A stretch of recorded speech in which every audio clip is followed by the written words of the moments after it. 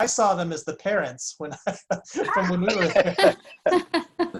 That'd be John Woo. By the way, we're being recorded now, so we're recording this for the cloud, just to let you know. Oh, cool. And I'm going to get a group picture of us when we're all done. But I think what we could do right now, initially Carl and I talked a little bit about having a program, but then we figured a lot of people would want to just, you know, freelance and just talk. But I think right now maybe each of us can take a few minutes and just give us an up-to-date scenario of what's going on. And what I can do is I'll just look at my screen and I'll just go from left to right and just give us an update how you're doing. So Carl, you want to start off? Yeah. Hey, everybody. So Carl and Joanne, we're in Fremont, California. And Randy and Kevin are still living at home. So they're downstairs, but I think Randy's still asleep. And everything's fine here. We are, anything? We're working from home. Yeah, everybody's working from home. Winery's open, going fishing.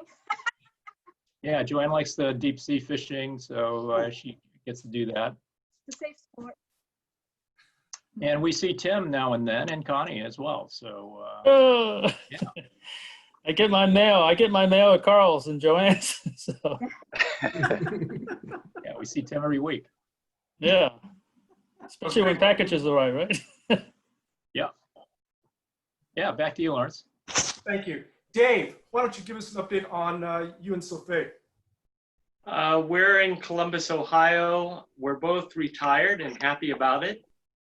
And we are taking care of my mom with my brother.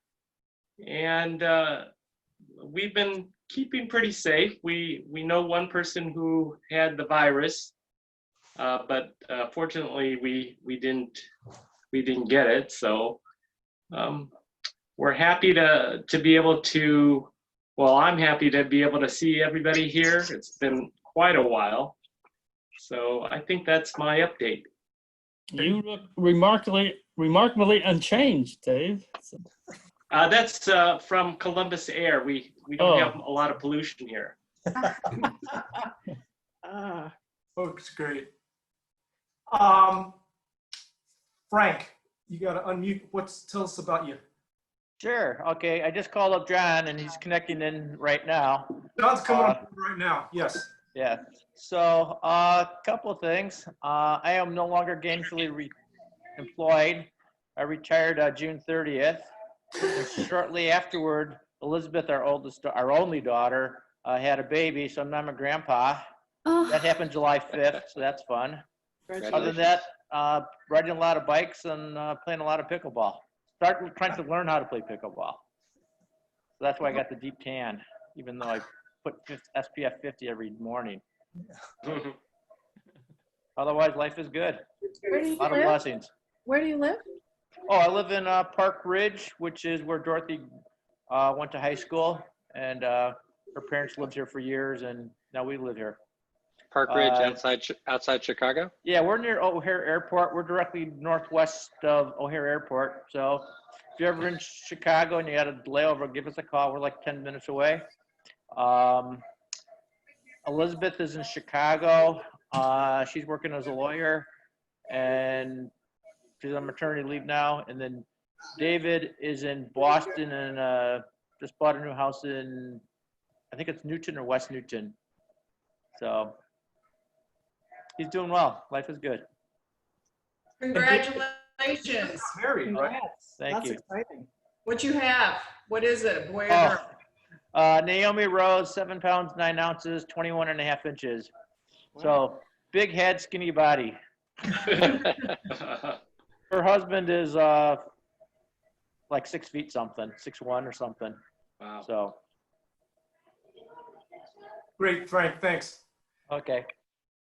Connie, Lawrence.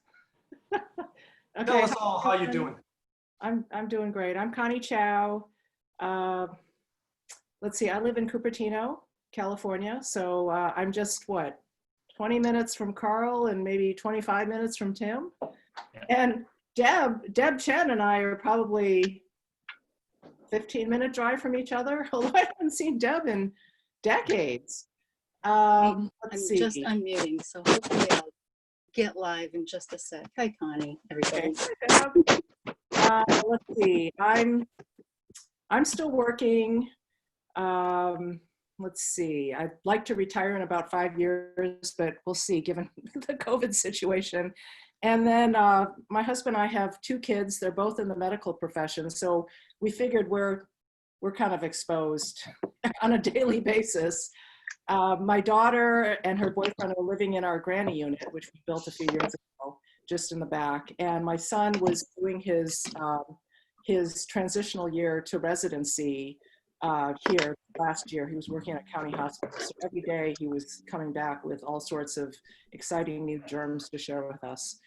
And now he's moved down to UCLA to start his residency. But my husband and I just assumed for the last year we've been, exposed to all sorts of things. But life is good, and we're safe and healthy, and much to be grateful for. That's great. How is your sister doing? She's great. She's great. She lives up in Oakland.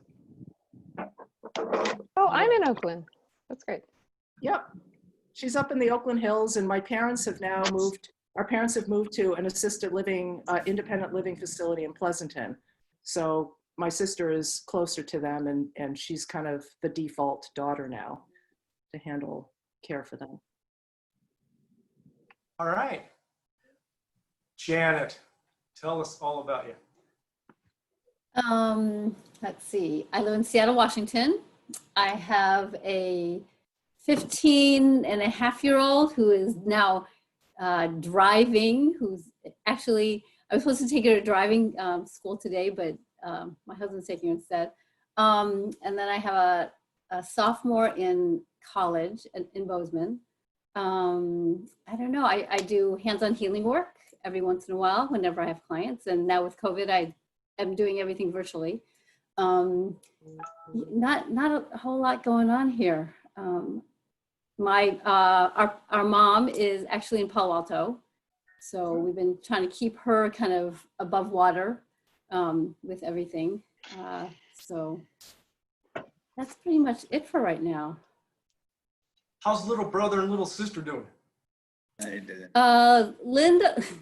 Linda's doing, Kath, you can add in too. Linda's doing great. She's in England. She has 2 kids.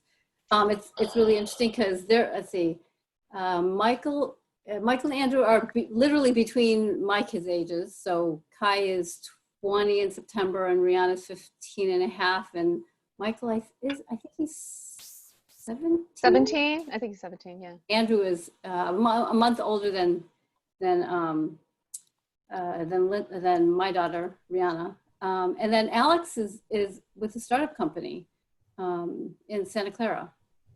So, and doing really well. So he's got a partner and 2 really cute dogs. That's great. Thanks, Jen. Tony Chen. My gosh, I haven't seen you in ages. Oh, hi, everybody. It's great to see everybody after, 35, 40 years. I live in South Orange County. Wife, 12-year-old and 9-year-old. I'm in the construction business, clean rooms. So we're still going to work every day, going around the country, traveling. But it's great to see everybody here healthy and thriving. Tony, if people don't know, is Jeff's first cousin. And the last time I think I saw Tony and his brother Andrew, who's also here, or was, right there, it's probably about 30 or 40 years ago that I haven't seen you. And you have a sister, Emily, correct? Yes, she's in New York. And one other brother, if I remember. Steve, my younger brother, Steve. He's in Pasadena at JPL. Gotcha. Okay. Well, thanks, Tony. Really good to see you. Jason, you want to? Hi. So I'm in Cleveland, and I am finished. I'm going to miss part of the reunion this week because I'm still working. I go to part-time in 2 weeks, starting in August. So I'm still going to be seeing patients early in the week. But then I will be giving up my practice and just going to teaching. So I will have a little more time. Betsy is here. She's kind of I'm watching for a while. in and out. So she's retired already. What do And what do you treat patients for, Jason? I'm a family doctor. Okay. And I'm on the faculty at Case Western Reserve Medical School. So I'll continue to be, I'm a clerkship director for family medicine and teaching in the residency program. So I'll continue the teaching. I'm actually going to be doing more inpatient work than outpatient for the next year or so. Hey, Jason. And our daughter, Lisa, is president and running the show. So if you're going to be continuing with Family Camp this coming week, you'll definitely be seeing and hearing from her. And she's fantastic, as you know. So great. Jason, I heard this nasty rumor that you and Joe have the same birthday, and it's either today or Monday or something. Is that true? Not true? Today is my birthday, July 18th. Oh, happy birthday. Happy birthday. Joe, is it your birthday too? No, that's not till Monday. Monday, okay. So they are, okay. So they said they were the same day. So no, Joe's is on Monday. So, okay, I talked to Joe last week. Let's do a virtual sing together for happy birthday to them. Let's Okay. try it. All right, 1, 2, 3. Happy birthday to you. Happy birthday to you. Happy birthday. Jason, Happy happy birthday birthday to you. Wow. So you're going to see one of the dilemmas we're going to have during morning singing this week, but we got it figured out. We're going to have morning singing still, but Lawrence, I've got the orchestra song for morning sing, so that has just given me much pause. Wait, Tim, how you doing, man? Go ahead. Oh, am I next? Yes.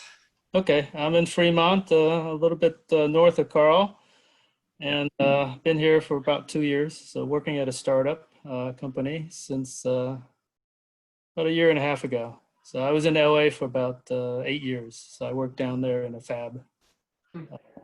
So Matthew's he stayed in LA, so he's going to community college there, second year. Stephanie, she's 27, 28, and she's in San Diego, living with my my brother, John, in San Diego. So she's going to have a baby pretty soon, in a couple of months. Oh my God. Yeah. Congratulations. Thanks. So I'll be a grandpa pretty soon, I guess. So that's exciting. Wow, Tim, that's big news. That is big news. Yeah. Does she know what she's having? No, I don't know. I have no idea. But she's doing well. Yeah, I just went down to visit her a little bit about 3 weeks ago. Oh. Went down when my work people found out that I had to go take a COVID test because I went down further than the restrictions. So Right. my results came out negative, so it's okay. I wasn't sick. So. How old is Matthew now? Matthew's 21, turning 22 pretty soon. Oh, no. He turned 22. Yeah, July 9th. Yeah, sorry. Yeah. But he can't drive yet, so he can drink, but he can't drive. Tell Stephanie and Matthew, you know. Okay, I will. Thank you, Lawrence. Yeah. Hey, Tim, Hey. can you still crack some karate boards? Yeah. Hell I yeah. haven't tried recently, so I'm staying out of trouble. Just playing some tennis. That's about it. So. We always enjoyed your karate shows, Friday Okay, night thank you, festival. Jeff. I remember you helping me, so thank you. Carl, I think Carl posted some pictures onto that link, right? From A lot. Yeah, they're actually Tim's photos too. I had Oh, really? Yeah, they're You did your that? photos. Yeah. Oh, okay. Yeah, Carl, years ago, digitized all my photos from camp. Oh my gosh. Yeah, there's a lot of pictures. Oh, and for the two that just joined us recently, Claudia and I can't see who that is. Cindy? Yeah. Okay, that's Cindy Ho, but we'll get you in a moment. I got to read. We're just going through people right now just to kind of give an updates. But I'm going to change your screen name. But Tim, did you see that picture? Well, you saw the picture of me behind you holding when you were doing the karate and I had socks up to my knee and hair down to my I have that picture in my mind. I haven't seen it recently, but yeah, it looks like I'm going to injure you severely. It's not a good picture of me. So if you get a chance, go on the site. It's one of the first pictures. But I remember doing that for Tim. He was just this karate man, and I was just, oh my God, if I can just hold him still, it'd be great. I had no musical talent, so I had to offer up something. So. Well, great to see you, Tim. Okay, thank you. Kathy, you want to go ahead? Hi. So I live in Oakland. I've lived in Oakland for almost 40 years, maybe 35. And so I'm still working. I run a nonprofit, a national nonprofit that does health policy, national health policy work in the Asian American, Native Hawaiian, Pacific Islander communities. And originally, all three of our kids were living in Brooklyn. So I'm married, second time. And that's where the chin comes from. And between the two of us, we've got three kids. All were originally living in Brooklyn. The two older ones who are mine are very settled there, so 32 and 30 this year. And then the youngest one came home on March 17th, and it's been really nice to have him home. Yeah, everybody's been healthy. My husband is a retired emergency physician assistant, but he's been retired for like 5 years, and that's been really nice. I usually travel a lot, like 60% of the time, but I've been on the ground since early March, which has been a blessing actually. And then it's been really nice over the years and decades. Like I see Hetty probably a couple times a year. And then I've seen Jim a couple times in Hawaii. I worked with Tina Chen when she was working for the president. I see Milton through some, collegial stuff. So it's been nice to stay in touch with folks, but really great to see everybody. Nice to see you. Now, Wright, before you give us an update, Wright probably had not thought or heard of Chinese family camp for decades. And It's been a while. We were trying to figure out how to get a hold of you yesterday, and finally, Elisa Chow, which is Jason's daughter, said, I found him on LinkedIn. We found your Twitter handle and your LinkedIn. So we feel lucky, but take it from there, right? Yeah, I've got a unique name. So if you find somebody by the name of Wright Knee, it's almost certainly me. I haven't found anybody else with my name yet, unlike some of the other Chinese names. Yeah, I'm in Minnesota now. I moved here, back in '89. After starting a career with IBM. I was with IBM for about 25 years, and then we got sold off to another tech company, and that one got sold off to yet another tech company, at which point they said, no, we don't need you anymore. So I'm kind of maybe retired. I'm not officially retired yet, but maybe, so, but doing fine. 3 kids. The oldest just started his job over at Epic. They do medical software systems for all the big places like Mayo Clinic and Johns Hopkins and places like that. His twin brother, well, he's got a brother and sister who are twins, and they're both juniors in college. One of them is over at Case Western, Jason, so his name is Connor. But he's studying material science, so not your field. So been married since '95, and my wife is retired as well. But we've been doing fine out here in Rochester, Minnesota. We're staying healthy. Minnesota's doing okay COVID-wise so far, although I hear we're banned from going to New York. So, yeah, but we're all doing great. Again, great to see you. Yeah, you guys too. This is all combining first and second sessions for the camp, right? Well, first of all, nowadays, we only have one session a year. And this is pretty much just an outreach. We try to fill our Google Groups email with as many emails as we could. Yeah. And we got lucky. We got enough that through the recipients and from their forwarding to family members and friends they keep in touch with, we're able to still reach out to almost anyone. But you're the unique one. We could not figure it out again. So we got your Twitter handle, but no one knew what to do with it. At our age, I didn't know what to do with it. And but Jason's daughter again, Elisa, the president right now, again, she said, "Is this him?" I said, "I'm sure." You know, White Knee, New Minnesota. So I just sent that invite through LinkedIn yesterday and got right. I'm just going. Oh, so you knew I was in Minnesota somehow? Huh. The reason I knew you were in Minnesota is I saw your Twitter account. Oh, okay. It says Minnesota, so I said that must be him. But again, the Twitter account, I didn't know what to do with it. Yeah. I don't do a whole lot with Twitter. I'm mostly, I read it. I don't tweet out much at all. So, yeah. Anyway, it's good to see you, right? Yeah, thanks. Yeah. You guys too. This is Long time. It's great. It has truly been many decades. Right. I don't think, I haven't seen or talked to you in decades. And again, I bet you until yesterday, you hadn't even thought of Chinese Family Camp. And It'd been quite a while. Loretta reached out to me I don't know how many years ago it was. In fact, she did, again, Loretta Cho. And she did quite a long time ago, because she sent me another message this morning on something, and it popped up the old conversation we had, which was from several years ago. But I think she's over in the Connecticut area too, or at least she was at that time, which is where my brother Kent is right now. He's not able to join because of that baseball thing his son is doing. My sister's in Columbus, Ohio, and I sent her the information, but I don't know if that's Ellen, but I don't know if she was joining one of the groups or not. Well, great to see you, Ray. Yeah, you guys too. Now, we have everyone on your own right now, whether you want to mute or unmute. But if you know you're going to be doing something, go ahead and mute, because we can't figure it out where it's quite coming from right now. But it's better now. Thank you.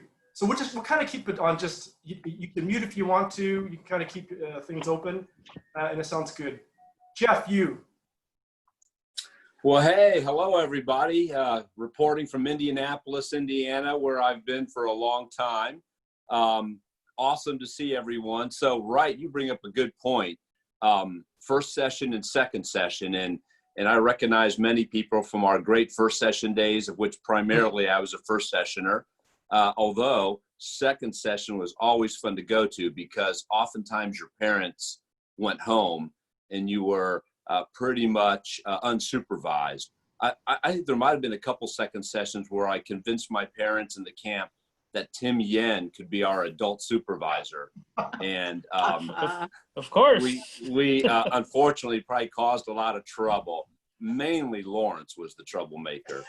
But hey, if I could post this up here, I don't know if I can do it. This is a picture that I found, and I don't even know if this is first session or second session, but I think there's some of you in there. Yeah, you have the hat on, right, Jeff? I do have the hat on. I don't know why I have that stupid hat on. Yeah, I know everybody there. But I think Hugh is there, and certainly David Wong is there, and Jim. Remember Kirk Hughes, the guy that we kind of adopted, so we'd have a local guy to hang out with. I remember Kirk. Yeah, he ran the boat for us. And Lawrence. And John, is that John Woo too on the side? Yeah, it's John on the side. Hey, of the older guys in the 70s, there was a year where I think the younger teens beat the young adults in basketball. And that's probably about the only time we ever beat them. And then here's one other photo I found from a reunion and I think there's Carl and there's Clement and Billy Sa and Bevan. There's all kinds of fun people in this picture. I think I saw Cindy Ho on this call. I think she's at this reunion, because this reunion was in Chicago. And I think Cindy's brother Ivan is there too. Yes, Pat Wong yeah, made we the are most? both there. I see Ivan right now, for sure. Back row, second from the right. Is that correct, Cindy? He's in the front, I think. Isn't he? I think That's Ivan right there. Oh, yeah. Anyway, I'll scan these photos in and get them to you, Lawrence. Okay. But hey, real quickly, I'm in Indianapolis. My mom, Auntie Josephine, is still alive and doing well. My dad passed away probably 30 years ago, Uncle Paul. My older sister, Ruth, is in Boston. And she actually recently retired from being a pediatrician. She's thinking about moving back to the Midwest. Her husband was a professor at Holy Cross. And I gave her this information and she thought she would join in, but I don't think she has. And then my younger sister, Linda, lives here in Indianapolis where she's a classical violinist and is with the Indianapolis Symphony, except for they are furloughed right now. So she teaches violin lessons virtually and in fact is teaching my first cousin, Tony, his son, all the way out in Orange County. They are virtually doing violin lessons. I'm married 30 years as of a couple days ago, have 4 kids ranging from 16 to 28. I think I took my kids to family camp for would it have been the 50th reunion, Lawrence? Yes, you were there with them on the 50th. Yes. Yeah, they had fun. It's too bad that we didn't get in the habit of going and they got to make friends like I did with many of you. I've got a wealth management firm here in Indianapolis with a couple business partners and life is good. Thanks, Jeff. Joe Lee. Hey, that's me. Greetings from South Bend. So I've been here forever. Still working. It's been 37 years. And I want to show you something I just got in the mail today. I don't know if you can see it. Whoa. Medicare? I just got my Medicare card. Congratulations. Hello. I'm covered now. All right. So, Oh my goodness. 3 kids. My oldest, Meredith, is in the 2010 reunion right now, but she had a baby a month ago, a little girl. So it's very exciting. My first time to be a grandpa. Yeah, here I have 2 other kids. One's in med school, one's a senior in college. Yeah, so I've been here forever in South Bend. I'll probably stay here forever. I don't know when I'm going to retire. Everybody asks me that, so maybe it's time. Still playing tennis, Joe? I just got off the tennis court an hour ago. So I was hoping to challenge John to a match if he wants to. That's what we used to do at camp, play a lot of tennis. I remember that. Great. And I wondered if anybody remembers Lodi Blodi and Chino Casino. Those are a couple things I remember. I remember Lodi Blodi. Well, I've just gotten permission to go in.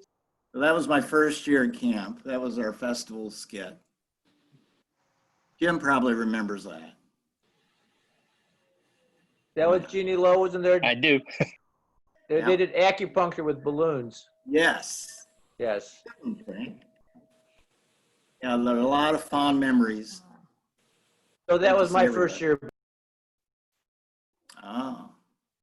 And Joe's still really, really active at camp at this stage. In fact, this week he is having an evening activity Wednesday night, trivia game, and he's doing a cooking lesson Friday night, jiaozi and almond jello. So Joe is still very, very active at camp. In fact, hint to everybody, he comes to camp by himself at this stage, and some of the adults go just to have a reunion every year of the adults. And even though Meredith and Madeline don't get a chance to make it, Mason does occasionally, but Joe is still there every year. So day in, day out. So hint to everybody, you don't have to be or have children to come to camp. Joe's quite a draw. That's why I go. Well, but part of it's because I enjoy it so much, but the other part of it, it's only 25 minutes from my house. So it's easy for me to drive back and forth, but obviously I enjoy it. So I will say one thing about trivia Wednesday night. I hope you can all join, but it's a challenge. I've had a bunch of people try this and the top score is 50%. So I'm just warning you ahead of time, it's going to be rough, but good luck. I don't know if a lot of you are familiar with a camper that's probably in the 80s reunion right now. His name is Wellington Lee. He's already said, Joe, that he's going to do really well on your trivia test. Nothing can stop him. Game on. Yeah. Good luck. Hey, I got to share with everybody. One night we were watching some reality TV show about medical emergencies. And lo and behold, the star of that 30-minute show was Joe Lee, an emergency room doctor in South Bend, sprung into action. I'm like, Joe Lee, I think I know him from camp. What was it, Joe, 20 years ago? That's great. So now it was 1990, so it's 30 years ago. It was called Rescue 911, and William Shatner was the host. I remember that show. Yeah, so it was a real life story, and they came to the ER with their cameras, and they had me on tape for a long time, kind of intimidating. But when the actual show came out, I was on tape for about 10 seconds. That's the way they do it in Hollywood, I guess. But yeah, that was quite an experience. Again, thanks. I don't know if you saw, Joe, Kathy sent you a chat. Or Jeff, is there a link to that we could find on YouTube, or do you got it, Joe, on DVD? I don't know. I don't know. Rescue 911. That's all I can tell you. That's the name of the show.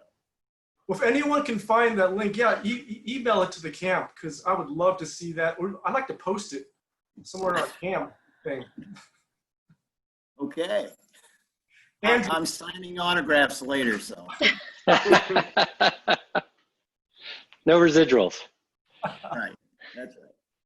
Yeah, Andrew, go ahead. It's been Okay, thanks, Lawrence. So let's see, a couple things to relate. First, it's great to see so many of you. I haven't seen many of you in years. Lawrence and Claudia, I was just texting with my younger brother, Steve, and he says, "Where's Clement?" So tell him Steve said hi. I haven't seen Hetty and Hugh for years, but when we were in San Diego, I used to hear from my mom about your folks there for just years and years. So I feel like I've been hearing about you guys for a long time. So yeah, I think our moms are still singing together. Yeah. So I've been hearing about you guys. I'm in Chicago now. I'm teaching at the University of Chicago. And I do computer science, and you can see from my background, we've been doing stuff with renewable energy for the last 5 years. So we're having lots of fun there. So if you have a cause to be in the vicinity at the university, it would be great. Just drop in. I've been happily married for 29 years now. We just celebrated our anniversary. Some of you have met Ellen. We celebrated our 20th anniversary on Monday. So we haven't quite gotten to Jeff's 30, or a number of you probably are maybe north of that, but we're working on it.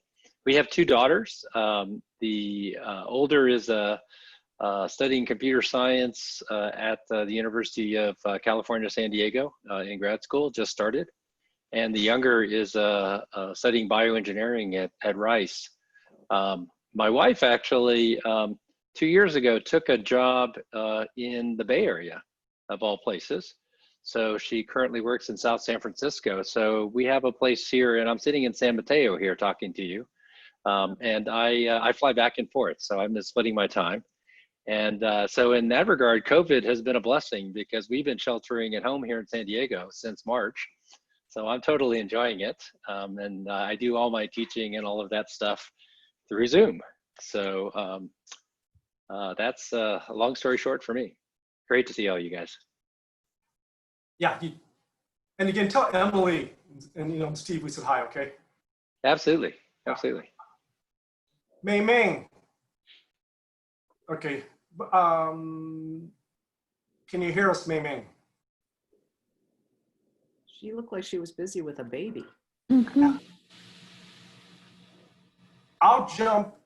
A minute. I was trying to unmute. Yes, hi guys. We started, Steve and I decided to have a second family. Just kidding. I need to show this pretty baby before he leaves. Grandson. Hey, my name is Voss. I gotta go now. Oh my be back. goodness, Mei Ming, I cannot believe that's you. Oh my goodness. I'll be right back.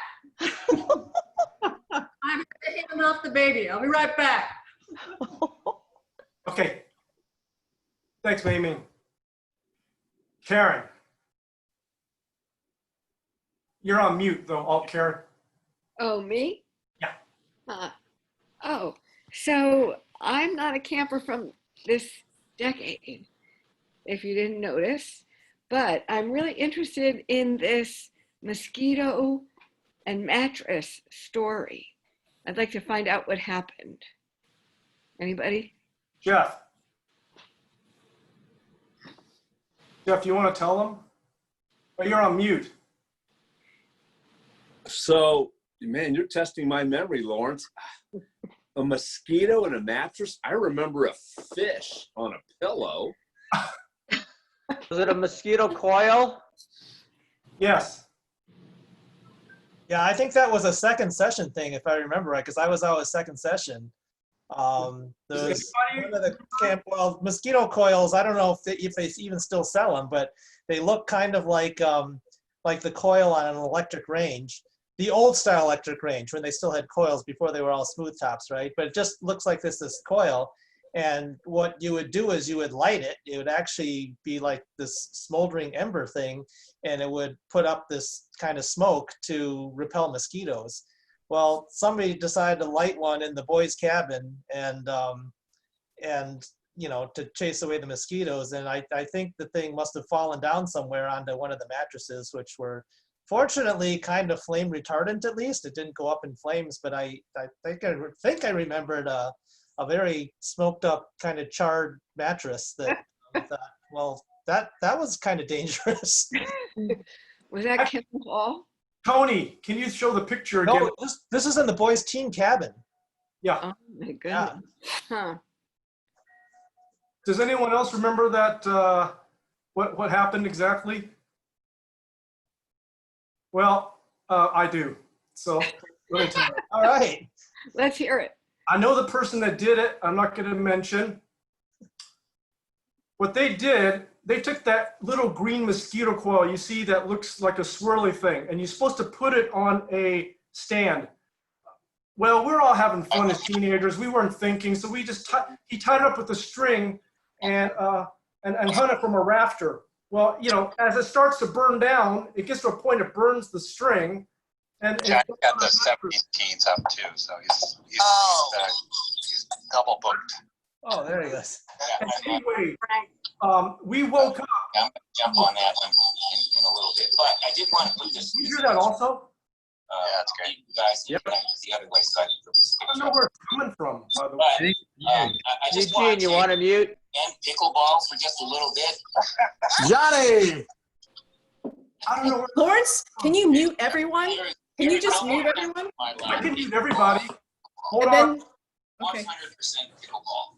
And nobody, very few people know about it. Okay, so I'll finish the story and then I hope everyone can unmute. So again, I know who did it.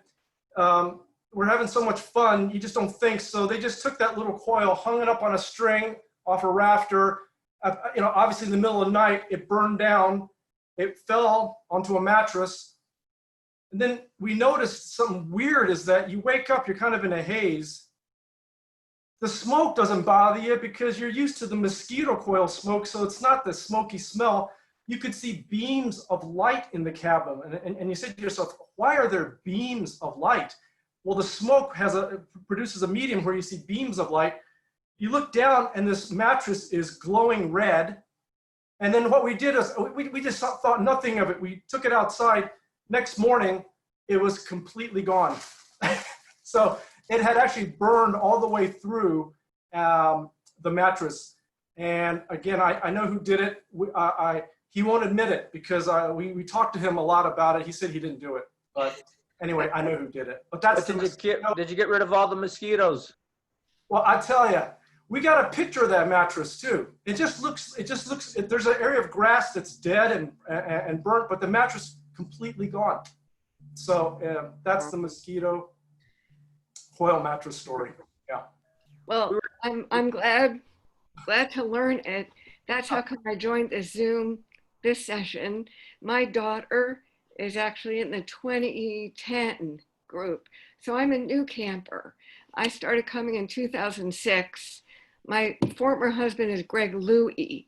He went to camp, I think once or twice when he was very young. I'm not sure if people would remember him. His parents were David and Nell Louie. So that's my connection to camp. And I guess it's only been since 2006. So it's been about 14 years. But I've heard the names of, I know maybe half the people in this group, and I've heard the names of many other people. So it's exciting for me to put names to faces and hear about these stories and just to connect with people, because family camp, even though I don't have the history that you have, it's definitely become our extended family too. And you guys are just incredible, and we're just so happy to be part of it. Great, Karen. Thank you. That's great to hear. Hey, Karen, what is camp like today? Is it is it air conditioned, for instance? Is it what's it like? Who's talking? I'm so sorry. Is it right? That's right. Yeah, That was right, Nate. Okay, so right. This year would have been our. So we're still in Indiana. As you can see, I'm at Oakwood Park right now. I'm in the parking lot by the old hotel here, but they rebuilt the hotel. They remade the candy store and everything to look just like years ago. But anyway, we're still in Indiana. We left Oakwood Park in 2008 after the 50th anniversary. Oh, okay. Because Oakwood closed down. But they reopened. We went to a place called Amish Acres for 10 calendar years. But we decided we really need a place with a lake and camp activities. So it's going to be it should have been at Cedar Lake Ministries in Indiana, about 40 minutes, I think, southeast of Chicago. It's a full-on camp facility. Camp is now 1 week long. Okay. Still the same programming. We've gone from, in the 70s where we all have our great experiences from camp. It was 2 sessions of about 120 people, if I'm correct. Right now, we'll get about 90 for the week, which is very, very nice as far as it's more personable. You get to meet everyone, yet it has still a big feel to it. But camp it's still going, and this will be starting tomorrow our 62nd. Our 62nd one. Never missed one. This year we had thought for a moment that initially we said we got to cancel camp, and then Elisa Chow and Alan Young and I we just started talking and said we can do it virtual. We thought maybe we'll just start off with let's just meet a couple nights and just say hi to everyone. Then all of a sudden it bloomed to full-on camp schedule. The educational program is amazing this year, what they put together, and the evening programs are fantastic. We even have, I think Kathy may be interested about this, we have a professor from San Francisco State University named Russell Jung speaking. I know him. He's great. Yeah, He's super great. And he actually started one of the anti-Asian hate crime trackers. There's about 5 in the country. And he's done that in San Francisco. So yeah, Russell's great.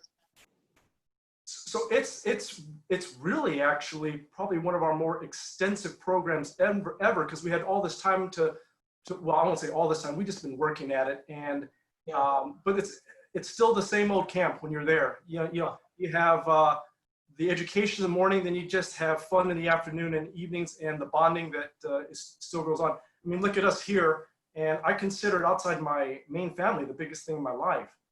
So it's just, you know, the friendships are priceless and lifelong. So, right, I look forward to seeing you and your family there. I'm serious. I want to see you. Do the adults still do the cooking? Okay, so nowadays everything is, you don't do any cooking anymore. Everything's prepared for you. It's like where this new place is they cook for you. It's a buffet. It's called Cedar Industries.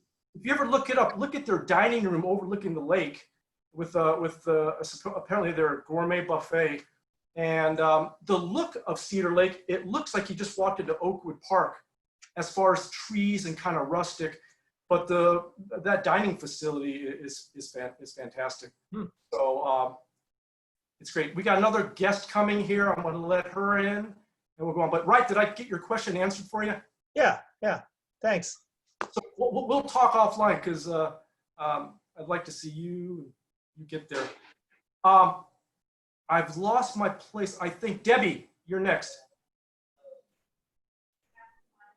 Okay, can you hear me okay? Yes.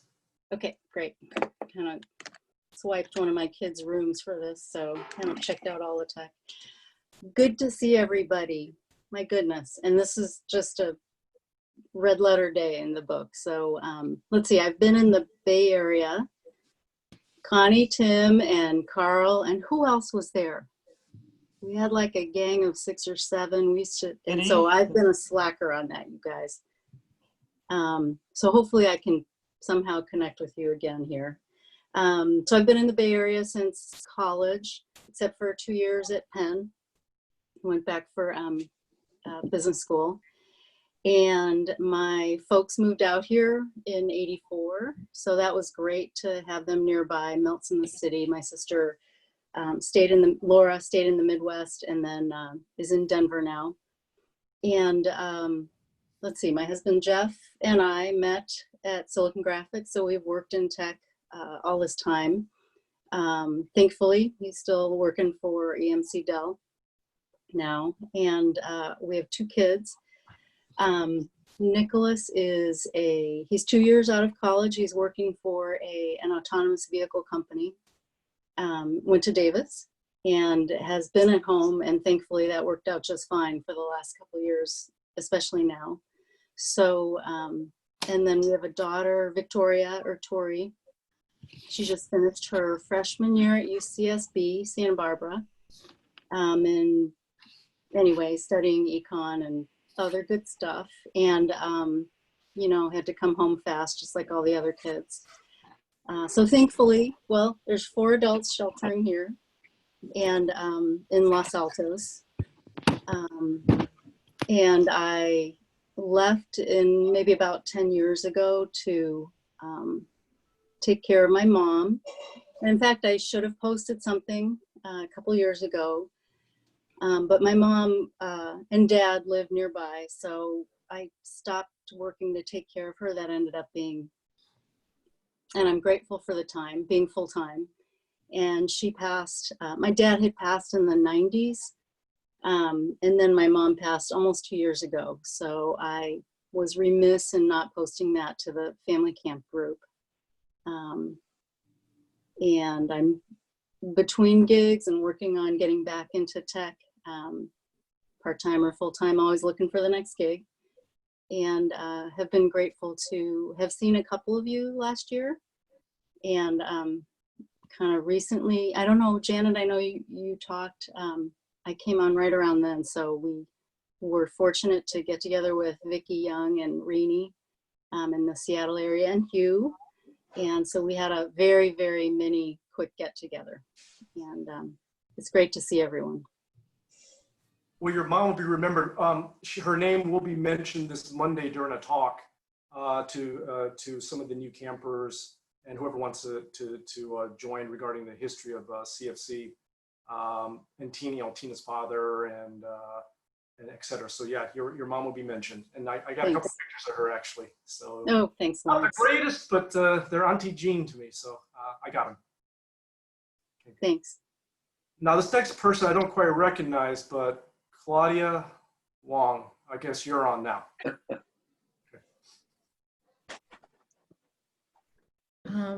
Hello to everyone. I'm over in Los Angeles. It's so amazing to see everyone. Sorry I got on late. I was actually had to get a couple of things done outside the home, but here I am in Los Angeles. I have been married, actually. Greg's, he's at work. He's an interventional radiologist. Sasha's on the Chinese Family Camp Reunion, so she's in the other room with that group. And Cord is, he's out picnicking with a friend, so he wasn't able to join his group. But came out to Los Angeles back, 1988. And am still at UCLA. So I'm in pediatrics. My area is, I'm a child abuse pediatrician. So I evaluate the child abuse cases here at UCLA. So, so that's my area. Pretty much, I've got my daughter, Sasha. She's at Berkeley studying environmental science. So she came back in mid-March when they shut down everything in Northern California. So it's tough. She's not sure, they'll be heading back to Berkeley. I don't know how much is remote. My son is going to be heading to UCSB. And actually probably majoring in econ and finances and math. So nice to hear Deb's also has one there. Pretty much, I'm really grateful. Lawrence has actually been in Indiana taking care of mom since dad passed, and really fortunate because him being there has actually allowed me to stay here in LA. So. Thank you. And just to mention, so being at UCLA, Pat Wong Eng, we did residency together at UCLA. So I had her join. I quickly sent it out to have her join our group chat here as well. So we did residency together. So Claudia and Pat, my son just got to UCLA. He's starting his residency program. Wow. Okay. Really? Wow. What area?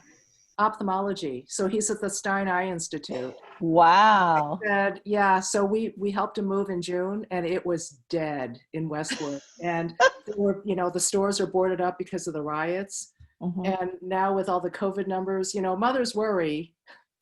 That's her job. But yeah, I hope it goes well. Oh, great. Wow. Let me know what's his name and everything, so I'll run into him. Yeah, you can keep an eye on him for me. There you go. You got a connection. Any problems, give me a call. Thank you. Cindy, you're next. Can you hear me? Cindy Ho Yuan, can you hear me? Yes. Hi, you're next. Hi, everyone. I haven't seen so many of you in like over 30 something years. Can you hear me? Yes, we can hear you.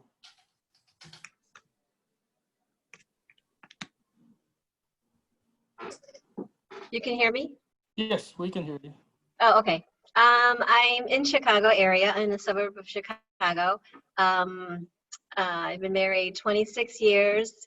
I have 2 daughters. My oldest one is working in the Santa Clara area, California. She's a speech pathologist. I have my younger daughter here with me. She just graduated from engineering at U of I, Illinois. My husband works in Santa Clara also, so he commutes between California and Illinois. And I think we weren't sure if we would be staying in Illinois, but since my daughter that just graduated just got a job nearby, we'll be staying here for another probably year or 2.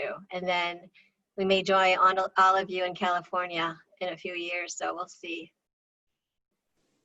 And Cindy, I've always known the name, Cindy and Ivan Ho. I was shocked actually to learn you only went to camp 1 year, correct? Yeah, we only went one summer, and but we did go to the reunion that Jeff showed the picture of, and I think I went back one summer weekend. But yeah, that's it. It's like you made quite an impression because, again, I was actually shocked. I thought you had been there for years. As far as I know, I think I only was there one summer. Maybe yeah, to my best recollection. Nice, Cindy. Next, but not least, the person I called my big brother at camp. Do you know who I'm talking to? You go ahead now, okay? Yes, that'd be me. Okay. So in '79, came out to Hawaii, and I never felt more comfortable in my skin. And so I met my future wife at that time. And in '81, we got married. And in '82, we moved back out to Hawaii because this is where I wanted to raise my kids, to be comfortable in their skin for all year, all their lives, rather than just 2 weeks out of the year. So I had 4 kids. They're all grown. One's a doctor. My oldest son is a doctor in San Francisco. He's in emergency pulmonary medicine. So we're kind of concerned about what he's doing, but he's in the middle of the crisis. And then my middle boys were twins, and they are now, one's in New York, one's in San Francisco. And my youngest daughter just got her, she just finished her oral dissertation and defense of her PhD in psychology. So she's now a full-fledged psychologist. So that's my kids. I was a lawyer, trial attorney for my career until 2015 when I retired, and haven't regretted a day. I'm glad none of my kids followed my footsteps. So that's kind of what's been going on with me. My sister is also a retired doctor. She's Ruth. She had 2 kids, and they now have. She has 2 grandchildren. I have 1 granddaughter from my oldest son, and another one on the way from one of my twins in New York. So the last thing I want to say, since I have the floor, is that I want to say hello and welcome one of the best and lifelong friends that I made at camp, and somebody that I never forget. And this is she. And when she passed, I went to Wawasee and I met Dave there, and I built her a memorial boat and shipped it off at the lake where we played a lot. But always miss her, and she's a part of this decade. She was an integral part of life at camp, and one of the reasons that I always wanted to go back. So that's my contribution to the 70s. And it really was good to see everybody here and to talk to everybody. Well, thanks, Jim. And I've had the pleasure of meeting all of Jim's children.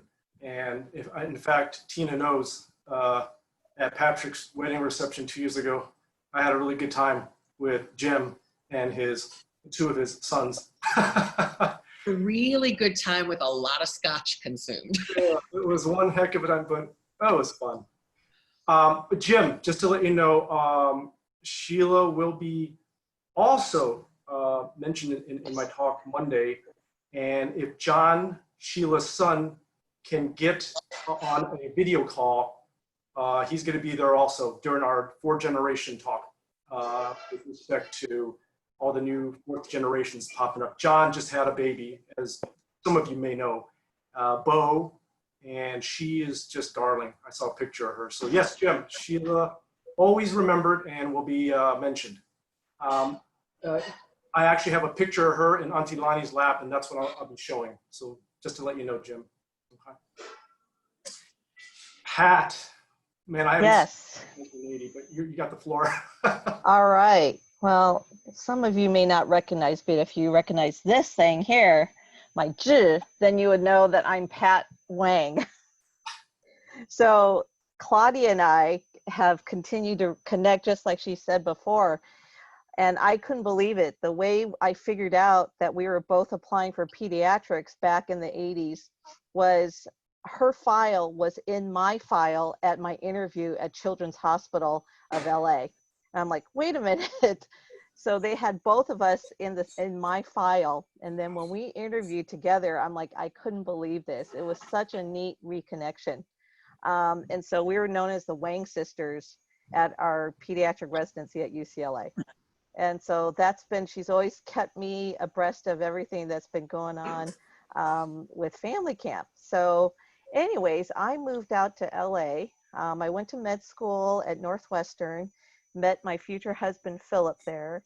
And then I moved out in '88 for my pediatric residency at UCLA, and then got married about 3 years later. So Phil and I have been married for almost 30 years. This year will be 30.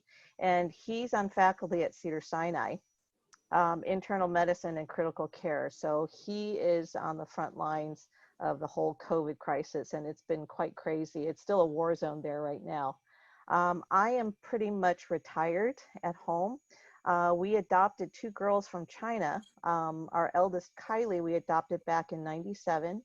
And then Cammie, we adopted back in the year 2000. And since then, we've traveled actually a total of 10 times, including the 2 adoption trips, to do voluntary medical work. And we've brought the kids with because a lot of the missionary trips would not allow you to bring family. So we did it on our own. And so we would travel with our adoption agency and help the families who are adopting. And some of our groups were as large as 60 people, like 60 families. It was crazy. We would be with them for a couple of weeks, and then we would peel off and go to various organizations that needed help with regard to their orphans and their foster care. So that was a great big part of our lives until 2015. We were set to go, and 4 days before we were going to take off, completely shut down. And it's really scary how it is in China now. So we have been unable to go since then because of security reasons and how the current government is really vigilant on watching foreigners. So I'm pretty much at home. My eldest, Kylie, graduated from Cal Poly Pomona, and she last year, and she's been working for Raytheon, which is a defense engineering company here. So she's been working at home since March. And Cammie, my second one, is technically, she's now a senior at UCLA, and she decided not to do a gap year, and she's applying for med school. So that's kind of where we are right now. And I couldn't believe when Claudia texted me to say that there is going to be this chat, because I recognize quite a few of you. Mei Ming, I saw Hetty was on for a little bit. I recognize Frank, Debbie. It's like, oh my goodness, it's wonderful to see all of you. Well, great to see you, Pat. My gosh. We also, unfortunately, Hugh had to, you probably got his chat. I don't know if you saw it, but Hugh had to leave.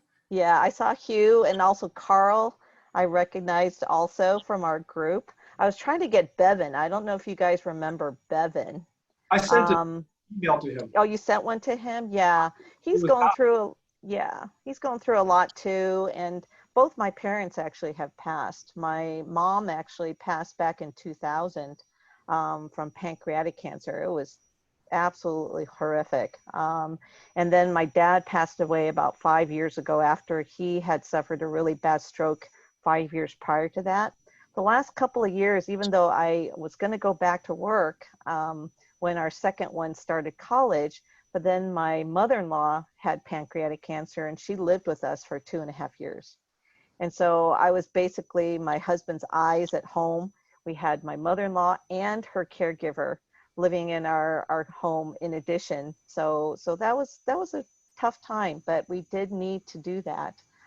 She passed away the March 12th, which we all laugh and say, Grandma stopped NASCAR, because that was the day that NASCAR stopped when she passed away. But that was the day right before the whole COVID thing took effect, and even the policies within Cedars changed, and she passed away one day before. So that was a blessing in a way for her, because then Phil's been on the COVID line team, and it's just been crazy. And they actually they're talking about reinstating the COVID response team because the numbers are going way up. Pat, thank you for sharing. Yeah. So I'm sure a lot of you see what's going on in the hospitals. But I think Phil, because he is ICU, and he's part of the procedure center. And so a lot of the weight is on them for putting the central lines in the ICU. So it's pretty bad out there. Their numbers have increased. They were down to like maybe 40s, and now they're into the 80s again. And at the height of COVID, they had like about 120 some patients, and now it's on the rise. And the ICU patients are very, very ill. And so we're not out of the woods by any means. Yeah. Thank you for just being here and updating us on everything, Pat. Yeah. Nice Great to see you. to hear and see all of you. Huge. Where I went to my first teen reunion in South Bend, Eugene Yang. Can you give us an update? How you doing? I think you can hear me. Can you hear us, Huge? Oh, yeah, I had to figure out how to unmute this thing. I'm sorry. I've been monitoring the 60s as well, so I've been like going back and forth between the two. So yeah, what do you want me to? Update what's happening with you? Well, here in Plainfield, Illinois. Been here for 18 years. Before that, was in Boston for 16, and before that was like New Orleans and Cincinnati. I've been consulting the nuclear power business for the last 30-something years, 35, 36 years. So that's taken me across the country and in some places around the world. So it's been kind of a cool gig, be able to do that kind of work. I'm in the administrative management side of things, so I'm not one of those reactor heads. I don't deal with that kind of stuff, but I deal more with the management services stuff, which is like the work management, records management, the quality assurance programs, that kind of thing. So it involves a lot of IT type stuff. So I've been doing that kind of work. I've got so I've got 5 kids. I have my 2 older daughters, Katie and Jennifer. Katie lives in Gig Harbor, Washington, and she is actually Tacoma. She lives in Tacoma, and she teaches in that area. Her husband is a professor at the University of Washington Tacoma branch. My Jennifer's down in Austin, Texas, and she works for Easter Seals as a early intervention services when it comes to people that have kids with special needs. She's in the process. She's separated right now. They're probably going to get a divorce and stuff like that. But so I have 2 granddaughters with Katie. They're like 2 and 4 now. I have, and then I have my other 3 kids are still with me. My son just graduated from high school. That's Kevin. Some of you guys may have known Kevin from some early camp stuff from way back around the 2008, 2009 timeframe. And then my twins are 13 years old now. And some of you guys may remember I brought them out sometime in the the same time, 2008, 2009 timeframe. I think Jolie's daughters were instrumental in keeping my sanity that week because they were great babysitters. and they swept up after them every time they ate food and stuff like that. In terms of the Yang gang, like I said, Rini is actually out there in the Gig Harbor area. In fact, I think is Janet Coe here? Is Janet Coe on? Yes. You see Yeah, her? because Yep, I'm here. I know. Rini says hello to everybody because she's with her granddaughter, her That's first right. granddaughter. That's right. Yeah, her first granddaughter. Right. So we have a grandniece. So I know that Janet has hooked up with Rini. And then we've actually hooked up with Hugh as well. When one of the times I was out in Seattle, Rini was able to get Hugh to come over to the house, and so we got to have dinner with him. So that was kind of cool. And then let's see, who's next? So Ben's in San Francisco. He lives in the Corte Madera area near like San Rafael. If you guys don't know, for those of you that are in the San Francisco area, Ben's got his ramen restaurant. You should stop by. It's called Uchiwa. So you should stop by. It's in San Rafael. So you should check it out. It's very well considered from what I gather. But Ben's been out of the daily restaurant business for probably about 2 years now. He's back into doing pharma medical services types like that. So he's with the medical services company, and he runs the operation in the 3 states, the 3 West Coast states, plus Arizona and Hawaii. So he does a lot of traveling stuff. Well, he's not traveling now, but he did do a lot of travel there. Sarah's in St. Louis. She's a senior VP with Emerson Electric. And then Ginger is just retired from the University of Maine, where she was a music instructor, conductor, and then she also was a private teacher for piano there in the area. All my sisters married university professors. Imagine that, like that. So, and for those that you don't know, that my wife of 20 years passed away 2.5 years ago. So I've been doing the single parent stuff for that 2.5 years. She died of stage 4 breast cancer, like that. So believe me, so I know that cancer stuff. Lived with it for like 4 years, so I get it. So, but it's it's been good. It's been good. God's been good. So, all right. So that's me. Anything else? Great to see you. We saw your parents. And you and Kevin and Hannah and Isaac 2 years ago at the 60th. So it was, yes. Fantastic to see your parents then also. Yeah. What was I going to say? I know one person just chatting. She has to leave, but she wants to just say hello again. Mei Ming, you're next. Or did you go? Oh, No, I'm here. Can you hear me? Yes. Hi, everybody. Just want to say that you guys all look great. And if I saw you on the street, I would still recognize all of you. Hi, Mei Ming. It's a big thing. Oh my goodness, I can't believe it. And Hetty too. Oh my goodness. All of you, Janet. And Willie. Oh my. You guys all look great. And it's as if, I'm not going to say how many years have passed. But me, I'm in Tennessee. I am a full-time caregiver to my parents and my grandchildren. Luckily, you saw that big white baby. He was brand new. He's like 3 months old now. I was only kidding when I said Steve and I started a second family. No way, so. But it's as if I started a second family, caring for him and stuff like that. So, but my kids are all grown up, and many of you have met them when I brought them all back to camp again, which was really great. They loved it just as much as we did, and made many friends out there, and had a great time.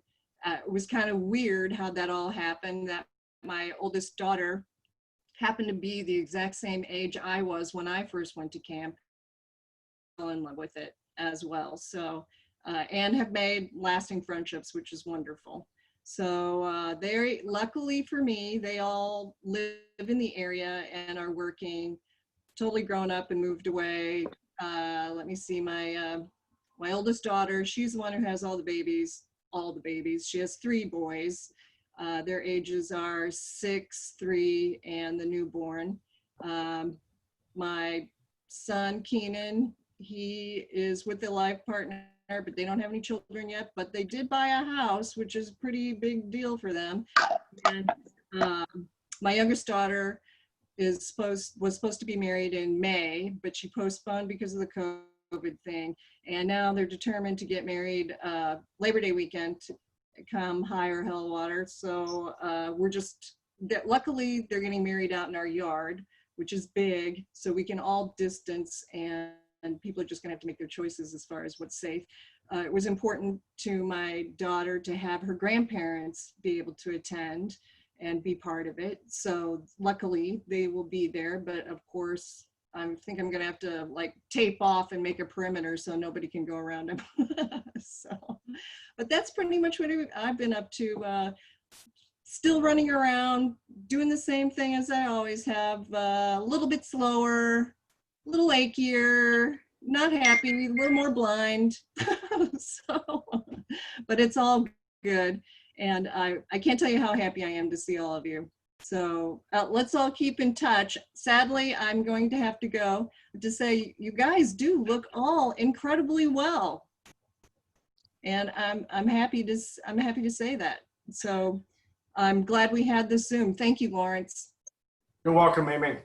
Okay, bye. I'll see you all later. Is there a way that we can share each other's emails or something? Because that would be so great for us to be able to be in touch with each other as well. Yeah, there's 2 things to mention here. With the emails, Claudia, can you remind me that I can put Pat in the Google Groups, and anyone else that wants to, again, I'm not technologically that great, so I know I'm getting messages here in chat, and I don't know what to do with them right now. But Carl, can you turn on something called private chat between people? I'll make you host right now. And can you turn on private chat for people?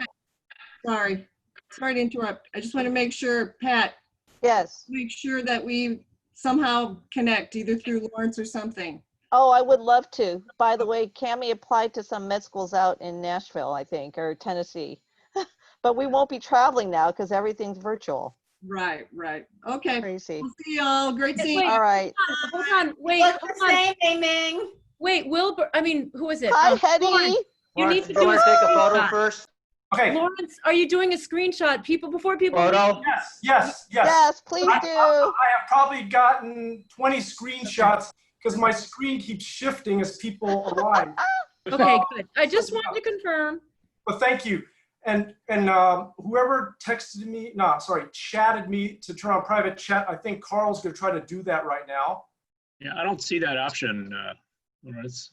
Okay, so I think private chat already works. No, I don't think it does. Not on this one. You can't scroll down. In your settings, you can make I it so you did can see up something to with 49 Mabel Young, people. and it said send to everyone or just send to her. So it worked on the 60s Zoom. Yeah, if you click on the everyone, there's another scrolling box where you can do private, Lawrence. Okay, No setting for that. Mine doesn't have that. So are you able to do that as host right now, Carl? I think they can all do it. It just so you can chat to individual people. Yeah. Just type in the chat box. Just and then, click under everyone. There's a caret there. Just push it. No, but it's not enabled for everyone, you guys. It only says for Carl or the host. Correct. Some of us, we can't do it. I usually Correct. I noticed that all the too. time. Okay. But Lawrence, we may not be able to fix this before, that. Okay. All right. Now try it. Let's see. There was a box that said Oh, everyone there it goes. private. Well done. Perfect. Carl, thank you There you so go. much. I There you go. appreciate it. I think the boxes have shifted for me, so bear with me. Let me just look through them and see who has and has not talked. I know there's about 10 people that just joined us. So bear with Oh, me. I haven't spoken. This is Jim Chow. Okay. Go ahead, Jim. This is Jim Chow. I live in North Carolina with my wife, Mamie, and daughter, Jamie. And today they're in UNC Asheville getting ready to move in for fall classes. We start early here in the South. What I wanted to do was to show everybody the new t-shirt for this year for the virtual Chinese family camp. So you can still order it by clicking on the link, and it'll get sent to your home if you're interested. And so back to what I've been up to. I retired from IBM, and I remain active with the American Chemical Society, which sends me to conferences all over the US. Now everything's closed off, so I guess that's going to be slowed down for a while. Mamie is an avid skier, so she's skiing all across the United States in the wintertime. And Jamie is has just finished her freshman year at UNC Asheville, and she hopes to get into to declare a major in psychology. So that's pretty much what's going on with me. And I've been spending some of my time with the 60s group since I was in high school in the late 60s, early 70s. Thank you, Jim. Okay. Timing wise, well, this is great. We've had so many people. It's already 90 minutes. Is there anyone that has to leave right now? We probably have had, again, about 10 people join recently, so there's still a little bit to go. Does anyone have to leave? And if you got to leave, you can go next. And if I don't hear anybody, then I'll try to guesstimate the next person. Again, my box is all switched here for a moment. Tina, can you go next? Hi, sure. I'm sorry, I was like in the 60s one for a little while and then I moved over. So it's good to see everybody. So I'm back in Chicago. So I've been back in Chicago since 2017 after some time in DC. Emma is, who's like off camera and doesn't want to get on camera. Here she is. So Emma is with me. She graduated from college last year. She's assistant teaching at the Montessori school she went to as a child in Chicago, which is was also the starter job that Patrick had when he came out of UCLA a while back. They both came back to camp. Before we moved to DC, we were at camp when we were back at WowSC for several years. So that's why you see a lot of pictures of the two of them as teens and Emma as a small child back in the early camp days when we were there in the sort of early 2000s, I guess it was. I'm currently the president and CEO of Time's Up, which is the anti-sexual harassment organization that was started, by the Women of Hollywood, and now we're doing advocacy on workplace issues. I just started there in November after having gone back to practicing law for a while. And Patrick, who many of you know, is now a Marine first lieutenant, having at age 27 decided he just wanted, after being a Montessori teacher, to go into the Marines. Worked really hard at it, actually broke his foot during the first round of officer candidate school and had to leave and rehabbed his foot for a year and then went back in and started all over again to try to qualify. So it was really hard and he worked really hard at it. So he is now first Marine lieutenant stationed in Okinawa with his wife, Jen, the wedding that Lawrence referred to, Lawrence came out and attended their wedding celebration 2 years ago. He married his high school sweetheart. They will be in Okinawa for 2 more years. It was an okay place to be until they have now had an outbreak of the virus, as you've probably read about on the Marine base there, which is unfortunate. And we've been remain really close with Auntie Dorothy's kids, Jim, who you heard from, and Ruth, and all of their children are really close cousins with my 2 kids, which is a wonderful, just extended family for everyone. And I'm really glad that Jim raised Sheila, because we think about Sheila a lot and her kids. So thanks, Lawrence. I think we got to all really thanks Lawrence and Alan and the folks, first of all, who've kept camp going for continuously. And I sometimes give public speeches and I talk about family camp that has been on continuously from the very beginning. and who kept it going all these years and keep it going strong and did so much work to put this whole virtual thing together. So thanks to Lawrence and Alicia and all the people who really worked really, really hard on this. Thanks, Tina. Yeah, I tell you, Elisa and Alan and a lot of people have put a lot of time. And so, yeah, Elisa is the president right now is really fantastic. And Alan, as you all know, is Alan. He loves camp. I love camp. Alan loves camp, as you can tell. So we're just lucky to have him. Thanks, Tina. I'm gonna again. I'm just going box to box. I know who has talked and who hasn't, but I'm gonna get on to. I used to call Jim my big brother, but many others like Dave Wan, Joe Lee, Yu Zhang, I looked up to. But boy, I looked up to Johnny Wu for sure. John, we can't see you very well, but we can see the great picture behind you. Can you see? The picture is much more interesting than I am. Now we can't see you at all, John, but See the I tell picture? you looked great, I tell you. I put the picture up Over. so you can look at that. Okay. And I'm not sure what the year was, but it was early 70s, I guess. But I'm here near New York, north of New York City. Semi-retired. My work has to revolve around my pickleball schedule. Nothing gets in the way of my pickleball. So I've become one of those old guys who plays pickleball now. My kids are both in Boston. They left their corporate jobs and joined a video game startup. So they followed their love. And I hope it works out, but they are doing what they love to do, and we'll see what happens there. But is Jolie still there? Sorry, no tennis. Knees can't take it, but pickleball, bring it on.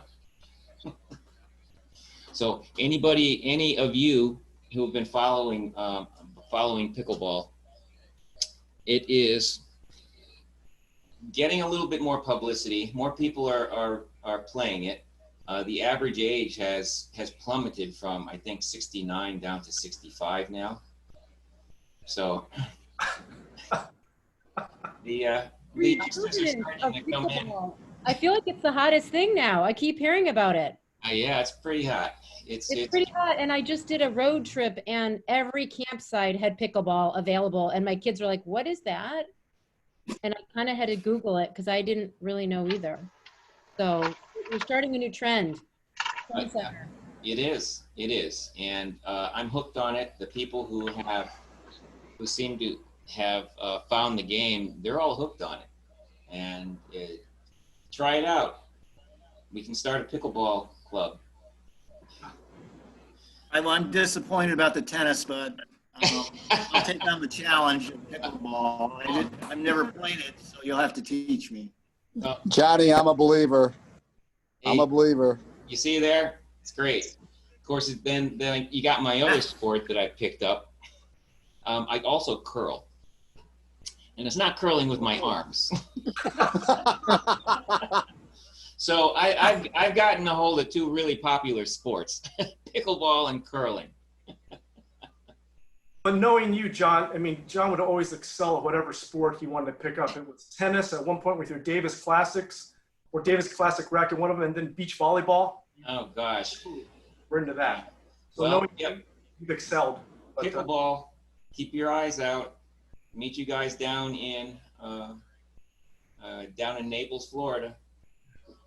That's where it's at. Hey, John, how's your mom?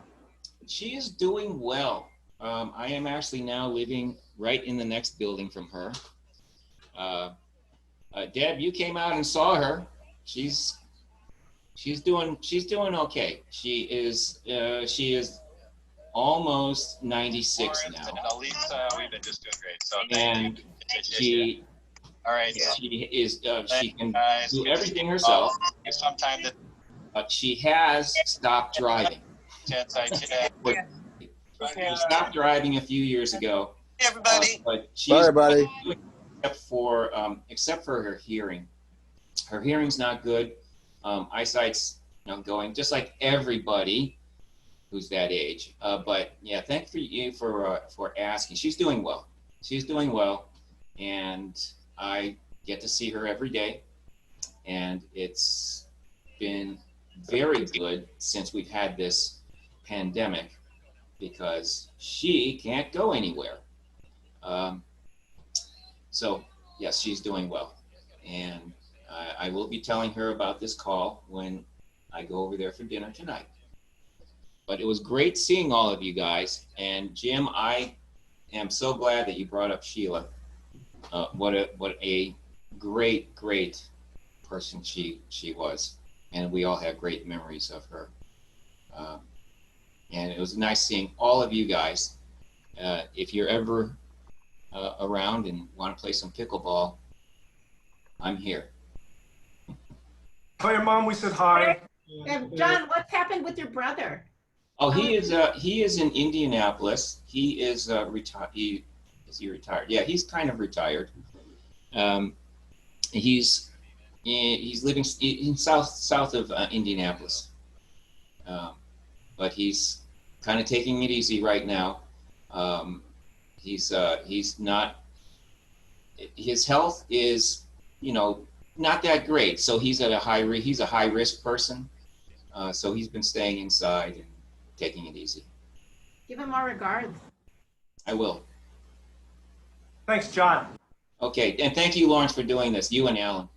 Great job. I tell you, Elisa put a lot into it, and tell her again, your mom hello. She hand wrote me a note at one point years ago after the 50th, and it meant a lot to me. So let her know I always remember that. Okay. Okay. Thanks, Lawrence. This next person has to go soon, and we're just lucky to have her.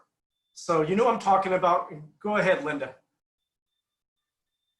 You got to unmute though.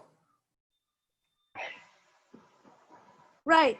You think I would be more adept at this after being on Zoom calls for the past 4 months. Great to see everybody. I'm Linda. I'm Kathy and Janet's younger sister. So you guys, I think a lot of you guys are just a couple years older than me. So I was probably a preteen when you guys were in teen years. I have been living in the UK for nearly 20 years. So I live in the north of England. It's about a small town called Harrogate, and it's about 4 hours north of London. Married, 2 kids, 17 and 15. And both of the boys have dual citizenship, US as well as UK. And I don't know what else I really need to say. I'm sure Janet and Kathy probably covered a lot of it.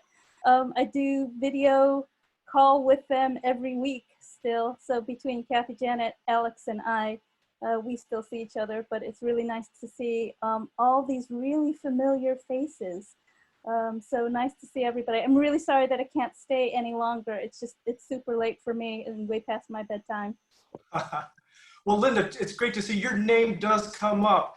Either my brother or Jeff said they ran into you at some airport or some restaurant someplace. But anyway. That would be Jeff in Dallas in 1984, maybe something like that. But yeah, do say hi to Clement for me. And if you wouldn't mind passing along his email address, that would be nice just to drop him a line and say hi. What I can do is that, Janet, can you get a hold of me, Janet, on an email? And Yes. I'll pass it on to you, okay? Okay, perfect. Sounds good. Great seeing everybody. Talk to you tomorrow, Lynn. Bye. Bye, Linda. Next.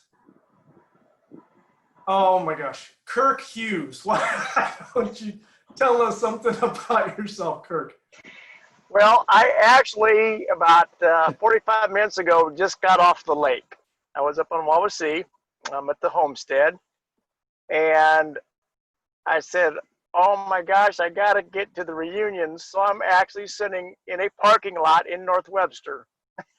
Because I had to stop and get on this before the time I got back to Fort Wayne. I didn't want everybody to be gone, so I had to stop. So, yeah, I'm still fairly local. I live in Fort Wayne now, Been there for about 30 years. Had an interesting question earlier in the 80s room. I was over there for a while, and they wanted to know what happened with you and I once med school got out. And I said, well, we kind of went our own ways, but we stayed in touch. And it's just so good to see everybody. I mean, 77 is my first year, right? 77. Correct. It was the 20th celebration, and see a lot of the same faces that I saw for so many years there. Go double session, yay! And for those of you, again, that everyone probably, most of you probably know Kirk, he was basically just about half a mile from the cabins, and just became one of us because Tim Ling and him started talking about whether Kirk could take us water skiing. And next thing you know, Kirk started hanging out with us, and next thing you know, he's staying in the cabins with us, going to reunions, and he became my roommate in med school and in Chicago. He just has become a big part of our history, Kirk. So, my gosh, thank you for that. And I'll catch up with you in hopefully a little bit. Was adopted in the Chinese community. That was like, it was crazy. Like you were eating our food and like it was like, it wasn't even like it was a different culture. It was like you just kind of just integrated in. Like there was nothing weird about calling someone IE or, whatever. And it was always tough because the parents are going, who is he? Tall blonde guy. That tall blonde guy, right? The Lofan. But you got us out there. I still have great memories of the water skiing and like so many different things that we did with you, because you knew the area really well too. Yes, yeah. We remember we used to go up uptown to the pizza place that was in the basement, in the lower level. That was called the Ross Keller or something like that. At one time, there was a pizza joint that some of the I guess at that point we were Yaz that would go there after hours and go have some pizzas. Well, I tell you, And it was great. God, Kirk. Yeah, it's And good you're to in see you, Fort- Kirk. I'm sorry. And you're in Fort See you, Wayne. Kirk. I'm in Fort Wayne. I do disaster restoration works. I travel throughout the United States, taking care of hurricanes and floods and fire damage. And we're really big into right now disinfecting for COVID-19. So probably 3 or 4 times a week, I'm in a facility where people have tested positive for COVID-19, and we go in and clean the buildings up and make it healthy for the people again. We'll definitely catch up. And Kirk does have a Chinese name given to him by Alan's mom. Shuka. Yeah, so his name is, instead of Hughes Kirk, it's Shuka. So that's his Chinese name, Shuka. Shuka. Thanks, Kirk. All righty. Yeah. Sonia, you're up. I don't know if I have to go through I feel like there's so many people to go through. So I don't know if Shirley is not on. I think she got off for a little while. And believe it or not, Sonia, we're about 80 to 90% done right now with the people, just to let you know. Oh, wow. Okay. I feel better because I want my 80s colleagues to go through it too. So I'm Sonia Chung of the Chung sisters. There was Susie, my older sister, and then my twin sister, Shirley. We attended from 76 to 83.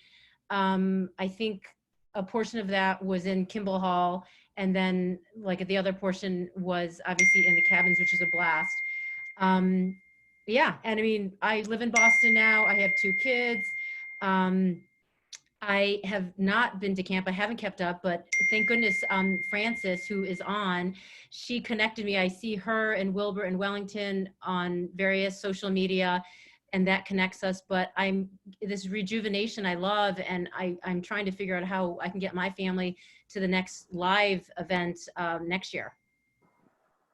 And credit where credit's due. So Uncle Warren and Auntie Nellie's 3 daughters, one of them, Fran, connected Sonia to me.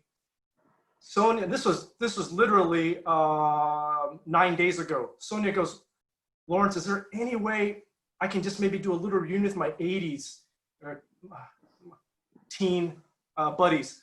And next thing you know, yeah, we can do it. And then 70s, let's do the 70s. Then you know what? Then we said we might as well just do the 60s, the 90s, and 2000, 2010. So this actually exploded over the past 9 days. And the origination, thank you, Francis, for connecting Sonia to me, and Sonia for your idea. It's blossomed into this. So I know, it's kind of crazy. Well, it was one of those things that I didn't know if I could commit to the whole week. I wanted to, but also to encourage my kids to do it. I was like, I don't know. And then I was like, well, part of it is for selfish reasons. I wanted to connect with old friends, and you know, it's easier through Zoom. I can't see Frances. She's in the Bay Area. She's on West Coast. I'm in East Coast, but at least we can connect this way. So I thought it was a great option. Thank you, Sonia. And again, Sonia ran the 80s. You were host for the 80s. So I appreciate it. We had a great time, right? We had a great time, and we all said, but we were all like straddling, like, should we want to see people in the 60s or 70s? So we were kind of like, which one do we do? So we all, as a group, we all came on. Yep, I saw. So I think, did your sister go, or is she still on, Sonia? Is Shirley here? No, She's I don't. not. I just pinged her. I said, come on. We're all starting on again. So she might come on. I don't know if she will, but I did ping her. So, but whoever else wants to do an intro. I'm sorry, go ahead. If you can all hear me, I think time-wise, we have about 6 people left we haven't gotten to. And then if I completely miss somebody, and I'll go last, let me know. Leslie Lee. Yes, sir. Just give us an update on how you're doing. I'm doing great. So I live right near the U of I campus, and got to see Joe Lee and others who've been at Camp Jim Lawrence the last few years. I've gone back to camp the last 3 years. I've let's see. So I'm Bernie and Pauline's middle daughter, Karen and Tanya are my sisters, and they're doing great too. So we all had, they each had 3 boys. I had 2 boys and a girl, and Tanya lives in Toronto. Karen is currently in Dallas. My mom's in Phoenix. My dad passed away in 2010. And yeah, doing well. I went to U of I for engineering and then library science. Did a stint at Cummins Engine Company in Indiana. Then went to the mission field in Kyrgyzstan as a Bible translator for a while. Came back for a 6-month to 2-year stint in Champaign, and it's lasted 18 years. So maybe one of these days I'll be out of transition. And then, yeah, I divorced in 2012, and my kids are now, Matt is 22 and about to get an associate's degree in computer science in May, sorry. What, bud? Yeah. And then my son Tim is going to be a junior in civil engineering at Notre Dame, which sparked me to get in touch with the Notre Dame. Yeah, so I got in touch with the Fongs and then the Yangs, and that was cool. And then Jenna is about to be 15 and a sophomore at Uni High in Urbana. So Jenna came with me to camp 3 years ago. I dragged her there. She thought I was gonna be totally weird, and then loved it. And next year I brought Timmy, and then last year brought 2 other Chinese couples from town, as well as my ex. So now it just remains to invite Matt. So I signed him up for camp this week. So. And Leslie, I think I saw your sister signed up, right? Karen? Yeah, she might pop in. I put the pressure on them to register, so we'll see. Okay. So she signed up. Yeah. Thank you, Leslie. Where they say hi, and these were great years of our lives. So. Well, thank you. And Fran, why don't you go next? Hello, everyone. It's nice to see everybody. I know recognize the names, don't really know all the people because you're more Carol's age group. So I think most of you know my parents, Nellie and Warren, uncle, aunties, but now they're grandma and grandpa. They're going to be at camp next week also. They live out here in Foster City. I'm in Redwood City, the Bay Area. They're about 10 minutes from me. I'm the middle daughter. Andrea was on, but I think she left because she's turning 50 on Tuesday. So she's hosting a socially distanced lunch or something at her house. She lives in Seattle. I live in the Bay Area. Carol is working for Williams-Sonoma today, so she was not able to come on. She lives in Culver City. She's been down there for, I don't know, a long time, 30 plus years. Carol has a daughter, 26 years old, Elena. She graduated from UCLA. Dara is 19 and she's in her first year at the Culinary Institute of Arts in New York. And let's see, we haven't been to camp since, I think we were in camp in the late 70s and 80s, stopped going in about 88, 89. Andrea reconnected us to this virtual camp. It's free, let's go. And since we all live on the West Coast and we can't go to the camp normally, we decided to join virtually. And let's see, I live in Redwood City. I have 3 kids, 23-year-old daughter, a 19-year-old son who's a 3rd year at UC Irvine, and a little one who will be 13 this summer. And Andrea, the West Coast. I'm a physical therapist. I went to Notre Dame for undergrad. I went to Washington University in St. Louis for physical therapy school. And then I moved out here to work. Just wanted to do something different and leave the Midwest. So I came out here and married someone from San Francisco. So I'm stuck here, which is a nice place to be stuck in. Yeah. And Andrea has 2 little girls. So they're about 12 and 8. She got married late. And she lives in Seattle. And what else do I need to mention, Lawrence? You know, that's a great Oh, summary. and I haven't worked in 20 years, even though I am a physical therapist. I've stayed home to take care of the kids. And now that it's COVID and my husband retired, literally February, he's a physician and he retired February 28th this year, right in perfect timing. Now that he's retired, I guess I'm not going back to work. So we're all doing okay, the 5 of us back at home. It's been a good time because when Mike was working as a physician and my 2 older kids were home doing all their sporting activities, we never ever had family dinners together. And now that Mike's retired, the kids are both home, every night family dinner. It's like I've gotten back this time that I never actually even had when my older 2 kids were little. So that's been good. And thank you so much, Fran. And I think you've already said, I don't think, and she's not here. Yeah. Okay. 3 people left here, if I'm calculating correctly. Wilbur, why don't you go next? Hey, Lawrence, thanks. So hi, I'm Wilbur, and my brother is Hubie, who's a couple years younger than me, and and my sister's Wileen, who's 8 years younger than me. We went to camp, as far as I can remember, from about 81 to 84, and it was a great experience for all of us.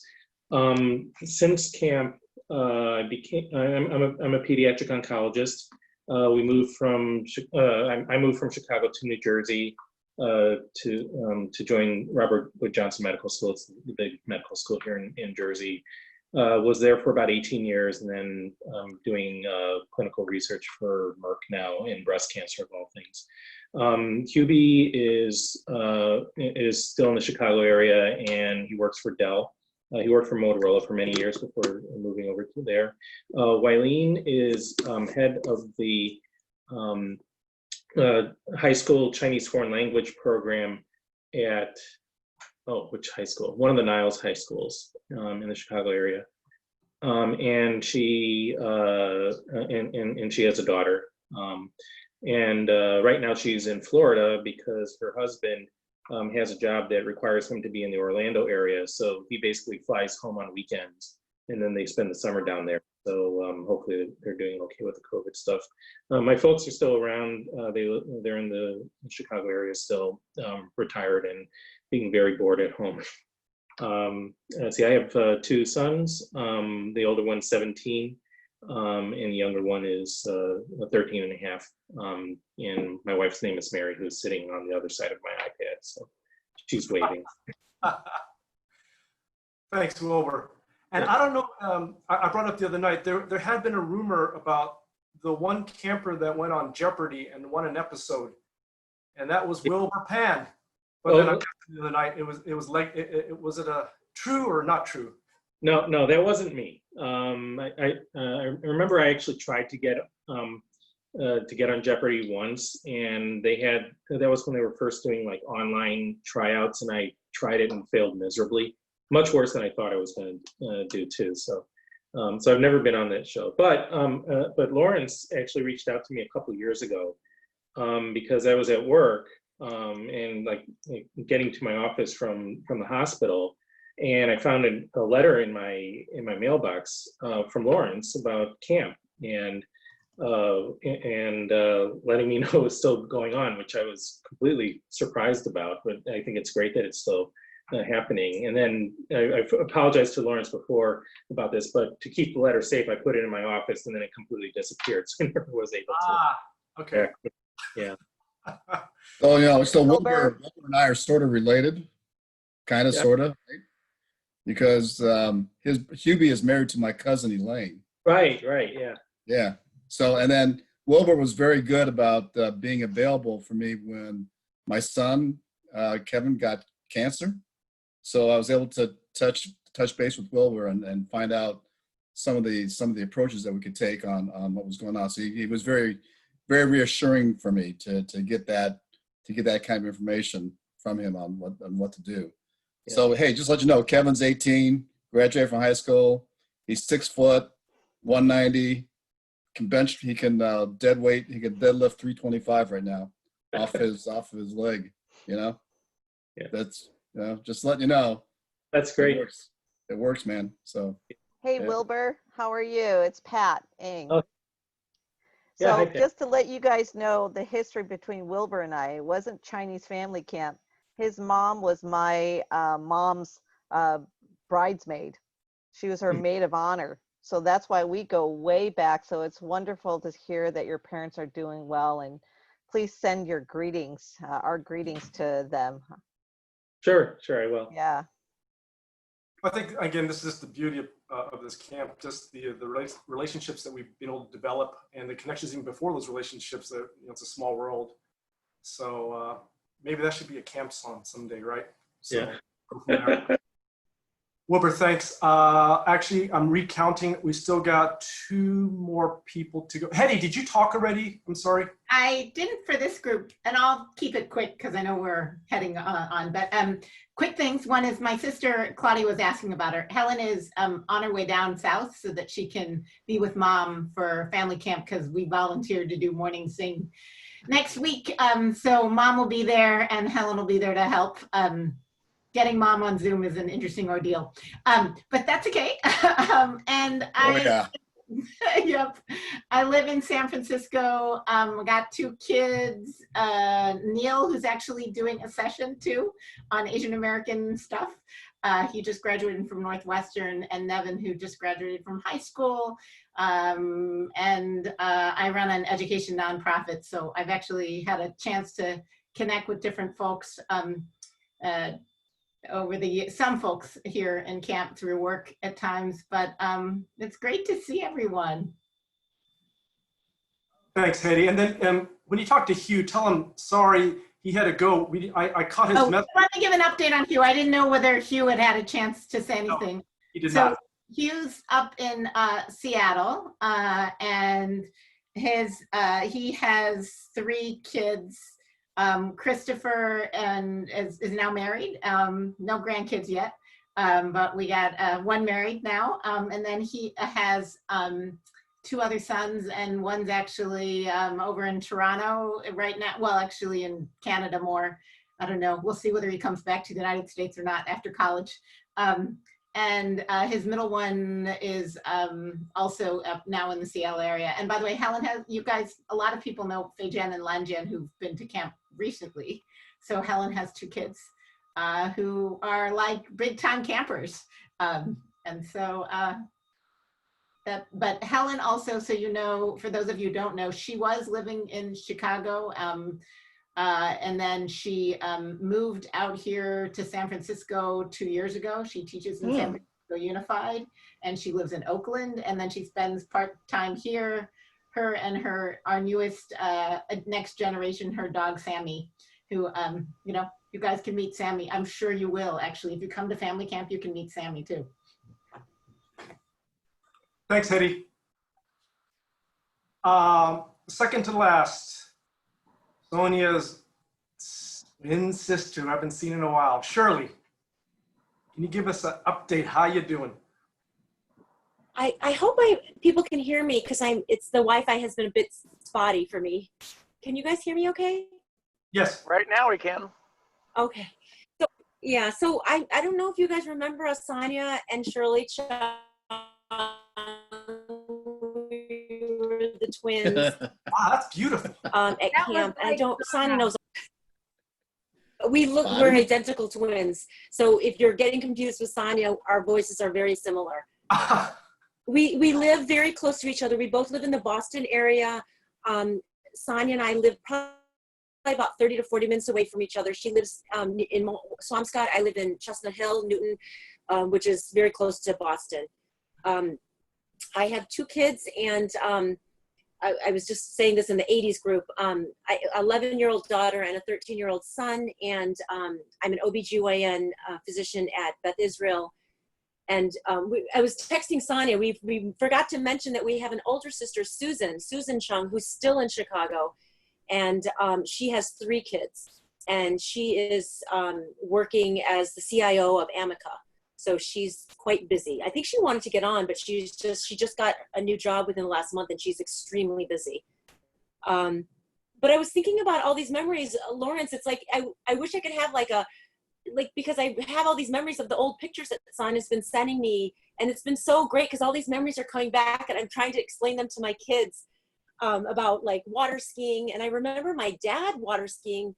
My dad, Frank Chung, and Doris Chung was my mother, Frank and Doris Chung. My dad is 89 and my mother is 84. My dad was like the director a few years in a row, and he water skied for the first time. And I remember Kirk, driving the boat, motoring the boat, and my dad stayed squat the whole entire time because he couldn't get up or something. And I just remember water skiing, squatting. And don't you remember? And he had these burn marks on his thighs. And my dad is 89 years old. I can't wait to Chinese squat. Do you remember that, Sonia? I can't. That's a I good just memory. remember all the water skiing because we'd never gone water skiing until Kirk. And I remember water skiing with my kids like a few years ago. And all I could think about was Chinese camp because that was the only time I ever water skied. I just a lot of memories. And Lawrence, the reunion that you had for that was such a blast. And just memories, you know what I mean? Because that's when we were all teenagers or young adults. Yeah, I think that one was Kirk. That's the one that we hosted in '85 at our apartment. Yeah. I was a young person, and it's so neat to see Kirk too. I mean, Kirk, you look the same in a way. I see it. I still see you as the same person now. And all memories, and even Wilbur, to me, Wilbur looks the same too, but you just have gray hair. Yeah. You guys look the same to me, but with gray hair. Honestly, That's supposed to be a But, compliment, by the way, okay? I think it's a reverse. Yes, compliment. They look the same, but with just gray hair. Luckily, women can, they, color their hair. So, but it's really neat that you guys were able to organize this. I almost feel like I want to have individual conversations because it's such a big venue to talk to so many people, but it would be nice to just remember some memories directly with each person alone, because I just remember really fun times during that period of time when we went to family camp. Well, Can I tell a real quick water skiing story? Yeah. Oh, I have so many skiing stories, right? Who is that? Yeah, that's Wilbur. Oh, Wilbur, yeah. Yeah, so I did my residency at UT Southwestern down in Dallas, and one of my really good friends from residency was from Nebraska, and his brother lived there, and they had a boat, and one time we all went out so we could go water skiing, and so so I was going to give it a try, and they said, do you need help? And I said, no, I think I remember how to do this, and I actually Oh my God, I don't want to think about this. my friends were really surprised at how well I was doing. And then they said, and so then they asked me, so where did you learn how to water ski? So I told them the story of this camp in northeastern Indiana where we, like a bunch of Chinese people came together, but then Kirk, who just showed up and taught everybody how to water ski. And I finished the story and nobody believed it. Yeah. They were making this up. I said, no, it's a true story. And then said, well, you're probably flipping high, but fine. Yeah. You guys sound weird when you try to describe to someone that it's a camp. Like I tried to explain to my kids, I said, it's a camp that you do with your family. You go with your family. And they were like, that sounds really strange. Why would I go with my mom and my dad? But you guys also remember Mr. Ho. He was the singer. Remember, he was one of the singers. Wellington, don't you remember the singing? Does everyone remember Mr. Ho? That it was all constantly, we were always having to sing for. Remember Mr. Ho? He was like this really into singing, and I just remember singing a lot at family camp. That's my dad. Yeah. So surely He's still singing right now. He still sings a lot. I thought his father. Was it your dad, Fran? Who just said that? no, that's Cindy Ho. That was Cindy Cindy Ho Ho. is here under Cindy Yuan. It's Cindy and Ivan. Cindy, right? Don't you remember your dad? Yeah. No, he's still singing now. He was such a good singer. Oh my gosh. I didn't even think that yeah. was you. I'm so He glad that loves you to said sing. something that it was you. Yeah. I'll have to share that memory with him because he loves to sing. He'll get a laugh out of that. But it was really fun because it was a way to bring everyone together. We are fortunately down to the last but not least. I do believe Wellington Lee is the last one. Is there anyone else? I know some people have had to drop off, but anybody else? I don't think so. So what a great way to end. Wellington Lee. Wellington. Thanks, no pressure. Hey, Wellington. Hey, everybody. It's so nice to see all of you. There's just so many memories and faces just rushing back to me. I thought I was noticing, now I'm getting all nervous. So just to make everybody feel old, I am 49, no kids, married. I live in New York City. I work as a location scout for film and television. The last thing I was working on was the TV show Billions, which got interrupted mid-season. And my parents are Catherine and Charles, or Charlie. My mom is still around. She's in Chicago and she'll be 80 next month. So we're trying to figure out how to do a socially distanced birthday party. And if anybody has any suggestions, please email me. My sister Patricia is married with 2 kids. She lives just outside of Philadelphia. And she was supposed to come to camp this year in the flesh with her kids, but obviously that's not going to work out. What else? Oh, this is very fortuitous. Doing some COVID house cleaning, I found an old photo, which I'm a little nervous to put up because without context, it's a little scary, but it's from a reunion that I made. I think I was 14 years old. I'm gonna highlight. Hold on. Hang on, I got to turn off the. I can't. Hold on, I have to show you my background. ugly background so that you can see the picture. quick thing, sorry, not to interrupt quickly. Lauren, some people in the 80s. Oh my God. Oh my God. That's Jeff, you in the background, and Clement obviously is Wow. me. Oh. And I think this is Oh, something. wow. Seriously? I have a memory of Wellington that I want to share. Oh no. What I what have a a good Michael one, Jackson, Wellington. I have a really good one. Michael Jackson jacket. Anyway, so I'm trying to think of anything else to tell you guys. I don't know. That's about it. Just, you know, hanging out like everybody else And every you've day. got a really fun job. Like you have the coolest job. Sometimes. Well, as a person, Can I share a memory of Wellington at camp? Oh, God. Does anyone mind? It's a really funny one, Wellington, because I remember you were just like a kid. We felt so much older than you. We spent a lot of time with Wellington. Remember, Wellington, you were always wearing the blue and red striped shirt. You did not change it all week. You wore the same shirt. And remember, each day we could figure out what you had, what you ate. One day he's like, oh, this day I had like some soup. And there was like soup. The next day there was like chicken on it. Remember, Wellington, you wore that striped shirt every day. Do you remember that? I can neither Am I confirm wrong? nor deny that story. I remember a picture of that striped shirt. I remember that distinctly. Quick thing, Lawrence, some people in the 80s were trying to get in, so I had to do it through my mobile device. There are people that are trying to get admitted into this one because we're merging, so I apologize. Can you just let some people in? Selena? No. No. As host, I'm not getting any admits right now. I don't see any admits coming my way at this moment. Okay. I hope it worked out for them. Who's Yeah, Selena? I got Selena. Who's Yeah. Selena? Selena, there you go. She got in. Yeah, but I think I'm not in the right group. Oh. Am I? Hello, Amy was trying to get back in too, so I just told them to get into the 70s, so sorry. Hi, Selena. It's Leslie. I saw you, Leslie. Yeah. Did you see Amy? Where's Amy? She was here. I don't know if she's still here. No, Amy, she was there. I think Amy dropped off, but Selena, did you want to just tell us about yourself? You'll be the last one to. Yeah, I was in a different group, Oh, you're looking for a different group. like my age group, you know. What the heck? I'm too old. Yeah, because I need to. Yeah, just I Well- don't know. Actually, I know Leslie well, but I don't know any people younger than Leslie. I mean, at my age. Yeah, So, Selena, what may be happening? This group is still going. I think the other groups have already ended their reunion. That's why probably.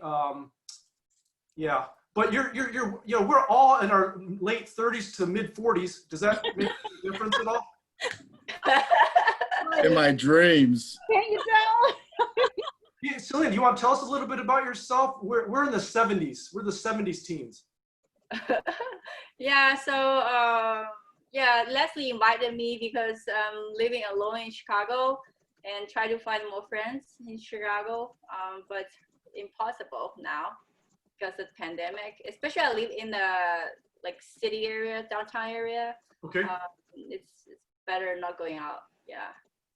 Well, Selena, this week again, Leslie can fill her in, I think she'd have a blast joining some of our game nights and our educational programs and stuff, and just meeting people. And some are in Chicago, you know. Yeah. So Lawrence, so last year I brought those two couples from Champaign, and Selena is their daughter. Selena is one of their couple's daughter. So this is Matt and Lily Hahn's daughter. sure. So I remember Matt and Lily and the other couple. So Yeah. Selena, nice to meet you. I think Matt and I had a nice talk about something. Yeah. But did he go back? He went back to back home, right? Yeah, they went back last year. Yeah. Hi. Okay. I haven't seen them for a year now. Leslie, Selena definitely join us during some of the activities this week. I think you'll meet and have fun, and I'll let you and Leslie talk about it. Okay. There's tons of activities. What are the activities this weekend? In the your central time, so in the early afternoon we have heritage program. which is basically just a lot of topics that range from for the kids, the festivals, to the teens and YAs, racism and stuff like that. And in the afternoons, we have online games. In the evenings, we have various programs such as trivia games. How about the child's making?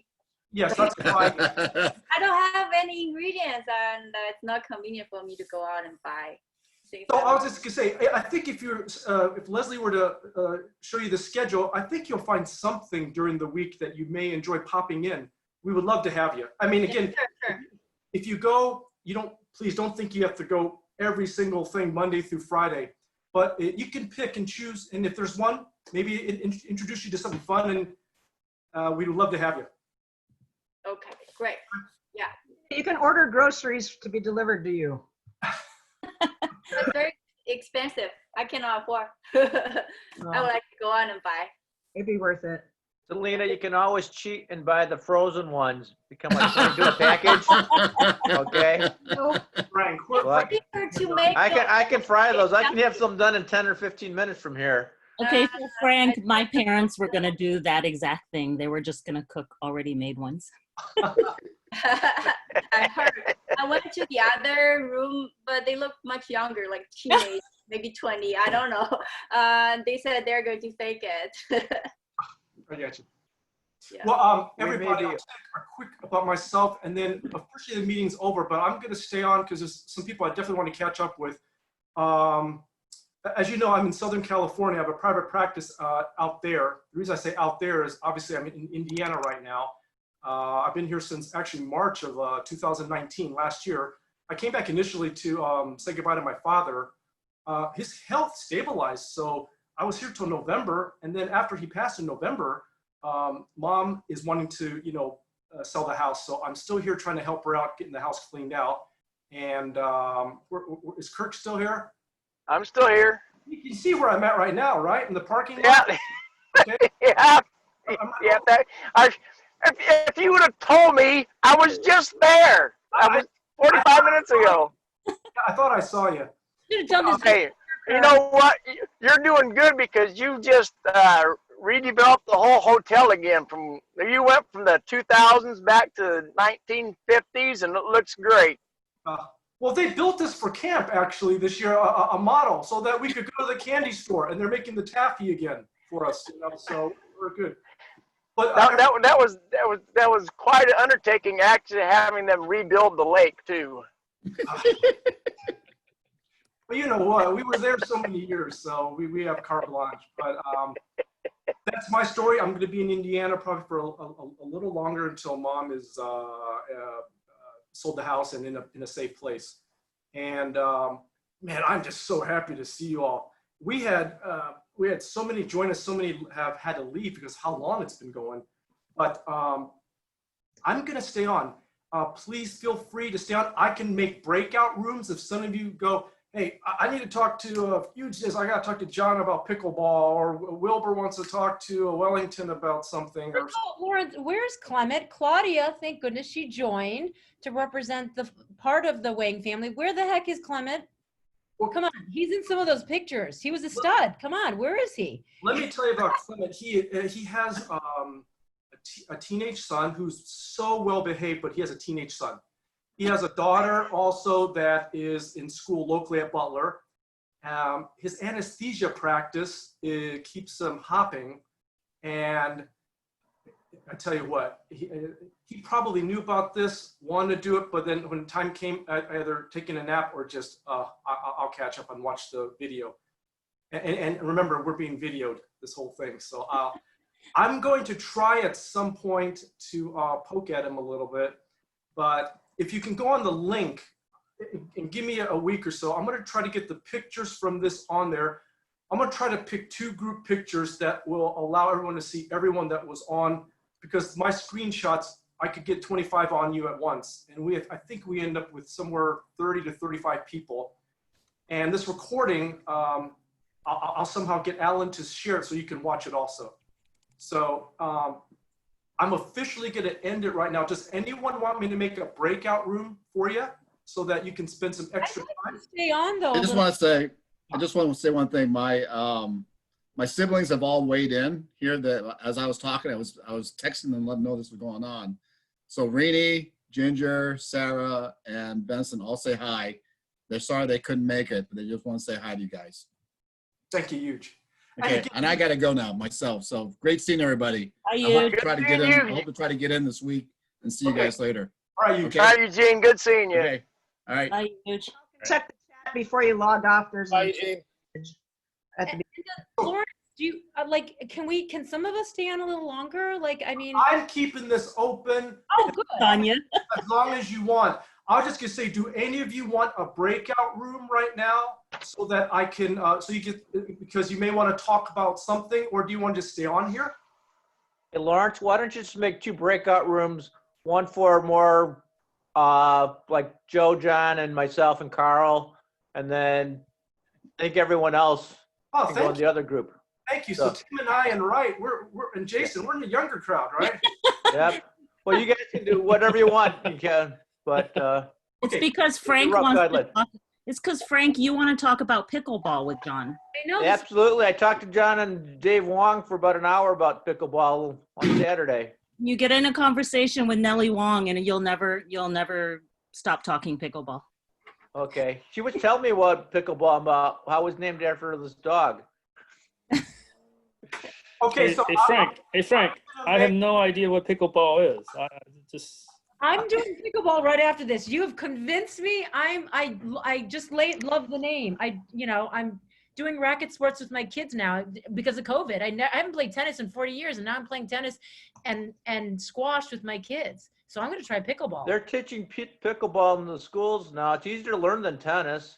The pickleball is like a wiffle ball, so it never goes flat. Well, it does go flat, but not like a tennis ball does. But it's easier to learn. It takes less space. So Less they're running teaching around, schools. right? Our has pickleball court. It's always used. Yeah. So is the word, do you guys want a breakout room right now? I can make one other one. And Carl, are you good at assigning people breakout rooms? I've never done that. I can do it. I think I have to do it. I can do it manually though. So I think I'd have to know who wants to go to a breakout room right now, correct? Or Sonia, can you do it if I made you host? Sure. I don't.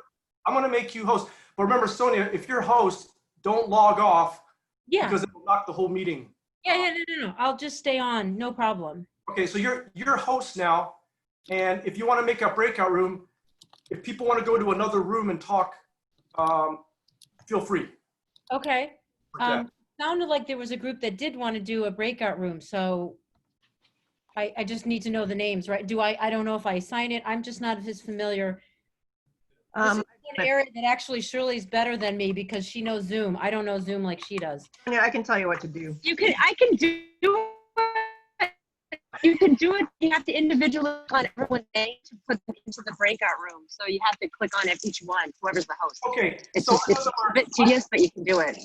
I can do it. I thought there was an easier way than that. But Sonia, can you make me host again? Wait, me? Wait, you're on this one. Oh, I see. I have to make you host. Okay. How do I do, like, where do I go? So hover over my picture. Oh, yes. Got it. Make host. There you go. I know a little more than I thought. Thank you. Got it. Okay, so before I do this, I'll create one breakout room. Does anyone really want me to move you to a breakout room? And if so, who are you? Frank, if you're talking, you're muted.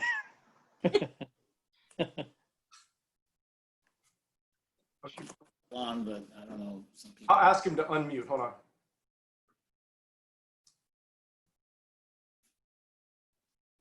on. Do we all want to stay in one group, or does anybody want to go to a breakout room? What's this consensus? I mean, I'm assuming people still want to talk because they haven't gone home yet. The only reason to do a breakout room is if somebody wants to stay on and have a private, like stay in the group, and then you're trying to do another group. But if there's only a few people that are going to stay on, then just make it the 5 people or 3 people that are going to stay on. You don't need to do a breakout room if most people are getting off. I got you. Right now, as you can see, there's 16 of us still on here. And again, I'm going to catch up with some people I haven't seen in a while. But I definitely want to just, like I said, catch up with every single one of you. I know that time-wise, that's going to be a little tricky, but I'm just going to stay here for right now. And Lawrence, thank you for doing this. I think this is great to do. To the 80s, not the 80s. I mean, just split out the breakout rooms by the different generations, or what do you guys think? You know, I can make a breakout room in the 80s, and Selena, if she doesn't want to stay with the 30s and 40-year-olds, we'll send her over to the 80s, stuff like that. So, do you want to do that? Sonia, Shirley, Selena, Fran, Wellington, Wilbur. Do you want to head back to the like an 80s room? Sure, I'd be happy to do that. I want to say hi to Wellington and Wilbur. I'd love to catch up with you guys. Okay, so I'm okay with it. I'm gonna I want to do a breakout room. I'm gonna assign the following: Fran, Selena, Shirley, Sonia, because I know you like Sonia now, not Sonia. Sonia, Wellington, Wilbur. You want to head over there, correct? I mean, actually, I'm happy to hang out with the older kids because I haven't seen you guys in a while. But Okay, so in the breakout room will be Fran, Selena, Shirley, Sonia, and Wellington. Anybody else want to head there? Okay. He said he wanted to stay, right? Yes. Selena in there too, Lawrence. And yes. Wellington wants to stay with the oldies. I know, Wellington's rejecting us. Yeah. That makes sense to me. That totally makes sense. So right now it's Fran, Selena, Shirley, and Sonia. Nice too. Okay. And put me in there too. Come back whenever you want. Just you can leave the room. Bye. I'm probably going to get off soon, Sonia, so I'm losing Wi-Fi anyway.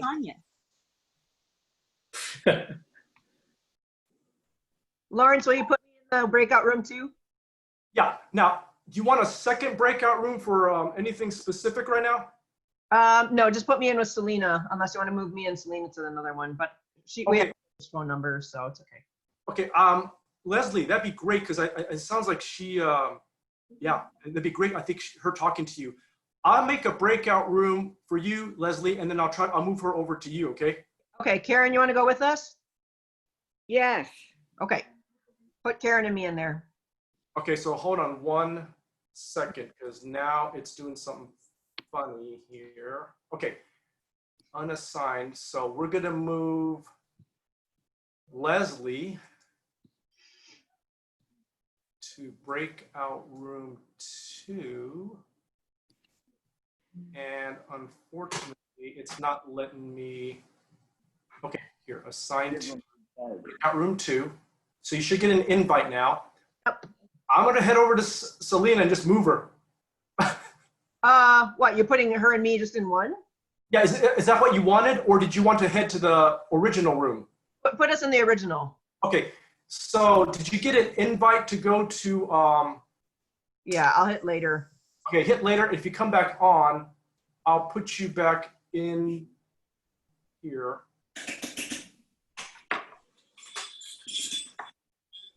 Leslie, give me a sec here.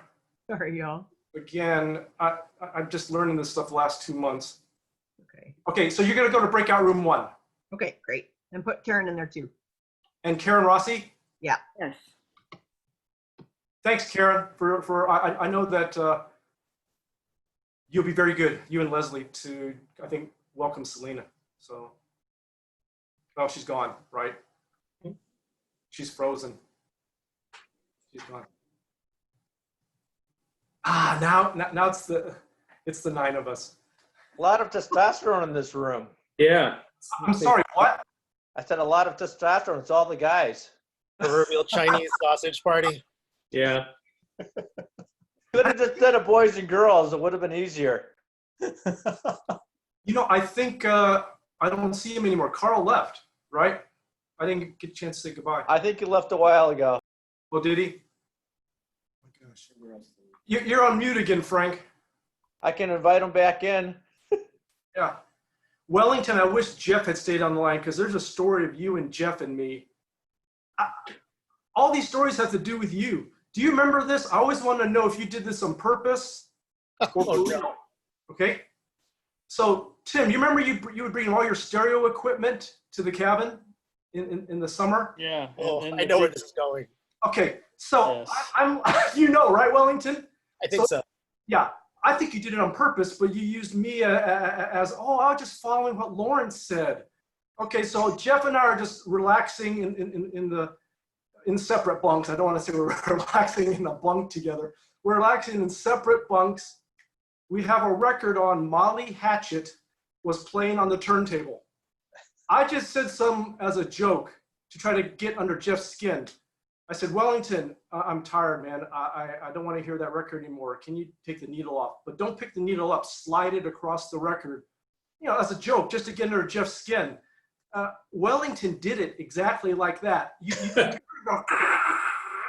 And then he pretended that, I didn't know what I was doing. I was just following commands. Is that correct? You knew what you were doing, right?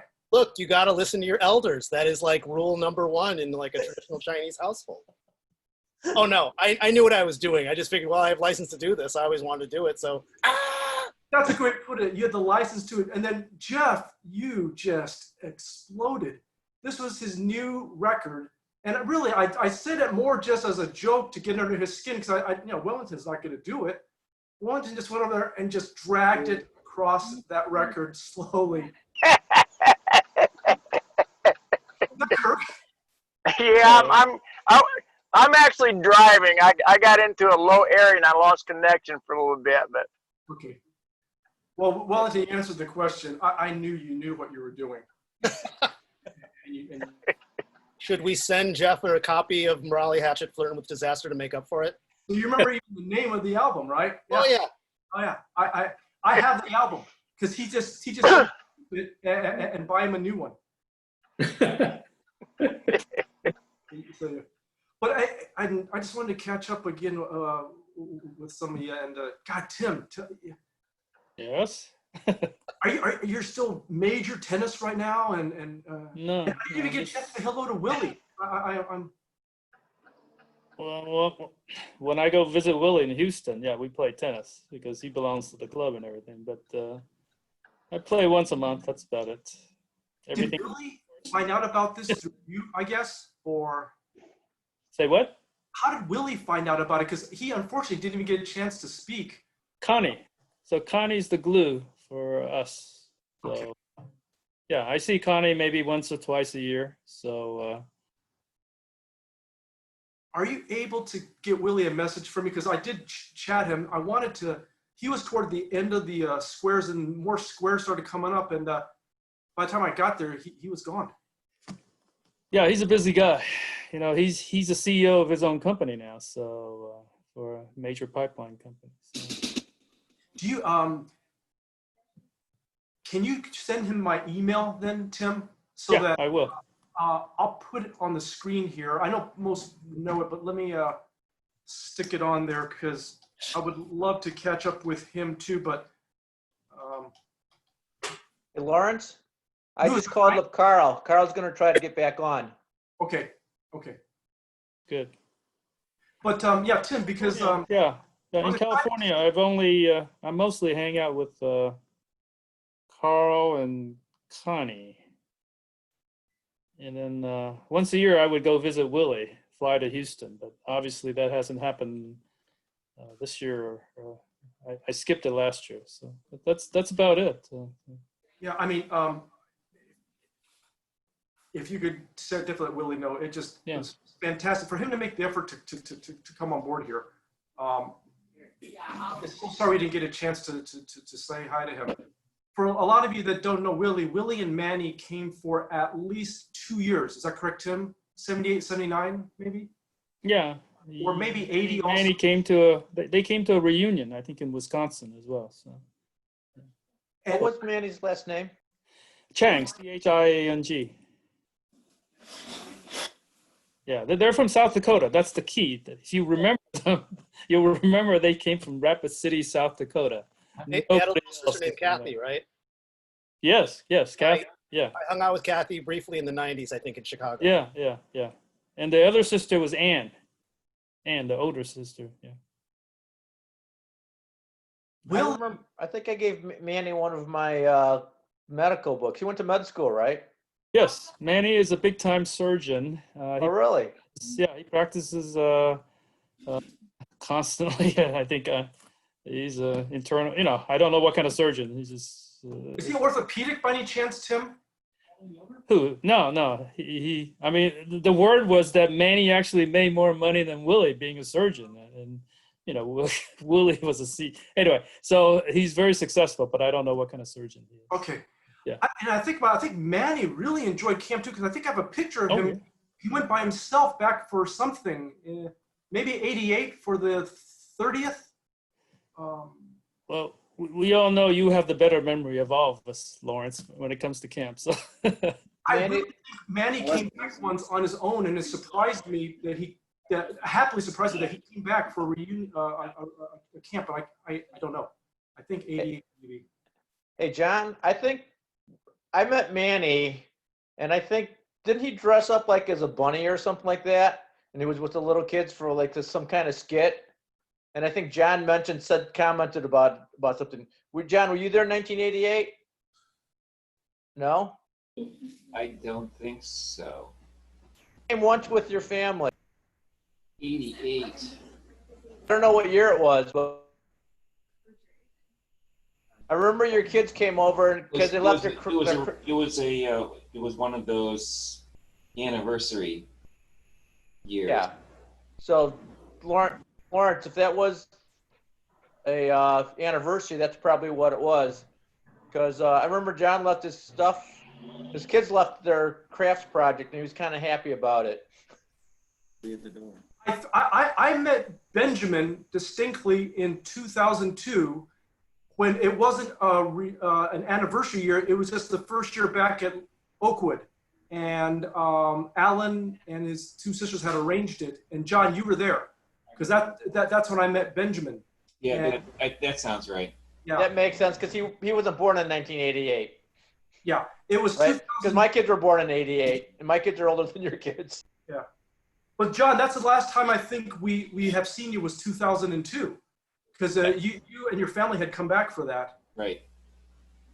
And then I saw Larry briefly once. I was in town in Indianapolis, and he and Tim Ling came over. And, Yeah, I mean, he's been around in Indianapolis for a long time. He's been there for quite a long time. That's great. Okay. And Karen, can you hear us? Who, me? No, Karen. Oh. She just came back. She just came back. Well, anyone else have any other updates they want to give us? I know we just went through all that, but. Oh, hey, Lawrence, can you send me off to that breakout room? I actually have to get going soon. Yes. But I wanted to say bye to the other guys before. Okay, so Wilbur, I'll see you sometime this week sometime, okay? Mm-hmm. See you, Wilbur. I'll see you over there. See you, Wilbur. Yep. Take care, Good seeing Wilbur. Say hi to your dad for me. Yep, okay. We all good. remember him from teaching us Chinese lessons. Yeah. Okay, see you later. Bye. Hey, do any of you guys remember, I was trying to get a hold of a guy named Joe Tsai. Do you remember him at all? Anybody? Yeah. Yeah, I remember Joe, but I don't know where he ended up. He lived in the Cleveland area. This is right. Yeah, Joe was, I think he lived in Westlake, Ohio, if I remember right.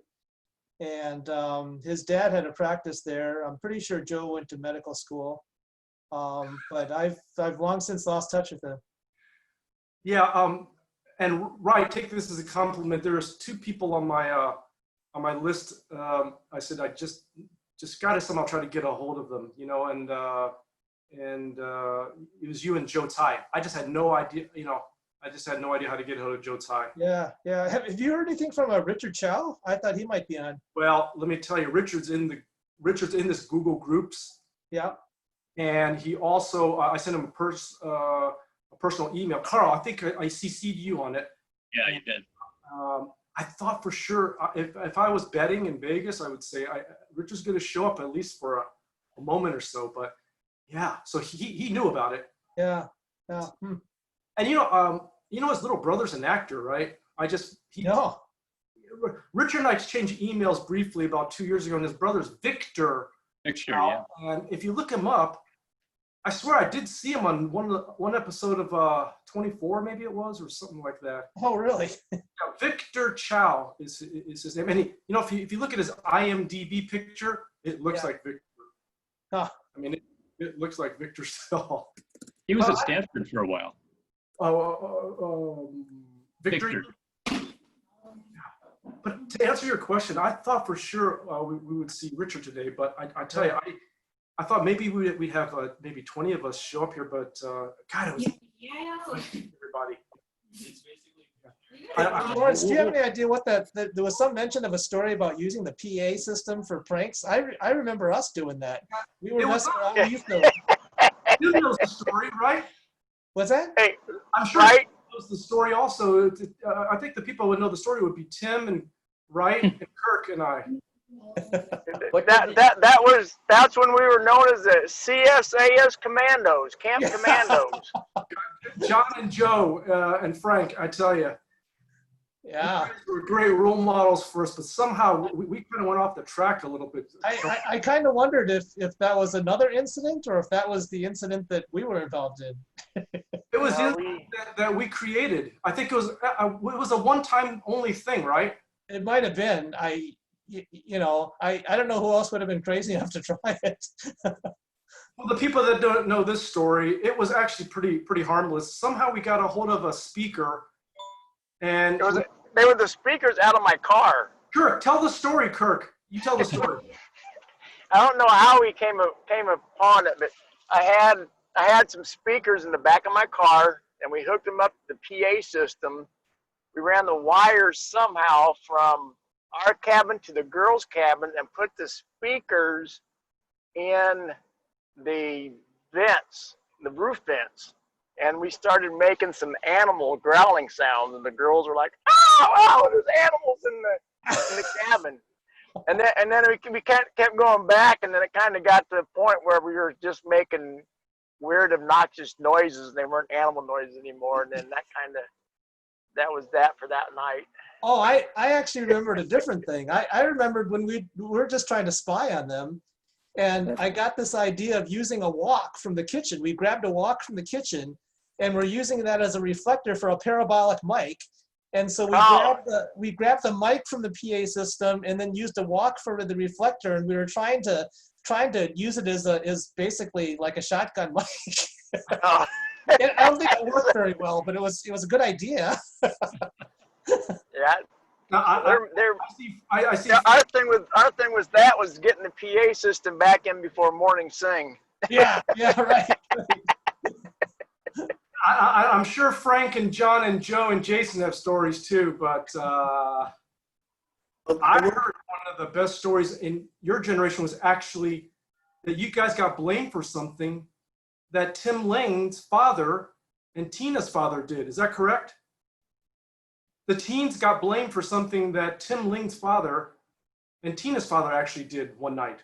Was it fireworks or something like that? I think I heard the story, but I don't think I was at camp at that time. Oh, okay, yeah, it was fireworks that Tim's father and Tina's father lit off, and then that's the year that they were wearing berets around camp. They were wearing him and do you Joe and John and Jason? Do you remember them wearing berets around the camp at all? That was before my time. Tina's father loved to wear berets. So maybe it was just he was just wearing a beret, but I remember Tim Lang's father put a beret on too, and that's the year they were doing fireworks in Oakwood Park at nighttime, and then the teens got blamed for it and just took the brunt of it. But that's the one story we were not very creative. Well, Lawrence, you and I did stuff with firecrackers. I was gonna say the statute of limitations up because Yeah. it was the whole SAS Camp Commando thing where there were several of us. We went around and took fireworks and incense. We took incense. Yeah. And we actually made time delayed fuses. Right. on them. Exactly. And they were going off all around the camp at different times. And I can't remember who the counselors were, but we were actually in bed. They were down there trying to blame us for it, and they were still going off. It's like, see, it's not us. They're still going off. And then Lawrence, I remember you were telling one of the I think it was one of the YAs that came in to check and see what was going on, and I remember you were saying, I think I saw some bad Caucasian boys running away off in the woods. Oh man! So somewhere in those cabins, we had our names in that as the camp commandos that one year. Yeah. Was it you, me, Lawrence, and Richard? Was that it? Who it was, right? So. I think that was the bunch, and I remember tying up quite a few fuses to incense, and then using chewing gum to stick them up in various places, including right under the YA's window and some near the girls' cabin. We just so they didn't see them, and then they blow off right underneath their windows when we were back in bed.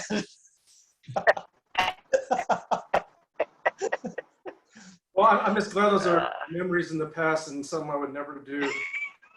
And, God, the things we look back, and it's like, what were we thinking? My God.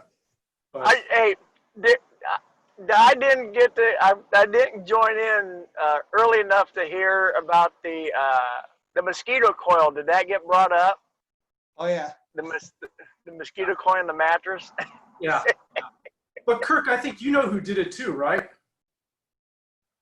No, I was there. I think I can't remember who tied it up. Well, I know. But I do. Was it Richard? Who tied it up? Well, I guess he says he never did it, but I saw Jim Chow tie it up, man. Oh, okay. No. Yeah. Chow. Yeah. I think it was Dorothy's brother that had tied the mosquito coil with a string to the banner, Frank. And I remember we brought it to his attention one time, but he said no, it wasn't him. Yeah. Then got up and saw the rays of light shining through the smoke in the cabin.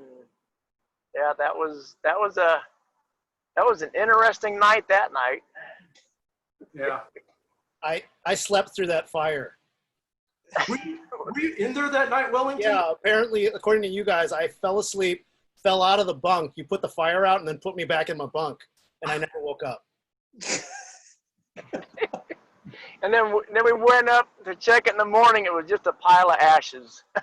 I can't believe, Kirk, that it was completely that mattress completely. And we had poured about 10 gallons of water on it. We thought for sure that thing was out. We were just trying to figure out how we were going to say anything to anybody about it. Oh man. Well, like I said, just more of the memories. What's that? Okay. Well, again, fun. I've got one story. Maybe you can help out, Lawrence. Dave Wong's older brother, Tom.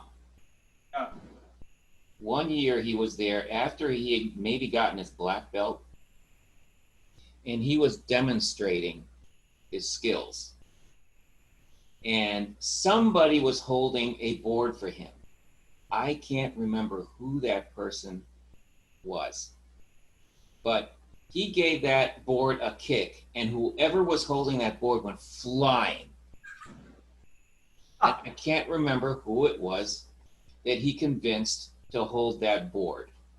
Yeah, I knew that Dave's older brother, Tom, was his name? Tom, yep. Yeah, was, Tim in our generation and Wright were both the big martial artists, but in the generation above us, yours, it was, I think, Dave's one brother, Tom. Yeah, Tom, when Tom got his black belt, the story I remember hearing was he wanted to try it out. So he went out in some part of town to intentionally get mugged. At camp? No, this was at home in Columbus. He wanted to try it out. I mean, that was the kind of guy Tom was. Unfortunately, the guys who ended up attacking him were also probably black belts. And he didn't end up too well after that. Well, like I said, I only met Tom a couple times, I remember, but I knew that his legend was almost as famous as Tom Liao's legend. Frank could probably talk more about that. He was the guy who, if you wanted to find out some interesting stories about our times there, he's the guy. Tom Liao, right? No, Tom Wong. Oh, really? So Tom was even... Tom Liao was when we were little kids. That would be Jim Wong and me. Back in those days, Tom Liao ran the show. He was the top dog. And I was in his group, and Jim Wong was in the other group. So there were also sorts of little competitions going on. One of the biggest ones was the fishing competition. So we would get up every morning and go fishing. And at the end of the week, we'd find out how many fish we caught. And Tom was the best. He controlled everything. But Jim was the big guy in the other group. And there was always this little competition. And this is when we were, 8 years old, 9 years old, something like that. So that would be in the mid 60s. But yeah, Tommy was the tough guy. He was the tough guy, and he was the troublemaker. I just remember hearing that with Jim being kind of an alpha dog also, that it was, oh, sorry, let me admit Dr. Chow. Is that you, Frank, again? We had a bad connection. Oh, okay. But yeah, John, because I think you were like Joe and Jason and Frank were always right there having fun. But I think I had heard Jim and Tom were on opposite ends, right? And they're both alpha type personalities. Yeah, those were the early days. After all of that, Jim kind of became the cool guy. Jim was the cool guy, and he kind of had his own following at the camp. So that changed. Tommy, I'm trying to think. Tommy, he was kind of like you back in those days. He came every year. Tommy was always there from the first year until I forget when. But then it was kind of the Jim era after the Tommy era, and that must have been in the late 60s, early 70s. You know, I remember when I first went to camp, probably some of you have heard this story before, the two people that I remember, actually three that I remember the most,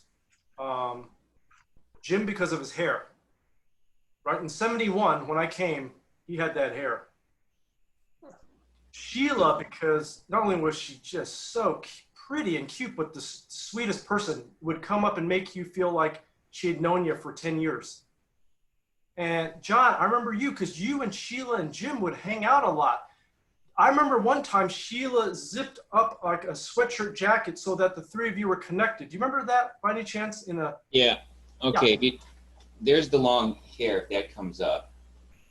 I'm going to make you spotlight for a moment.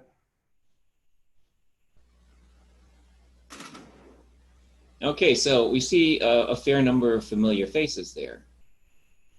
And there's Jim with his long hair. He had the long hair before anybody had long hair. He He was the cool guy.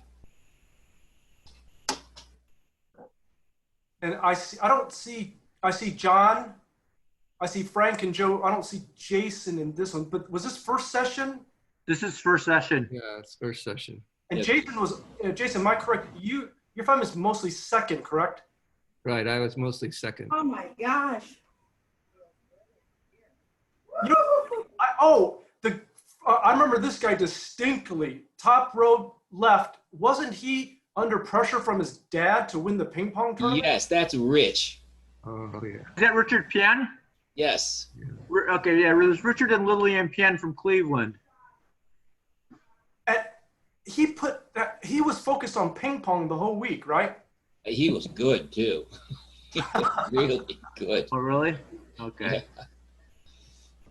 And I think he had a ball machine at home. do you guys remember Uncle Pao, P-A-O? Absolutely, yeah, and Victor Nee. Yeah, they were great athletes. Did you know Uncle Pao, I heard, made a ping pong machine out of a motor for windshield wipers or something? Oh, really? Yeah, that's how much he was into it. But I think I could name still quite a few people here because this is one of the first, this is not the first year. This is more 72, 73-ish, something like that. Maybe it's so the bottom Uncle- row right is that's Karen Wu, right? And Yes. that's Sandy Chen. That's Dave Wong. Is that Abby or Ellen? That's Lee? Abby. Yeah. That's Abby. That's Ellen next to her, Ellen Lee. That's Henry Uncle- Lee. Uncle Lee, yeah. Uncle Henry Lee. Okay, who are the other? Okay, there's Sophie and Shirley, yeah, but I don't know the other three. I know this person right next to Uncle Henry, I think to his right is that Richard Bien's sister. Well, that's Lily then. Yes, you're right. Okay. And Sophie Shirley at the end, first row, all the way to the left is Emily Chen. Her two brothers were on the call tonight, Tony and Andrew. Wait a second. Who's flanking Sophie and Shirley? To Sophie's right, to her actual right, is Emily Chen, Okay. who is Tony and Andrew, who they were on tonight's sister, and they're Jeff's first cousins. Okay. And I don't recognize the person to Shirley's, her actual left. Is that Pauline Shen? Oh my God. It I could think be. I think that might be Pauline because I remember they were all from West Lafayette. That could be, looks like Pauline. Yeah, I think that's Pauline. Okay, then who's in the middle row? Left.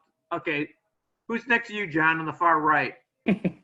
far right side next to John. You know, I don't know. I know.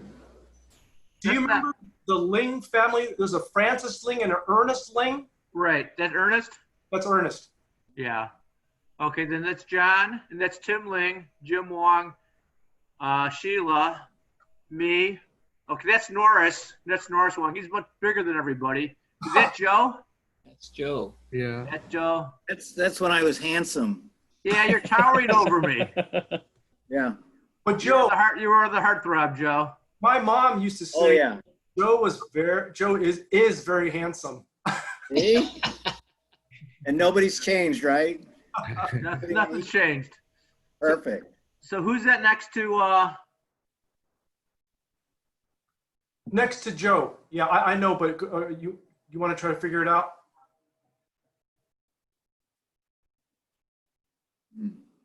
It's not. No, it's not Karen Wu. Karen Wu's in the back row. Are you talking about the person next to the adult? To the right of Joe. Yeah. I mean, facing it to the left. Hey guys, I'm going to the other room. Far left. Well, is it to the right of Joe is, I'll give you a clue, her little brother and I as teens, along with Tim and Jeff, we would always stay 2 weeks. Does that help? From Wheaton, Illinois. Oh, that's Ann Kwong? Yes. Okay. Is she that? Okay. I don't think she was in our age group, but maybe, okay. Then who's next to him? Who's next to her? I recognize him, but I don't know what, he was an uncle. All I know is he was an uncle. Okay. Then the back row. That's Lawrence. Yes. Who's next to Larry? Is that Dorothy? Is that think Dorothy? so. That's my first thought. Dorothy, right? I think so. I can ask her. I think you're right. I think it's Dorothy. Got to enlarge it. Okay, then there's Tina. That's Karen Wu, Ruth Wong, Woody Wong. And then who's next to Richard? Between Woody and Richard. I remember her name, but does anyone else sort of guess? I remember her name, yeah. It was. Evelyn? Oh, you know what, Joe? Now that you said Evelyn, that makes.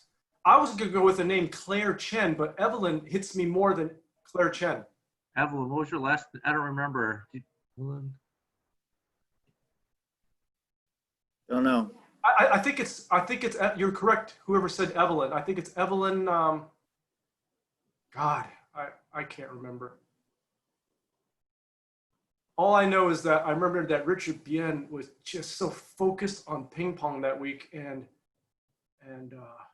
I think even his dad was pressuring him to win. Maybe I got that story a little off. You remember which uncles were the best ping pong players? I do know the Henry Lee was pretty good, wasn't he? Henry Lee was one of the two. But Powell, Uncle Powell. My God. It was Sheila's dad. It was Uncle Bear. Yeah, I said Uncle Bear. They used to have these wonderful matches. Uncle Bear held his paddle the old way, and he would just kind of block them off. And then Uncle Lee would just kind of keep on smashing, and Uncle Bear would return them all. Hey, look at the picture. Uncle Lee's holding a ping pong paddle. What does You that never tell know you? when you can get a game. He's always ready. Yeah. Think. Hey, Lawrence, who is his son? I haven't. Let me tell you, his two sons, Joachim and Deanie. Dean was pretty good. And Dean was very competitive. I remember when he was younger than we were, he wanted to be just like us or something. He was. Timmy hit the nail on the head. Joachim was just good at violin and ping pong, but kind of quiet about it. Deanie was aggressive, wanting to be good. And I saw Dean and he was on the car earlier tonight, Andrew, getting a fight in the dunes by Dofu Rock area because of something came up. So, and again, Dean instigated it, just to let you know. Andrew who? So earlier tonight, do you remember Tony Chen and Andrew Chen that were on the call? Whenever I get a chance to get this picture sent out, I'll try to, you'll hopefully you'll be able to magnify and see the names.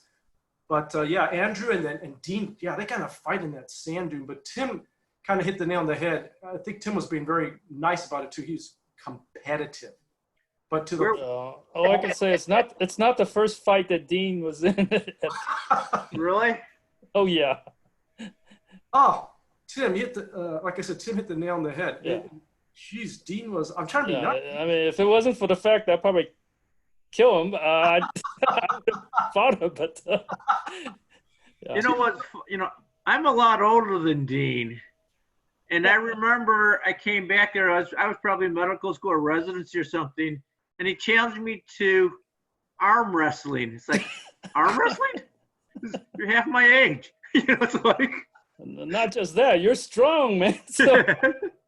Yeah, it was just kind of funny. It's like, yeah. So I mean, Frank, the first thought when I think of you is your calves, even back then. Yeah. So. Good Lord. Frank's got muscle everywhere, so. No upper body, but I still have the legs. Oh, my God. And I think one of your calves is very distinct because didn't you tear one of them?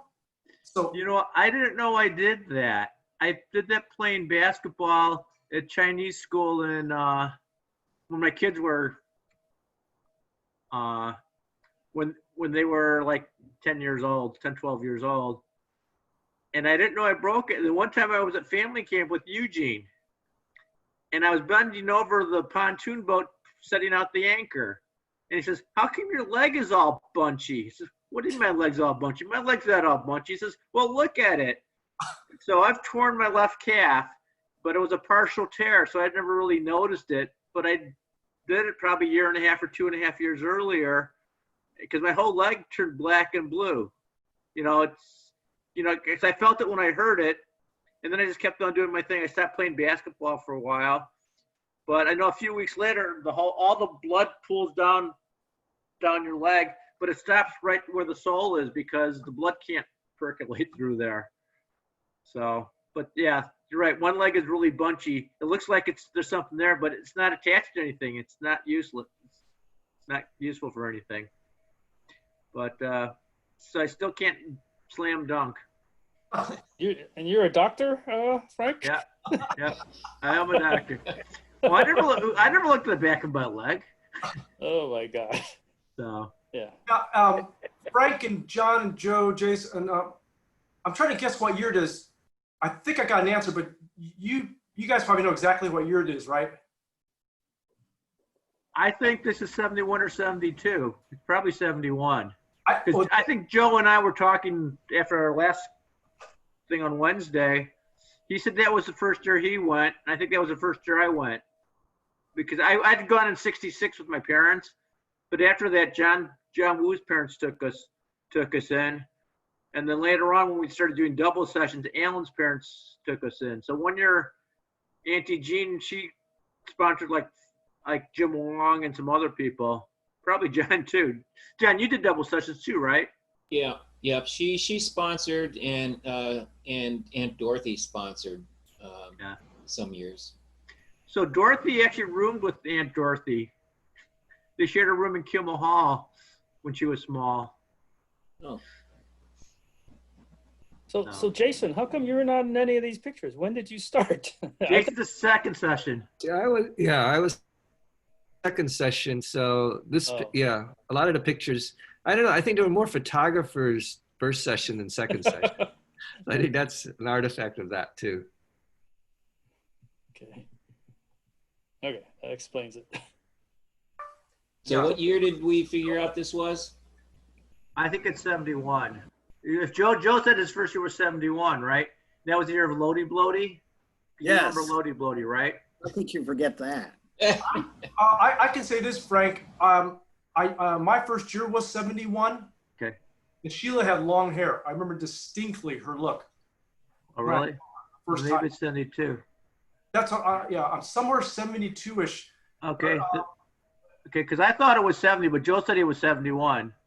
And so there was, I think Shirley or Sophie was running around with somebody who was tall. His name was Tom, and he's quiet. You know that, John? Oh yeah. Yeah. So that was 70 then. But it's funny because again, the people I just remember Jim's hair, Sheila, because it's just how pretty she was, and her hair was longer. And then again, John, I remember Sheila zipping up those jackets so that she was between you and John, but you and Jim, and you all had one like big jacket. And I think you remember that, right? Yeah. Yeah. Were you guys sitting at the looking toward the raft at the beach area? I have a picture of somebody sitting on a sleeping bag. It was like that last morning. But they're in a sleeping bag and they're sitting in the chair looking out. But I don't know if they're in a sleeping bag or not. Okay. You know what? You're right, Lawrence. I think because Sandy, the first time I saw her, she had long hair, right? Did Sandy have long hair? Are you talking to me? Yeah. Well, John and the other guys. I don't remember Sandy with long hair. No, she always had short hair? Okay. Maybe not then. Yeah, it's interesting. I just know by the hair. It wasn't my first year, 71. You got more pictures, John, or is this? Yeah, they're scattered. Oh, it's okay. I mean, you don't have to bring up. I just thought if you had one handy, this is just. It's fun to walk down memory lane, especially with you all, because you're still here because you have a love of camp like I do. You know, all of you. So it's just. Could this be later, like 72 or 73? Because Richard, He was younger than us, right? See, I thought this was 71 or 72. Okay. So if you don't think it's 71, then maybe it's 72 or 73. Yeah. Sheila's hair. That is, yeah, it's not 71. It's because Sheila's hair. What? I remember the next year. I remember just coming back going, "Wow, she cut her hair." I remember saying to myself. So, and Jason, your great daughter just texted me. Want to know if we're still having fun. Oh. And I said, yes, we're still going here. I guess her 90s just ended Oh. after 3 hours. But I wanted to get over there, but I didn't have a chance. So. Hey, John, you got a chance? Let me. Are you able to unshare the screen for a second? Or do you guys want to look at this more? Yeah, let's share the screen. I'm okay with that. Okay. I think you could do it. Yeah, let me try to. I'm not sharing a screen. That's my background. So you just made. Oh, you're in speaker. You're in speaker view. You put them on Spotlight view. Get them out of Spotlight. Did I get him out of Spotlight yet? He's out. Yep, you took them out. Okay. Ashuka, you still there? Yeah, I think. Who? Oh, I always call Kirk Shuka because of the name. Always been Shuka. Hey, Shuka. Hey, Shuka, do you remember seeing me at Maury Mages? Yeah. Yeah, that was probably early Yeah. 80s. Yeah. That was early Yep. 80s because I was in medical school then. I graduated Yeah. in 91. There used to be a sporting goods store. It was like 7 or 8 stories high. It's called Maury Mages. And I went in there and says, Kurt's here. He's working here. Yeah, actually, Lawrence worked there for a summer. When he came up one summer, he stayed with me up there, and he worked at Mages. 83. Yep. Summer 83. of 83, and then we saw Helen and Hetty, right, Kirk? Yeah. Helen and Hetty walked in to Maury Mages Sports also. Hey, So, Lawrence. Lawrence, was I engaged then? I'm sorry. Yeah, Joe. I got married in 83. I have to get going. Dinner's on the table, so I'll see you in a couple of days. Okay. Happy birthday in a couple days, Joe. And Joe, thanks for what you're going to do at camp this year. I really appreciate it. Hey guys, I think I gotta get going too. Hey Lawrence, thanks for all your work in organizing this. This is fantastic. Hey, right before you leave, what are the name of your parents and your siblings? So siblings, I got a younger brother, Kent. He's 4 years younger than me. Okay. And my sister, Ellen, is 4 years older. Okay. I did tell them about this. I think Kent joined the, maybe the 80s one for about 15 minutes, he said. And that was it. Kent was in the 80s. He was Yeah. there for a minute. Yeah, so my mom, she went either by Priscilla or Dao Yun. Okay. And my dad probably went by Jack or Jack Ken.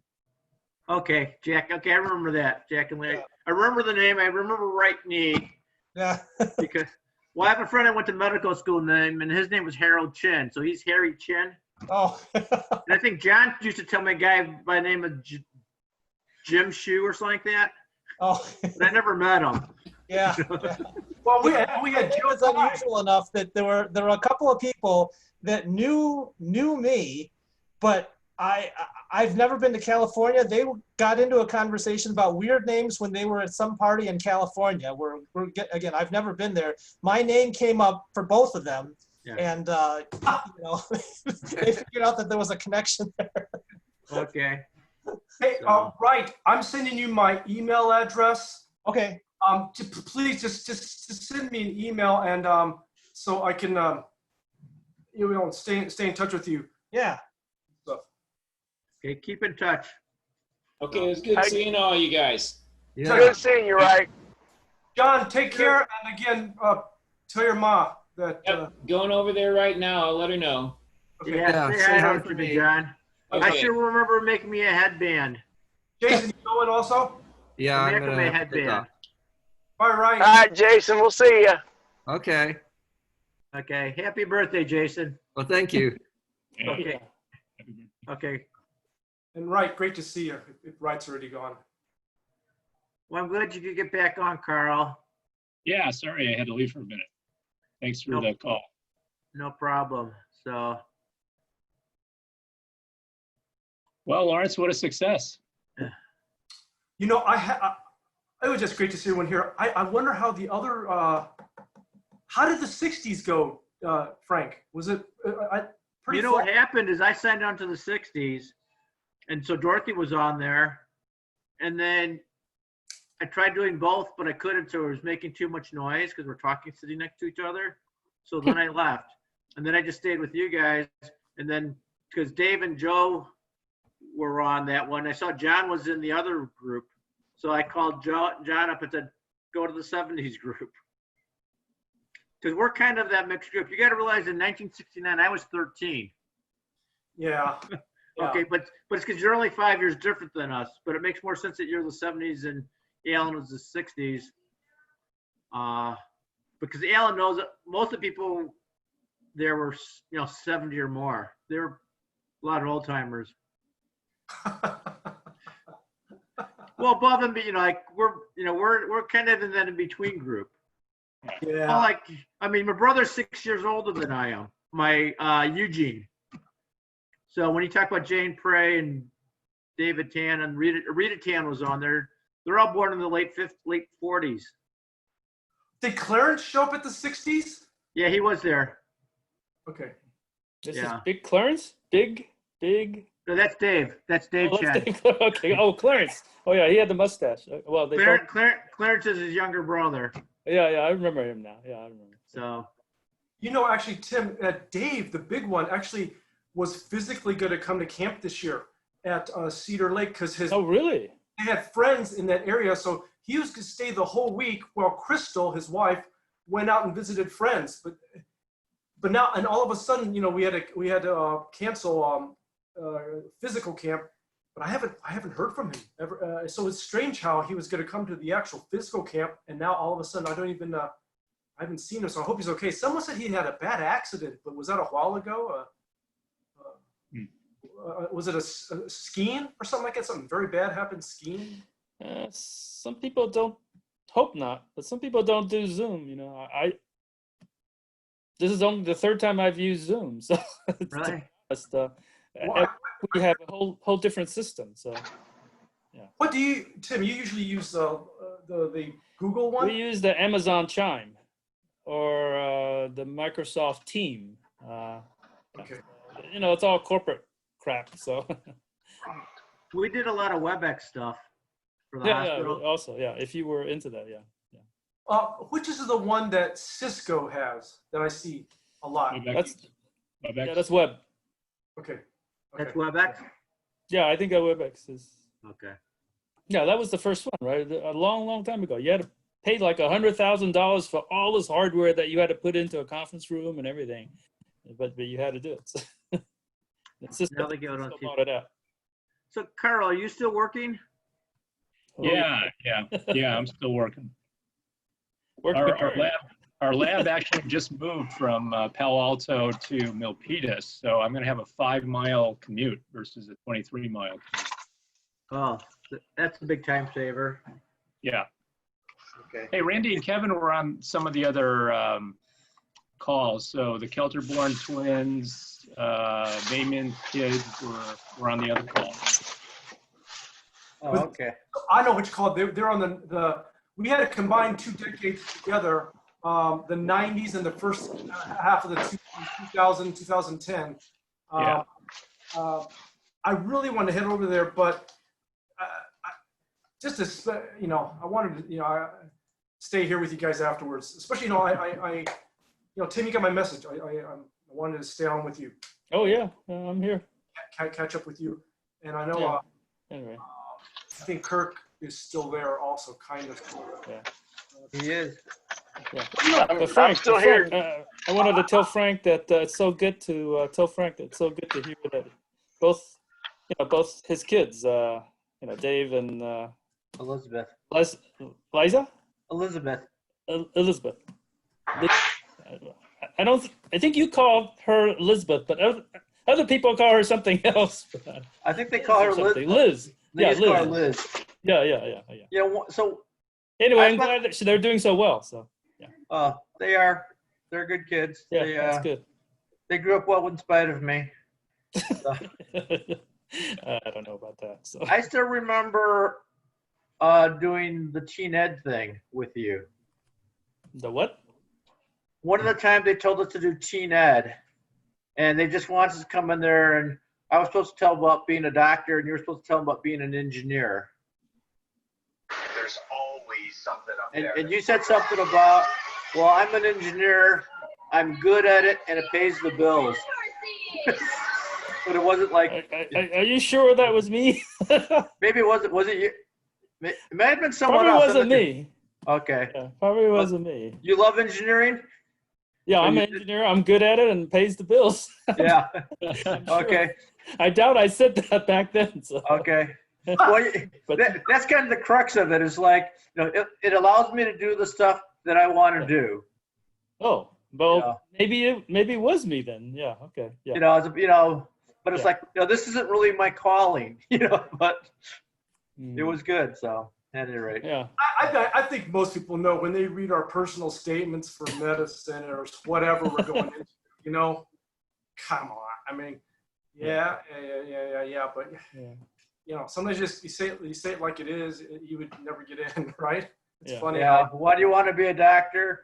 Yeah, I want to drive an Audi. I mean, come on. It's prestigious and I like money. Yeah. It's the same thing. I love biology. I love helping people. This is perfect role for me. Yeah. I hated all that statements. So. Yeah.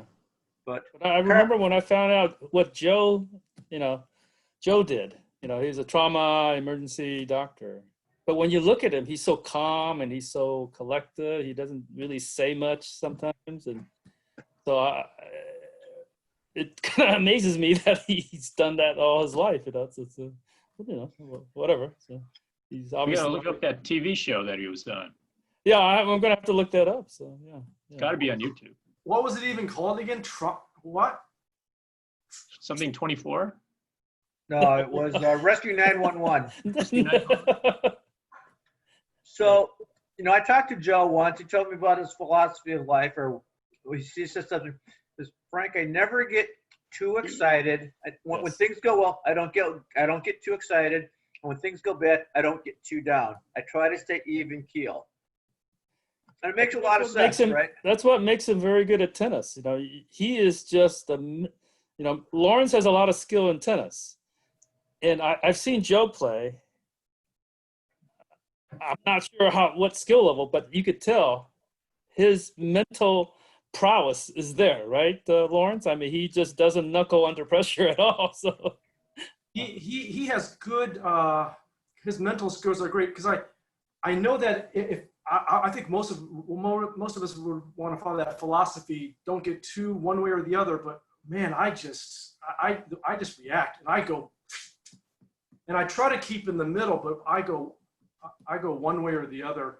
So I think he's fortunate that he's able to naturally kind of probably be that way and also guide himself. I think his upbringing something. He's natural.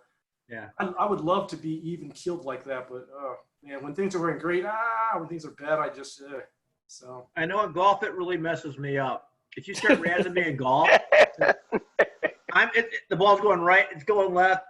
I'm hitting grounders. I mean, it's terrible. Yeah. Tennis is a little bit easier, but I'm such a bad golfer. But it's like I can't really concentrate. But yeah, Frank, try golf. Well, I've been trying golf for 20 years, but I'm trying to figure out why I'm playing golf. The harder you try, the worse the result. There's no doubt about it. So it's last time I won, I just tried hitting the ball about 80%. Right. And it was like the best I've driven in a long time. Yeah. But I'm still terrible at it. Yeah. Carl, you still taking dance lessons? No, I gave that up a long time ago. Oh, really? Yeah. Because Dorothy has me doing that now. Oh, ballroom? Yeah, because Elizabeth got married last year, so we did the father-daughter dance. Yeah. And then David got married 6 weeks later. So Dorothy said, well, I want to dance too. It looked like fun. You and Elizabeth looked like you were having a good time. It's like, yeah, okay. So now we signed up for all these lessons and we're doing virtual lessons, but I'm really Right. bad at it. I'm terrible. I Well, mean, Kevin's taking up K-pop, okay. so he's really into it. That's Korean pop. Yeah. So he dances there, or what's he do? Yeah. Yeah. No, he's on YouTube and he's loving it. I think Carl has a dance floor in his house for Kevin. Yes. Really? Yeah, we got him a Yes. floor. You got him a floor? Yeah, just the dance floor. How big is it? About 9 by 12. Not too big. Okay. Not too small. I saw a drum set. I saw someone's drum set. That was Kevin's drum set too, right? Yeah, That's I still Carl's. have mine. I still have mine. It's right there. Okay. Wow. Carl runs marathons. That's what he does. Used to. Kind of gave that up too, but I'm trying to do triathlons because we have this pool in the backyard. So we have this luxury of being able to, swim, and then you hop on a bike and then you run. And I find it to be very grueling. I mean, you're just trying to work out everything all at once. And you don't want to run because you're already tired. You still, So you live in the Lawrence, same would place you used to, right? What's that? You live in the same house. You Yeah, always did, right? pretty much. I Yeah. don't, I don't remember seeing a swimming pool, but maybe I didn't look hard enough. It's a nice one. There's a nice one. I remember seeing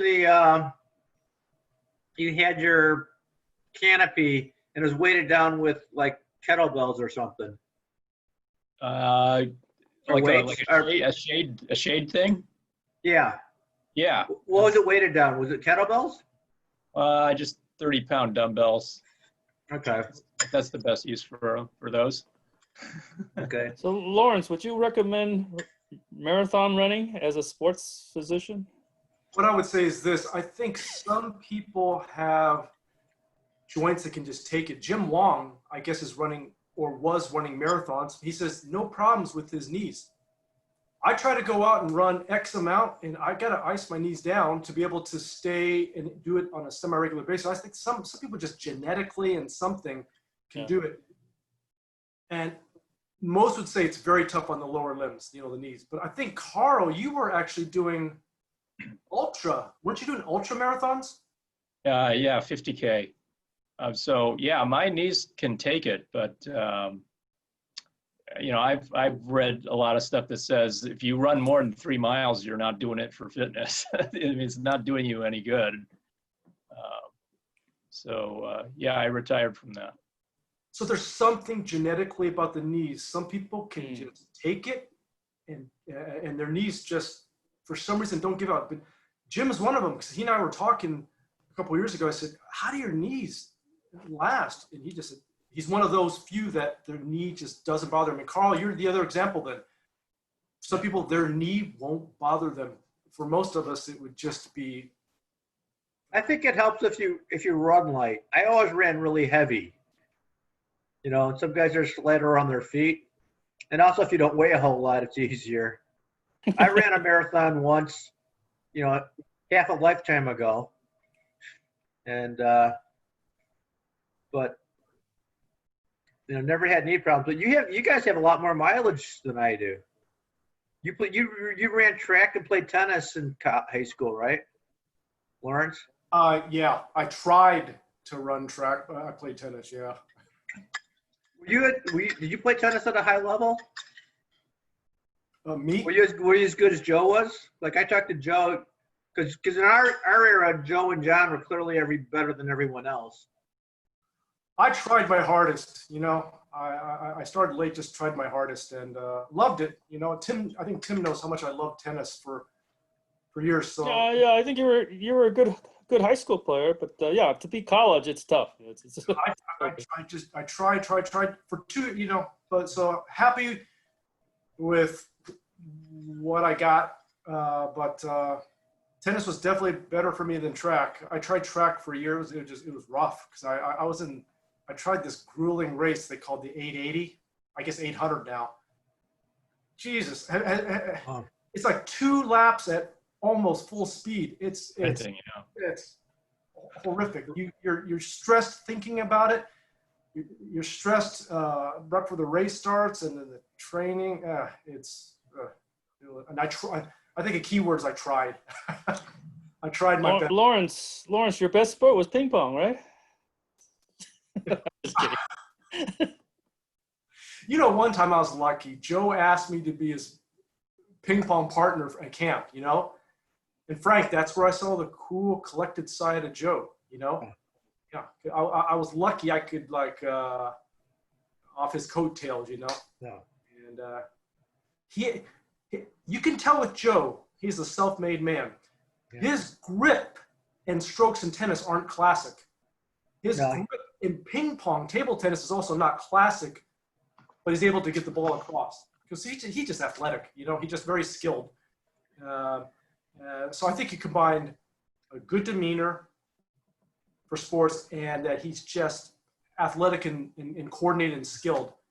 Yeah. Boy, he gets good. He plays ping pong or he plays tennis like he plays ping pong. Yeah. Yeah. The strokes. There's a lot of spin. Yeah. Whereas John had just, you know, these nice looking ground strokes. They look more, you know, fluid, you know. I remember John was so into it also, you know, Joe and John. And then Dave started playing quite a bit also, and Jim a little bit, but man, it was always Joe and John. I'm sorry. Yeah. Joe Lee and John Woo. Well, John played. So Joe went to Indiana, and he played on the tennis team there. See, John tried out at the University of Illinois, and he couldn't make the team. But it's just sort of like, I think if John lived in Indiana, he would have done a whole lot better than where he lived. He had to play Jason's high school, which is called Hinsdale Central, and they always beat him. They were just better. I mean, they're all, you know, it's more. Hinsdale's more of a country club area. So. Well, I to this day never knew Joe had played at. Are you talking about Indiana University or ISU or? IU. He played at IU. I never knew that to this year that he played college. No. Oh yeah, yeah. It was well known. I thought. Yeah, I even was a very good doubles player in high school. Yeah. Yeah. Well, I think he was a doubles specialist in college also, maybe. So. Yeah, I don't know. Well, I don't know how much he played, but he was on the team. But doesn't he still win the tournament every year? For his age group? Yeah, I have that too. He was playing on. There's a Domino's Pizza thing, a tennis thing where Domino's Pizza is the sponsor. He still plays. He's still good. He's still moving around there. And some of these things are it's over 45, some are over 50, some are over 65. Some are over 60. So there's different categories. But he's saying a lot of these guys over 60, they're still really good. Wow. You know, I can't cover court anymore. It's like, why even bother? You know. So. Well, poor Joe. You didn't see him last year. He came limp into camp, and he said, "Remember Joe last year had a knee on, just limping around." Yeah. Did he have surgery? What did he do to it? It's probably a meniscus in his knee. Oh, that's right. Yeah. That's right. You. I think we both examined him. He just limped around, but and then I think he's all healed up from that. But then he got sick. You know, a month ago. When did he get sick? Like a month ago or something like that. So he hasn't been playing at all. But he looked good tonight. You know, just to see him. He says he's back to playing 3 times a week now. Yeah, good. So he's back. So Tim, what are you doing? You're not breaking boards anymore, are you? No, I'm working mostly, but we've been working from home. So I've been working since early March. But one thing you don't know is my specialty is actually suppliers in China. So I've been to Wuhan. Really? Oh yeah, I've been to Wuhan, and it's. But that was last year. Middle of last year, I was at Wuhan. It's just a spectacular city. I mean, it's just huge. It's like 2 or 3 Chicagos put together, basically. Right. and that's what Wuhan is. Wuhan is in the center, a little bit to the. But anyway, yeah. So Shanghai and Hong Kong, those areas. So I came back right before they closed off all the airports. I came back from Shanghai the second or third week, January something, and then anyway, the week after I came back, they sort of, Mr. Trump, President Trump, Yeah, they started talking about it. doing all this rhetoric about it. Yeah. So I don't know if you know this, John Woo taught English in Wuhan. Okay. So that was like 1980, 1981. Wow. That's So I went to go visit him in Wuhan. Really? Yeah, I was my Back last then? year. My last year of medical school. I took all of my classes together, so I didn't have any vacation. At the end of the year, I had like 2 to 3 months worth of vacation. So I took it to go to China. And so the first 5 weeks, I visited my relatives and stuff. But then we went down, so I got on this boat in Chongqing and took it to Wuhan. And so John met me off the boat. That was before the dam was built. This is like 81. Mm-hmm. But he kind of described Wuhan as being kind of like the Pittsburgh of China. Like it was industrial and it was kind of hot and humid. It is. But when I was there last year, middle of last year, when we were driving from one side to the next, we just had to go across. It took literally 2 hours, and I saw, I'm not exaggerating, about 25 cranes building these huge buildings still, Oh, really? So it was still being constructed. It's just incredible. When people say you never see this until you actually go to China, they're telling the truth. So yeah. I was there in 2012. How was and Shanghai? Or? Went to Shanghai, Beijing, mainly Shanghai and Beijing. Elizabeth was studying Chinese, and so actually, she was living in Beijing, and during the Olympics, they basically had to move out of Beijing. So she went to go visit my relatives in Hunan, where no one goes to Hunan. And then the following week, we went back over to Beijing, and they were still having the Paralympics, and I didn't know that. But after the Olympics, they keep the same venues, but then the Paralympics athletes come in because they have all the venues all set up already. And so they came in there. So it was kind of nice because the air quality was much better during the Olympics because they made them do alternate day driving and stuff like that. And so it was pretty good when we went there. So Yeah, the air pollution is just as bad as they say. I was on the train for 3 hours in China, and throughout the whole 3 hours, it was polluted. It was foggy, but it looked like pollution and fog. It was incredible. yeah. It's. I don't have a real interest in going back to China until they No, figure no, out no, the air condition, the air quality. But there's guys who work for Dorothy's company in China. It's like they go there and their kids are there and they're sick all the time. I'm sure they're going to have a lot of lung cancer and stuff in years. But Yeah. Anyway, I don't want to keep talking about China, but I think there's a lot of trouble, I think, brewing in China that they're trying to hold back. I don't really trust. Well, I think the bigger issue is what's going to happen to the stock market. Uh, Even before the COVID, if China fails, it's taking everyone with it. But yeah, let's not talk about the stock market. Okay. How about you, Kirk? What are you doing? As far as what? sitting here just listening. Oh, exercise. Wife playing and kids. Playing some golf. No longer have a wife, but I do have some kids. So my actual oldest daughter, Brittany, is 31 now. God. And she actually some of you guys might remember, I actually brought her to camp when she was like a couple months old. She was not very old at all the first time I brought her to camp.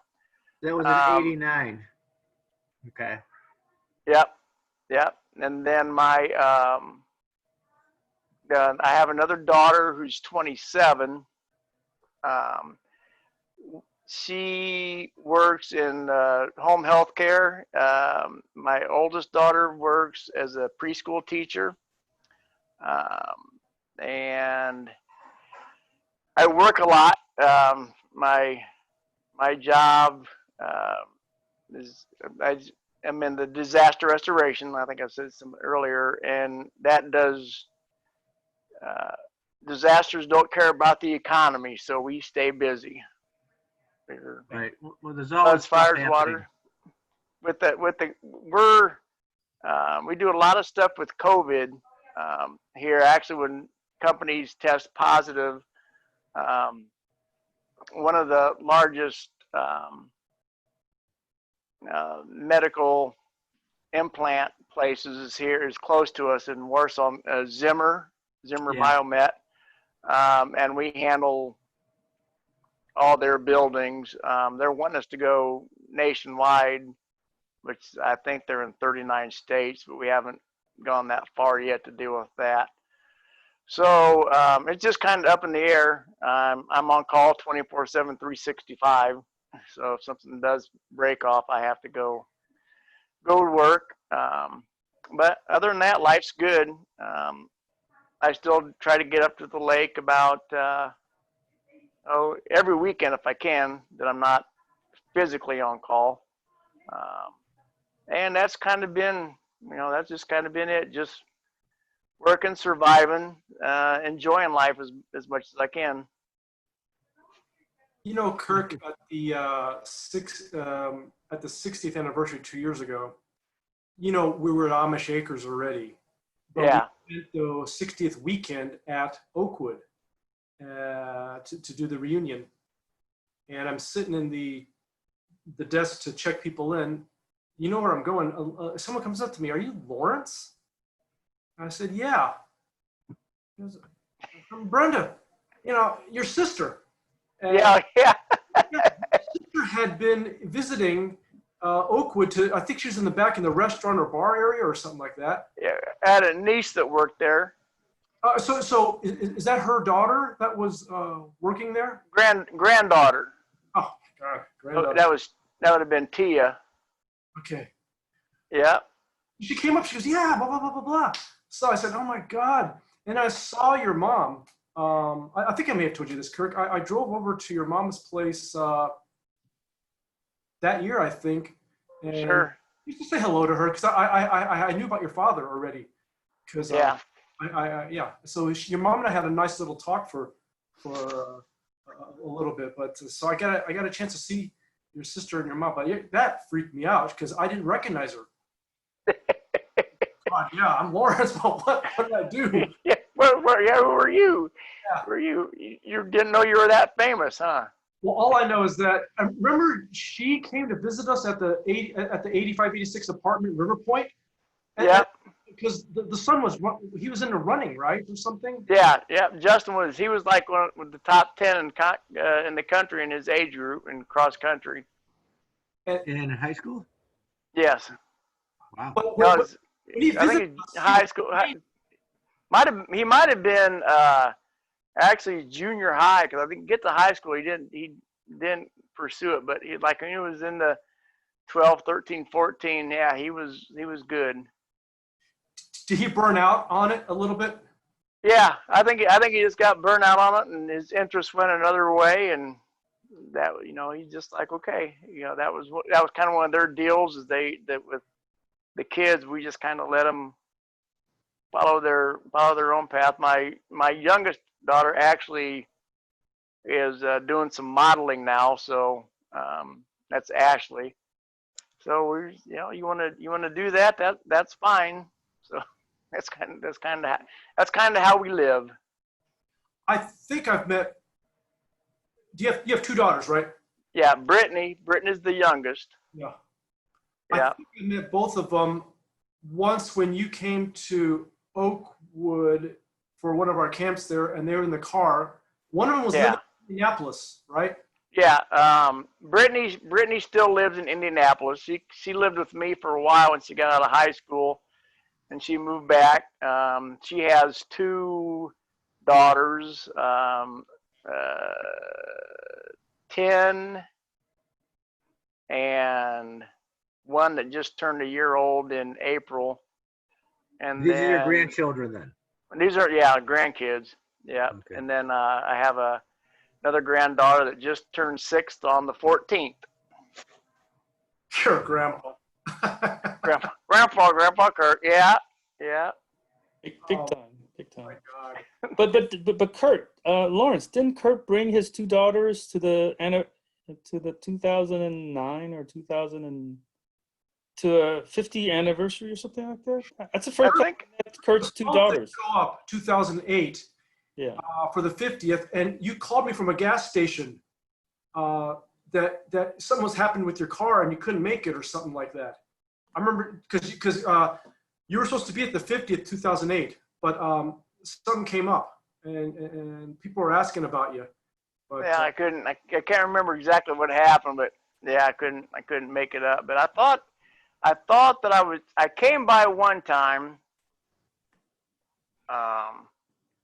With my ex-wife. We came in there for banquet or something, or we came by after banquet. When that was when they were still doing stuff in the lodge, maybe. Yeah. Well, yes. You were there because you brought wedding photo albums and Hugh's dad and mom were looking at them at the where was it? I think we were at the lodge. It was the academy by then. The lodge had been wiped out. Oh, it was the academy. Yeah. It was the academy, and you brought wedding pictures with and I'm so sorry, I forgot. Angelica. Okay, but we were the basement of the academy looking at your wedding pictures. Yeah. That's what I for sure remember, looking at your wedding pictures, and Hugh's mom and dad being there made it feel really like camp again, because for me they were like my memories of camping, like Hugh's parents and stuff like that. Yeah. I don't know if you remember, Frank, or not. That's when we were trying to get camp going again at Oakwood. And when Hugh's parents showed up one year, I said, wow, this is nice. It feels kind of like the old days. What's going on with Oakwood now? What year was it? 2002?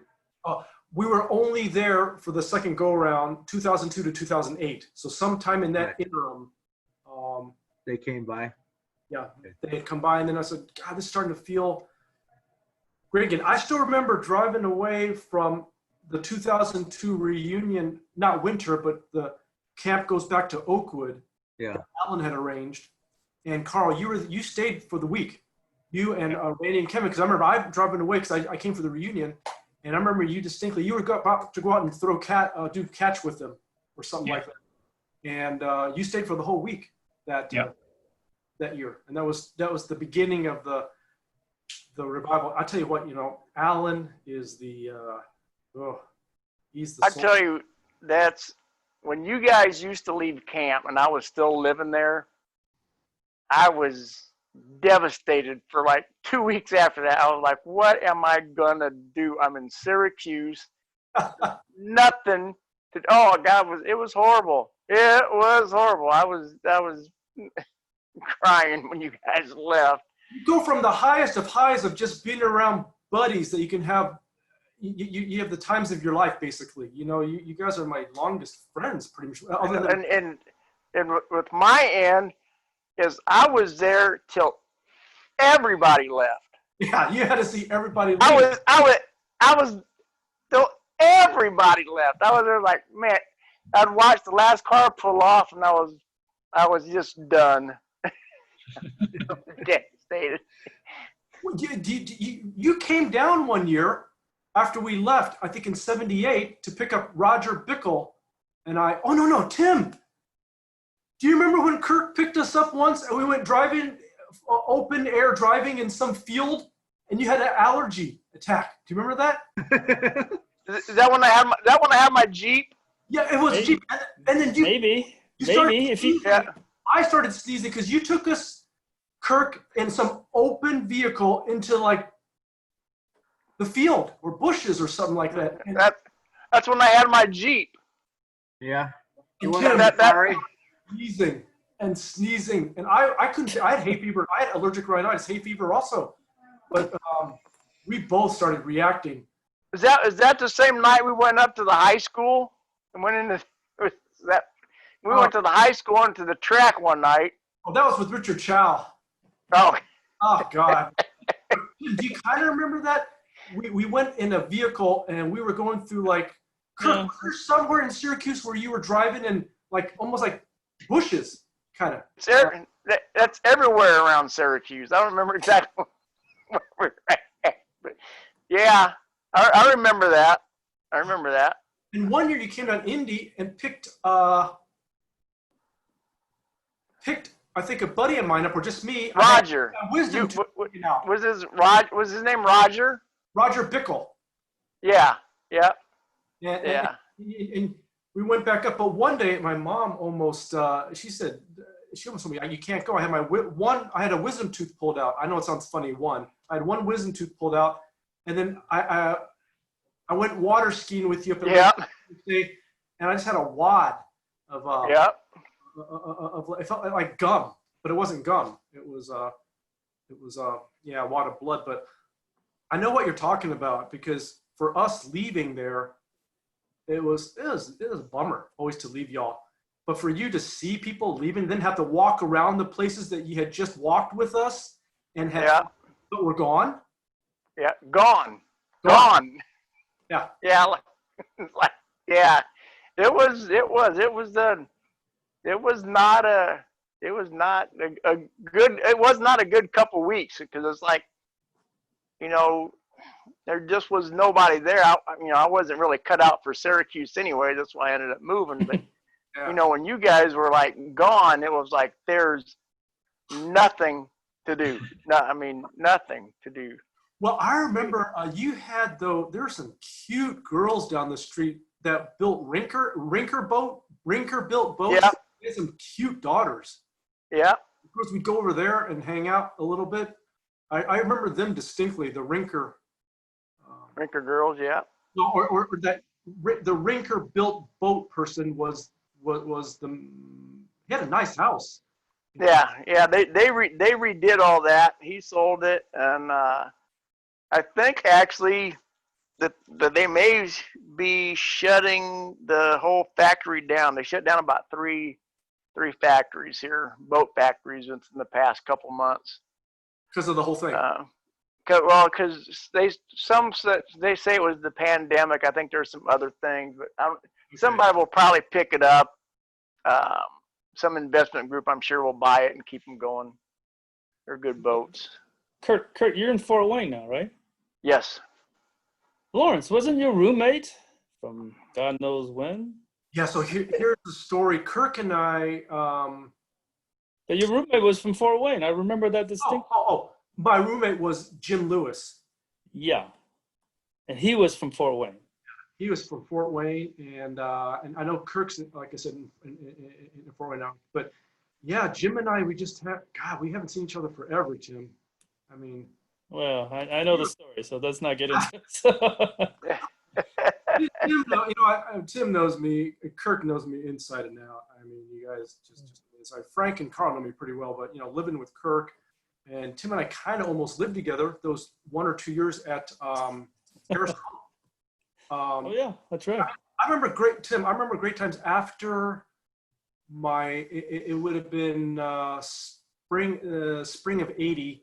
The semester just ended, and we were just celebrating, you and I, having fun. I remember we just had fun, and we just crashed out on the ground in the dorm room. And 2 movies I distinctly remember going to see with you, Tim. One was some Eddie Murphy movie where he was doing stand-up. It was a recording of him doing the stage show. and you and I had seen that.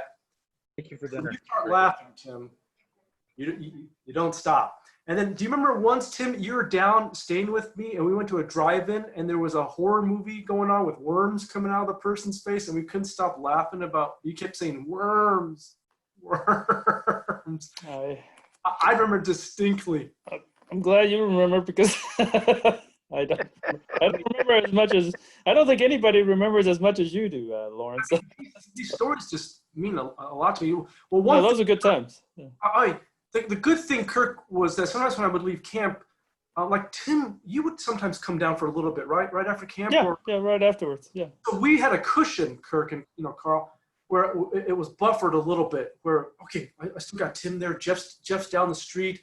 We still got a little bit of a camp going, but I completely imagine, Kirk, because I've been in scenarios where the whole group leaves and you're still in that scenario. You're walking around going, just think, a moment ago, yesterday we were all walking around laughing, having great times. Now gone, absolutely gone. Yeah, yeah. I never thought about it, but yeah, you're right. I mean, Kurt is obviously just as invested in camp as we are, right? So for him to have to stay while everybody leaves, that's horrible. I just can't imagine it, actually.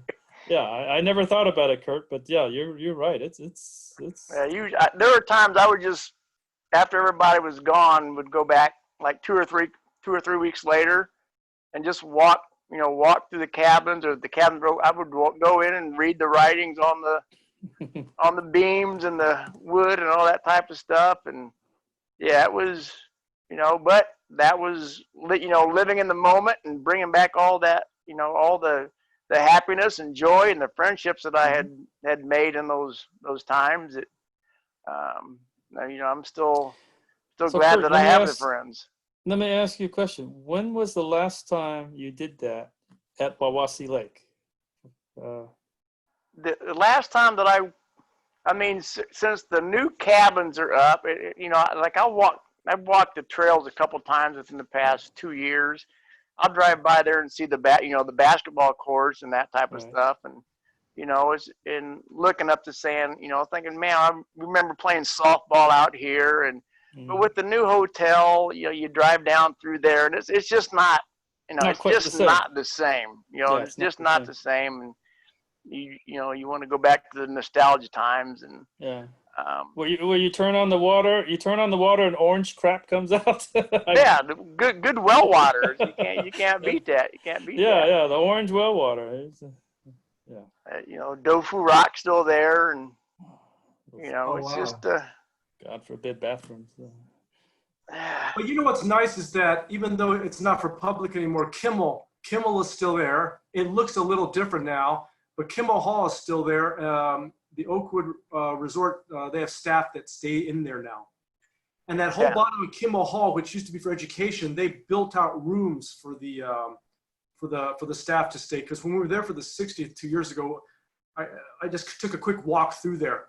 And it's for staff, but it's nice, it's still there. But I think the little round chapel is still there also. So there's some angles where you look and you can kind of feel it still. You can still feel the camp. You see some cottages that still look a little the same. Yeah.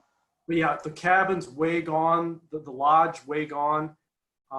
In fact, Kirk, I found a video. Do you remember Clement and I coming up for Labor Day? Right before they tore the lodge down, and you and I and Clement walked around, and we got video of the lodge. We got Kimmel. Then we ran into Julie Hartsaw. Yeah. And then we ended up going to they call it the Pitch Inn or something like that, dinner at the church or something like that. Yeah. So I know exactly what you mean. You walk around, you can get kind of the feel for camp. What year was that, Lawrence, when they were turning My guess for you is going to be 97, 98-ish, because we had not gone back there yet, Tim, for the 2002 through 2008 years. And I remember walking going, God, camp used to be here. At least we got Clement and Kirk next to me. And then we ran into Yvonne Shu. Because do you remember that? Because they had that little cottage right there on the channel. Yeah. This was a crazy night to tell Tim and Carl and Frank, Kirk and I and Clever just walking around trying to reminisce about good old camp days. Then we run into campers that live there now, the Shu family. Do you remember Yvonne and Eugene? Shu, S-H-U. Yvonne had a brain tumor when she was younger, Right. so she would walk around, I think at one point with some dressings on. The father was Howard Shu, S-H-U. Howard and Sheila. Yeah. Yeah, yep. Howard and Sheila Shu, yep. Memory. Amazing. Lawrence? Yeah. I went to China in 1975 and I ran across them in Hong Kong. I was like 18 years old or 17 years old, I think. Oh, at that time. As 18. But it's kind of funny. We're in the middle of Hong Kong and I see the shoes. It's like, oh, Uncle Howard. The chances of that, are just crazy. But this camp has brought us a lot of stuff. Frank, I thought I had a good story, Frank, because the last person that I think that I have actually had physical contact or has physically seen in person was Alan. And I ran into Alan a few years ago in Miami at the airport. I was getting ready to fly out somewhere and he was flying out, and I look over and I was like, that looks like and so I walked over and it were two different gates, the whole thing, and I just happened to pass him. So, that was he said they were down in Miami doing something. Actually, I think it might have been Fort Lauderdale or right, one of the two, but yeah. So ran into Alan there. Like I said, sometimes it's such a small world, and our camp connections have just it's just great. Claudia's daughter, have most of you met Sasha before? Yeah. No. Okay. Claudia's daughter Sasha was, I think, somewhere in Europe and looked across the street and thought she saw Mark Chow's daughter Sarah and never approached her to ask her, but later on asked, were you in blah, blah, blah at a certain date? And Sarah said, yes, I was in somewhere maybe in England on that day at that time. So it probably had been Sarah, but Sasha had not gone up to say hello because she said there's no way. So yeah. It just, like I said, it's a small world sometimes with camp stuff. Hi, Leslie. Hi, sorry, Wellington suddenly disappeared in the middle of a sentence, so. You got kidnapped. I was just looking for him, so. You guys, I looked and I didn't see anyone still over there, but is the breakout room still open? It was, but it was just me, which was a little bit lonely and kind of anticlimactic. I left the room. Wellington tried to get admitted right here again just a second ago, but I said looking for you. I know. I admitted him, but I don't know where he's not. And Leslie, if you can hear us, I think you're on a Wi-Fi. You just not just froze. You disappeared. Oh my God. And Carl, I get a feel for you're in a loft area, obviously, in your place. Joanne just came up with this exercise bra. So. I'm just upstairs. Yeah, there's upstairs. But you have it looks like a very loft open area for. Yeah, there's only 2 rooms upstairs. So I don't know if you can... Yeah, you could pitch a tent in that room, Lawrence. So you're correct. So yeah, it's really cool. I know I saw Kevin Rainey's doing good. I know he's very determined right now to with medical school and stuff like that. So yeah, he's applied again. So hopefully this round will be a good. And Kevin's an auditor at PwC. And what's PwC? I'm sorry, it's PricewaterhouseCoopers. It's an accounting firm.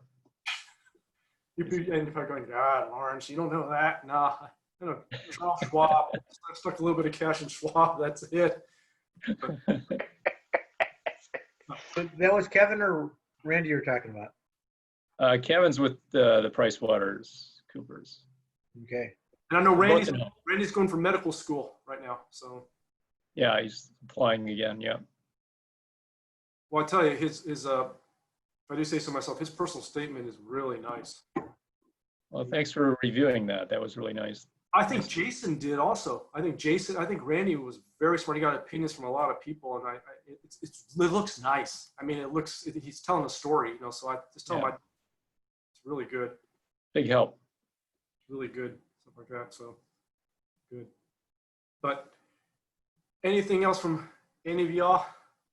Well, Lawrence, what's the future for camp? I mean, me and Carl have actually talked about going to camp, just me and him, and just playing. Tim, you may have heard me allude to it. There's a lot of adults that go just to go because they have so many bonds at camp. Yeah. And I think the future's actually really good right now. I think this year, I mean, looking the glass half full with COVID-19, I think we have 160 plus people right now registered, and we used to never, get 80 or 90, over the past number of years. So we had 160 before the reunion started. Yeah, they're not going to all be there for every session during the week, but I think we brought in some old campers that haven't been there a long time, and there's some new ones. This Cedar Lake Ministries, it looks like you've walked in back to Oakwood as far as the feel, yet their restaurant facility overlooking the lake with the food that I saw that they were going to serve us this year, buffet, style.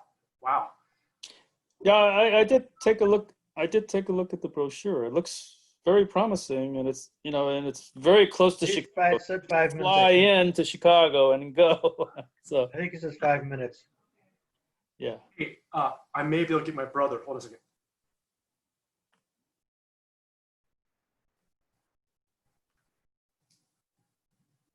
And afterwards, we can all go to Fort Wayne, right, and have a good time for about a week.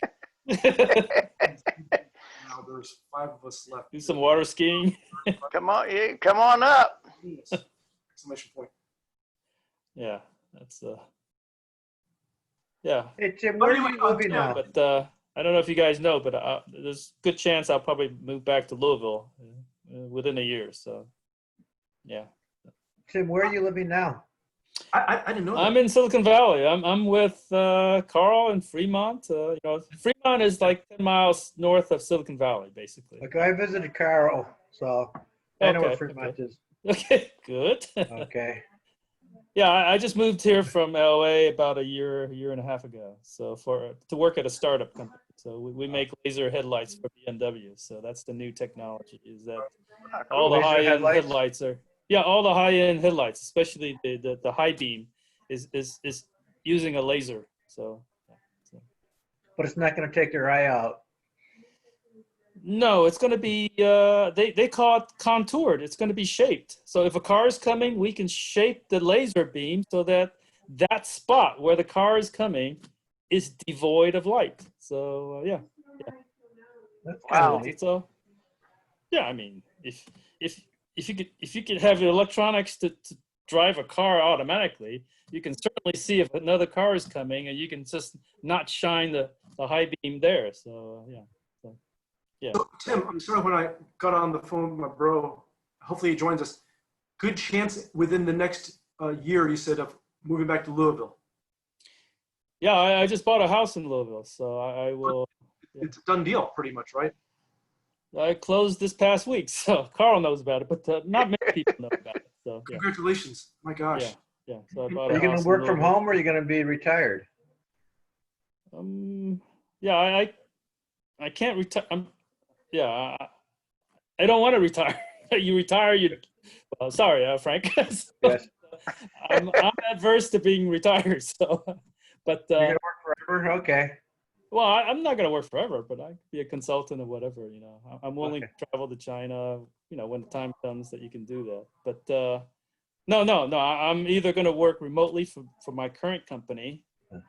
And there's a lot of incentive because it's a startup. It's going to go public, probably IPO in probably a year and a half. So it's incumbent upon me to stay employed. So, but that's predicated on them letting me work remotely and maybe cutting my salary a little bit or whatever, which is fine. So yeah, but I need to get back there just like Lawrence. I need to get back there for my mom. So my mom is. Is it your ma? Yeah. My mom is a attorney. Right, did you have your phone? What? Yeah, my mom's going to be 88 pretty soon. So, and my father passed away 2 years ago. Hey, Dorothy, can you come here? 2017. Yeah. It sounds like you and I are going down a similar path, and Shuka also. Our fathers all have passed away recently. And our moms are left right now. Yeah, my mom is having some dementia issues. My middle sister, Brenda, the one that you saw at Oakwood, is actually moved in with mom, and she sold her house on the lake, and so they're doing a major renovation at mom's house. And then my oldest sister and her husband bought the house right next door to mom's. Lawrence will remember and Tim, you were there too, but our neighbor had a big garden next to our house. And so they bought the house with the big garden, Wow. So everybody, mom has family surrounding her, so it's good. Yeah, my mom is all by herself right now. So she has a very, 30-year church that she's belonged to. So, but I need to get her pretty soon. So, yeah. So that is her. That's What? where you got to go, because you got to go there, just like I got to be here, because mom's little circle of friends are all around here, and it's all she's ever known. God, it sounds like all of us are heading down some paths that sound very, very similar. But family has to take care of family, right? Sure. Yep. Yeah, I mean, that's the way we were raised, right? So, yeah, I mean, when we were young, just like you, I thought my mom would move to San Diego with John or move to me or somewhere, but it's next to impossible. I mean, I even bought a house, but my mom says she wants to live in the old house. So I'll just rent out the new house, and live with her until whenever. So yeah, it doesn't matter to me. It doesn't matter to me. You sound exactly like I'm looking like what I'm doing right now. You know what I mean? I'm here in Indianapolis, for 16 months. I may, you may end up being there. I've already admitted that I feel more probably I sold everything. I sold my house. I don't trust the stock market, so I took all that money and I went and, not all my money, but I bought a house in Louisville because that's, to me, that's the right thing to do for me. So do you still have a lot of contacts back in Louisville, friends you grew up with that you can not really. But I mean, that's where I grew up. Just like for you, Carmel in Annapolis, Carl, is Carl may stay because his kids are here, so or potentially be here. But Yeah, they're here now. So yeah, and Joanne's family is here. So there's, in other words, there's things holding Carl here, but there's nothing holding me here at all. Nothing whatsoever. Joanne's parents are a mile away, so we'll have to take care of them at some point. Yep. Yeah. That's the way it is. Sure. Well, that's the. God, with the four of you here, I say to myself sometimes with how fast time has flown by, that if I'm lucky, I still have a third of my life left, but only a third. And that's if I'm lucky. You know what I mean? If I'm lucky, maybe I'll have 30 more years right now. But this, these close to 60 gone. And knock on wood, if I'm lucky, I'll have 30 more. I can't count on it 100% that I'm gonna have 30 more. But when I think of it that way, it's like, wow, time has flown. And then, Lawrence, you better think about it that way, because that's what's going to happen. Yeah. It is, right? I only have 25 good years. I know exactly when my father got. So my father died of dementia as well. So dementia just tore right through him. In 3 years, he was gone. So that's a tough thing. If you haven't lived with anybody, my mom, she gets around, she's cognizant, but she'll ask the same question, 3 minutes later. Yep. You just have to be patient. It's like, well, Mom, well, have I eaten yet? Or are we going to eat, Mom? They went to get food 5 minutes ago. And, it's rough. And when they start, not recognizing some family members and that type of thing. It's just, you know, it's a tough road. But I think all five of us know. I mean, both Carl's parents passed away, and you know, Lawrence did what he did, and I got to give it to him. You know, and me, you know, my two brothers withdrew, and exactly like what you're saying. You know, my dad started asking the same question, and you know, somebody has to cut his hair, somebody has to shave him and change him and stuff, and so I did all that because, you know, I'm. That was, yeah. So you're at the I was point not his favorite son, but it doesn't matter. He's your dad, so yeah. Sure. You had the opportunity to be able to do it with, yeah. So hats I was off. glad to, yeah, I was glad to do it. Just like you're probably very glad. I got very close to him before he passed away the last few years. And I was very glad. Yeah, you know, Tim, I don't know if you remember or not, you know, I got a chance to see your parents again when you started coming back to Oakwood sometime in 2002, 2008 with your brothers. And I remember seeing your mom and dad, sometime between 2002, 2008 there. Yeah. No, they enjoyed it. That 1 year, I think they came back. So.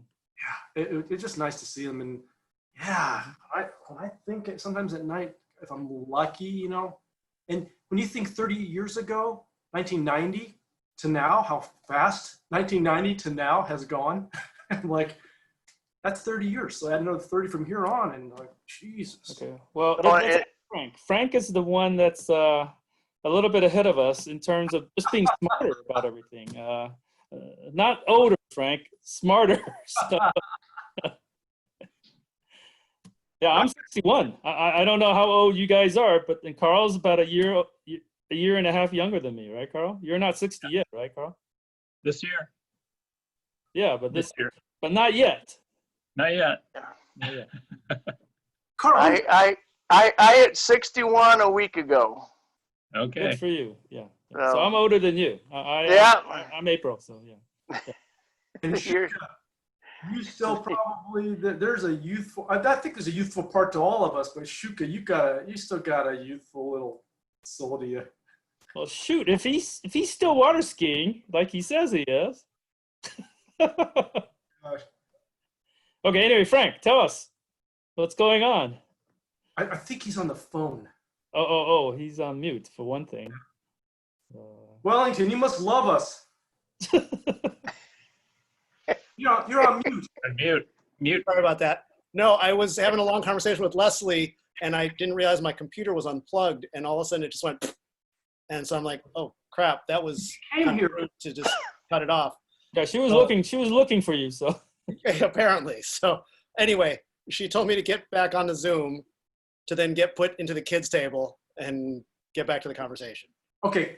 Carl, I want to make you host for a second. I gotta use the restroom. So, guys, so Carl, I'll make you host. Wait, Lawrence, you're not in the bathroom now? Well, that's a long-term Zoom. He's the outside Kimmel Hall. Can't you tell, Wellington? Go outside, man. Yeah. Wouldn't be the first time it's happened around camp, I'm sure. For sure. Carl, you're a host. Guys, I'll be right back, okay? Okay. God.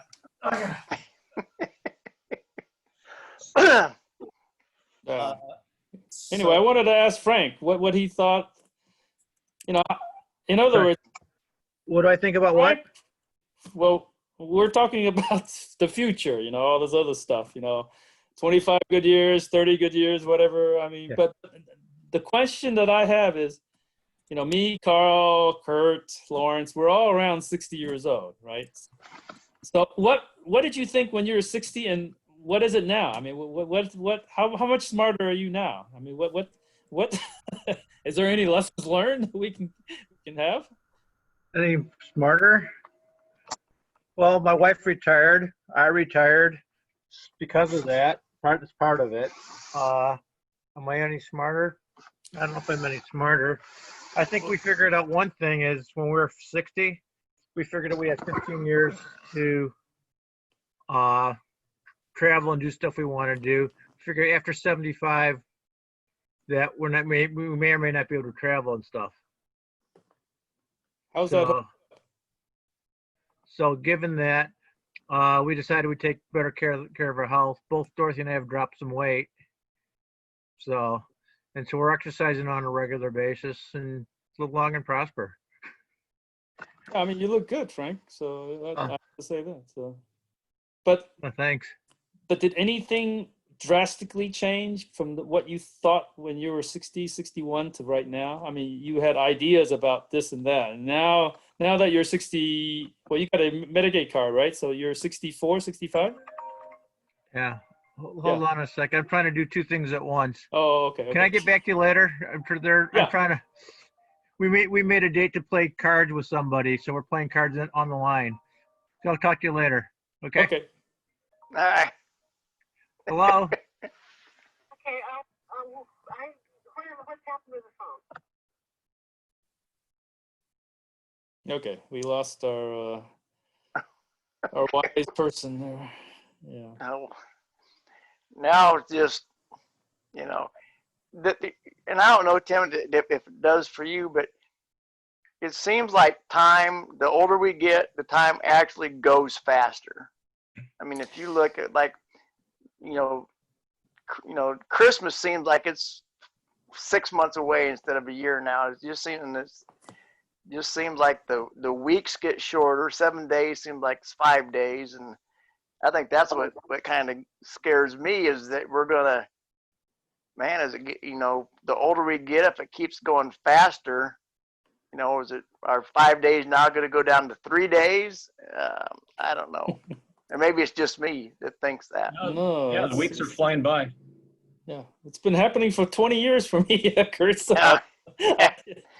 But it is getting faster. It is getting worse. Maybe that's the best way to put it. Yeah. The last 5 years are kind of cajoling a little too closely for me. So. Yeah. You start, like I said, I start looking at my, for me, my grandkids, like, she's, her birthday came up that quick. I thought that was just like, 3 or 4 months ago she was born or something. But it's it's just kind of one of those weird things. They say the older you get, the faster time goes, and you don't realize it till you get older, and you say, now I know exactly what they're talking about. I know exactly what they're talking about. The time is flying for me right now, guys. Yeah.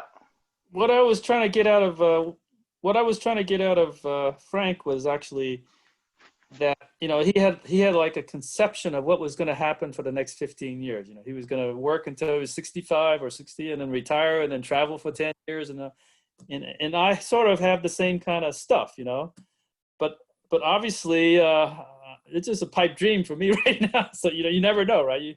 But Frank actually lived the next 5 years, and I was thinking, man, what if Frank just told me what he thought when he was 60, 61, and now that he's 65, what actually transpired? We're all the good stuff, so. And I'm like you, Tim, that I don't know when I'll retire. And it's not because, if and when I can. It's I don't know what I'm going to do with myself at that point. I don't have, it's not like I'm a big fisherman. I've got something to do, all these, all this stuff that, people do. I go out and build a wood shop, and I make tables and chairs. I was like, I would go nuts. I go nuts sitting home on a weekend, trying to find something to do. It's just crazy. Well, you know what my idea was? Or is Leslie trying to get a hold of Wellington right now? Yeah, what we're doing is I'm putting Wellington and Leslie back to breakout room 1 because that's where they want to go. They haven't finished, right? So. Yes, time is going really fast for me too, and I'm a little nervous that when I catch you guys, it's going to just go faster. Oh, it will.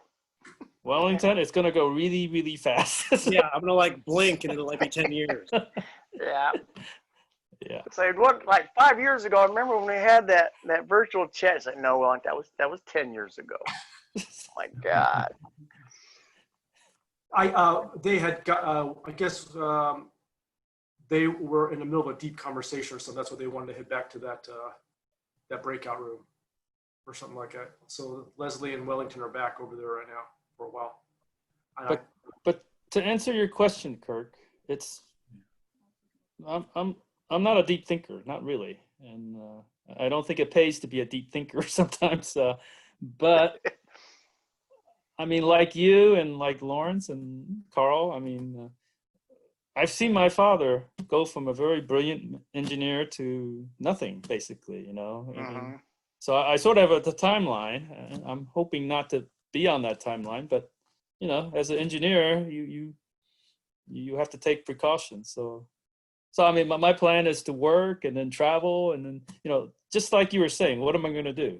My thought was, I was always thinking, you know, I accumulate wealth, I retire, you know, and I take care of my mom and dad. And, you know, I took care of my dad. Now, obviously, I have to take care of my mom. And then in the meantime, I'll travel until I can't travel, which is what my dad did. My dad traveled everywhere in the world, all the way in his late 70s. He went to Russia, to Argentina, New Zealand, Australia, anywhere, everywhere he could go to, Brazil, you know. So I haven't went shit basically, other than for work.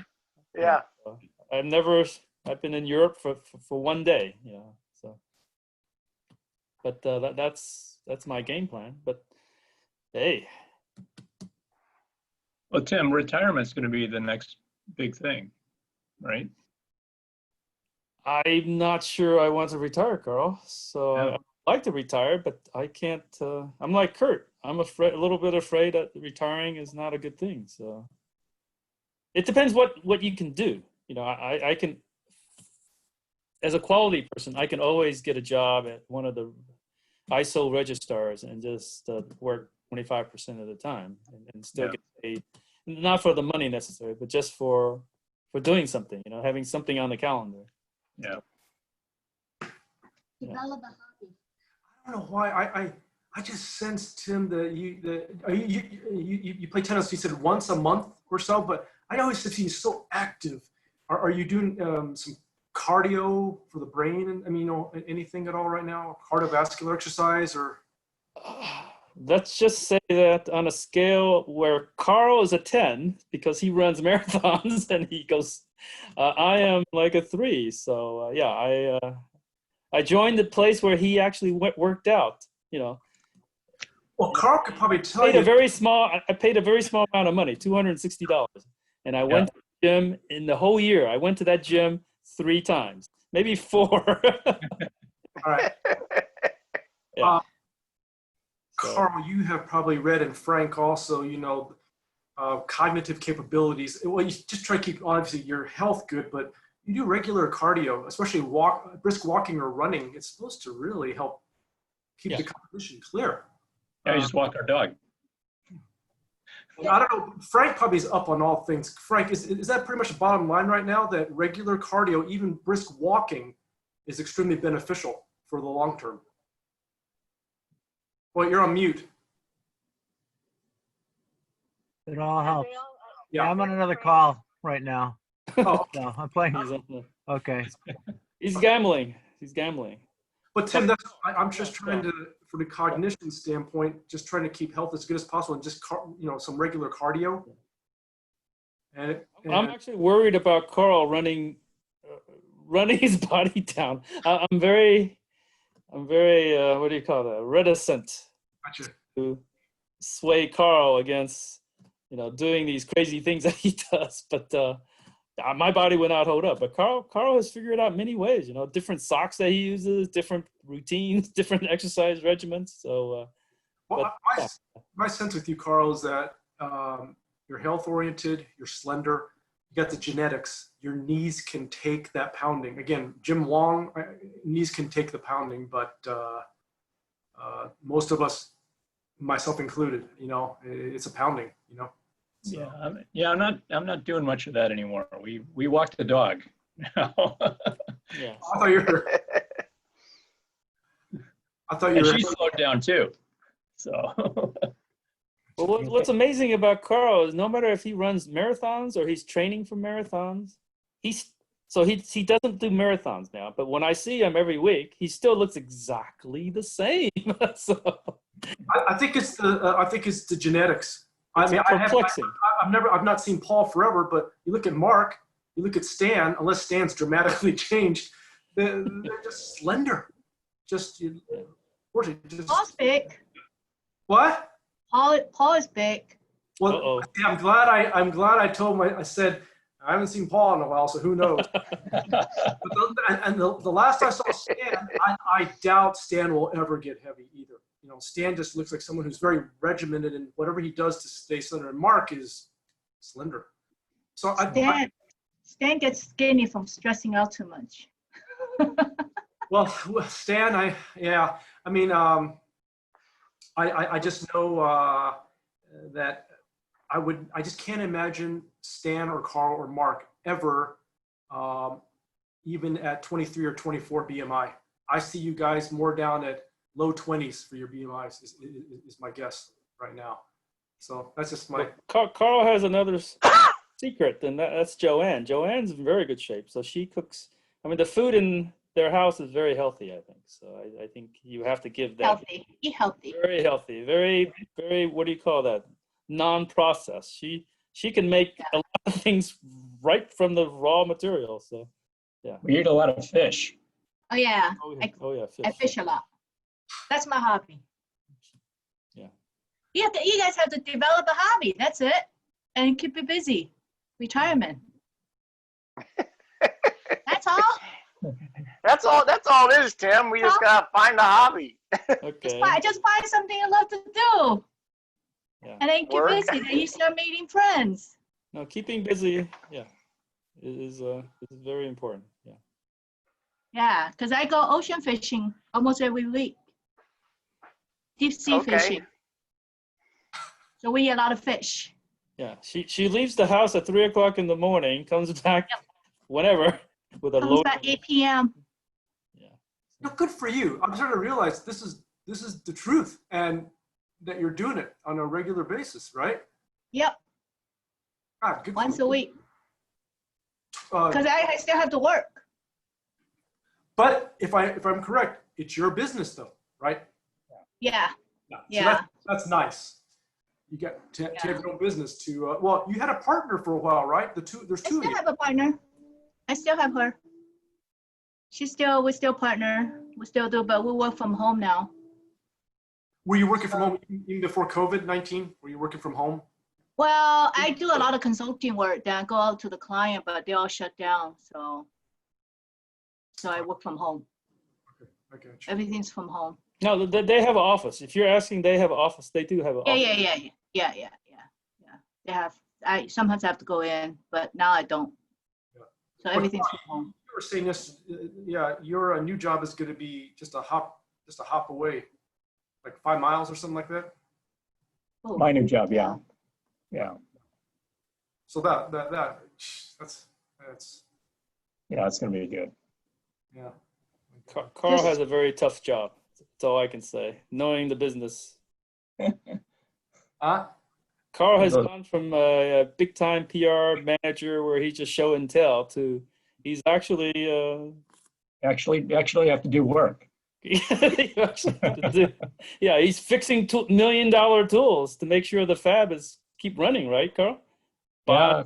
Equipment and instructing people what to do and stuff. So yeah, it's not easy. You got to put on. You have to also put on that bunny suit. Yeah, clean room bunny suit. Tim knows all about it. He's in the same business. Yeah, I've been in that business for a long time. So semiconductor, fabs. Yeah.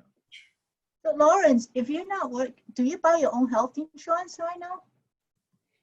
Do you buy your own health insurance? Yeah, I was fortunate. Well, for many years, the group I worked with, Kaiser Permanente in Southern California, if you work there, you get your coverage.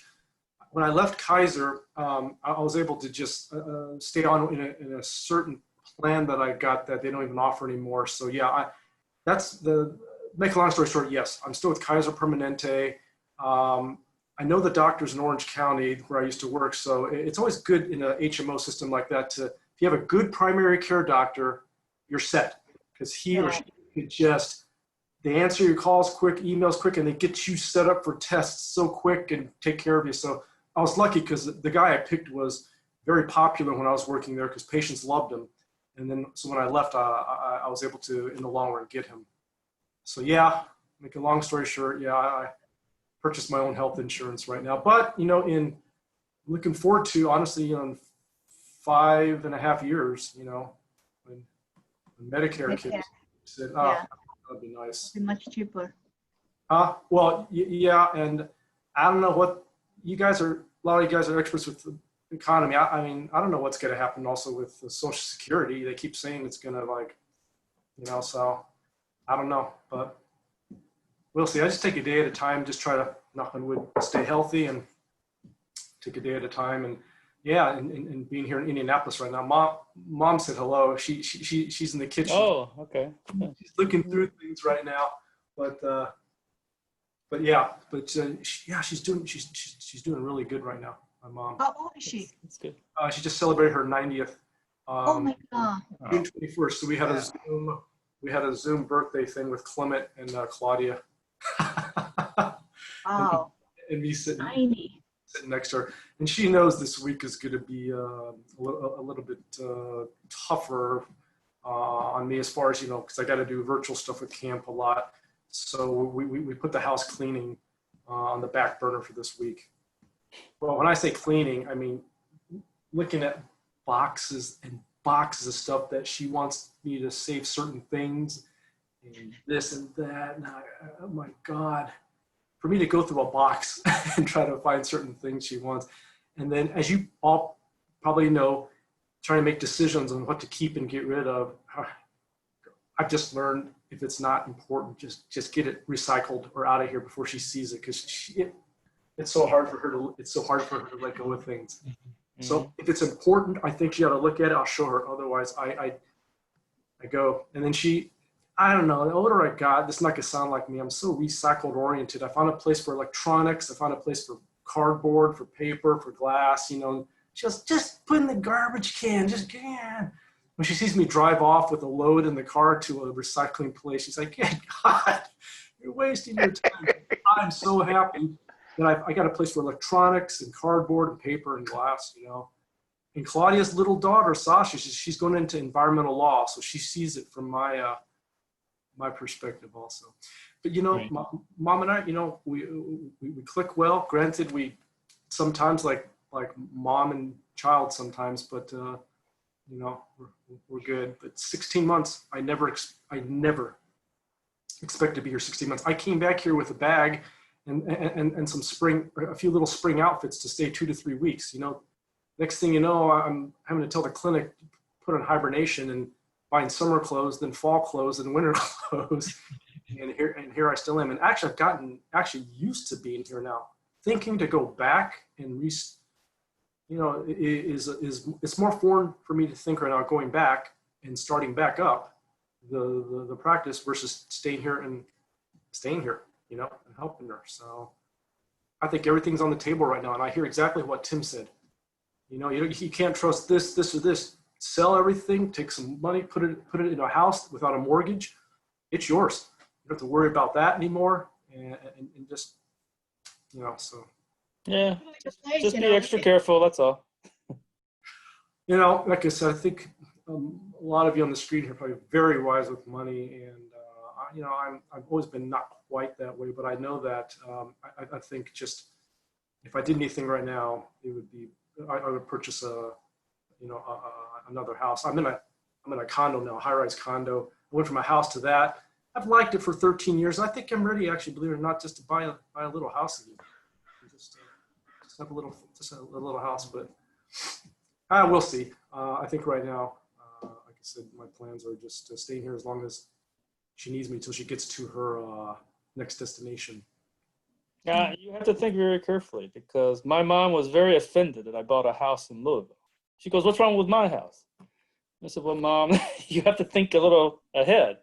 But once I moved back there, my salary goes almost, you know, will crater, right? Yeah. And I will have to start a new job maybe, and then nobody want to lend money to somebody who just starts a new job or has a lower salary. You know, why did you?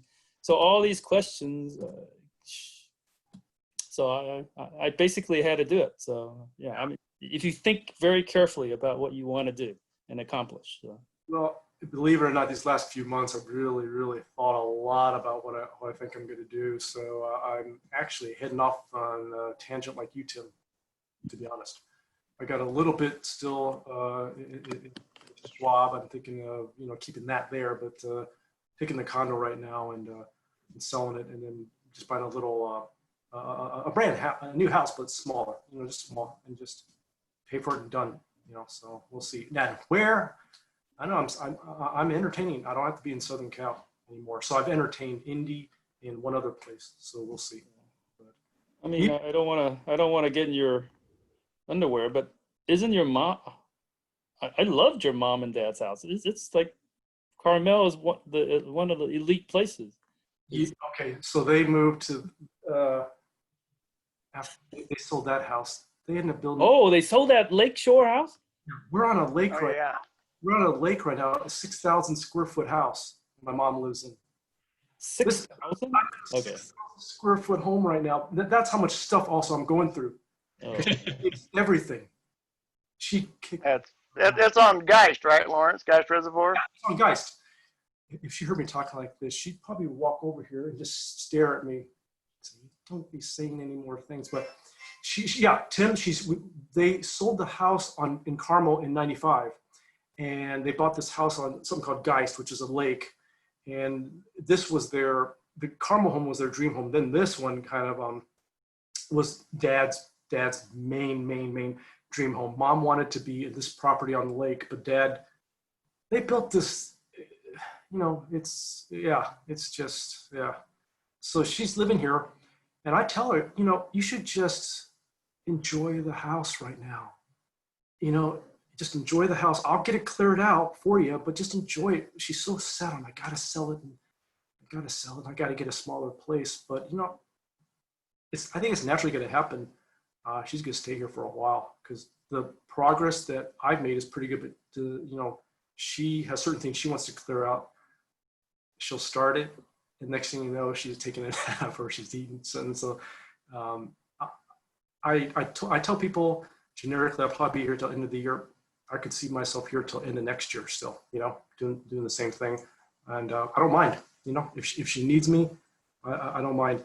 And Claudia and Clement are telling her also kind of, just get it cleared out. And we could put it on the market any time that you want to, Ma, but enjoy it right now. So I think she's starting to teeter that way a little bit, because my dad just passed 6 months ago and her mind has been, okay, sell. I got to get a smaller place that I can handle by myself. But, she's starting to realize, and Clement's only 6 miles down the street, but he's absolutely so busy with life that he'd be here if needed, but it'd be a lot of pressure on him, So, I don't mind. I don't mind.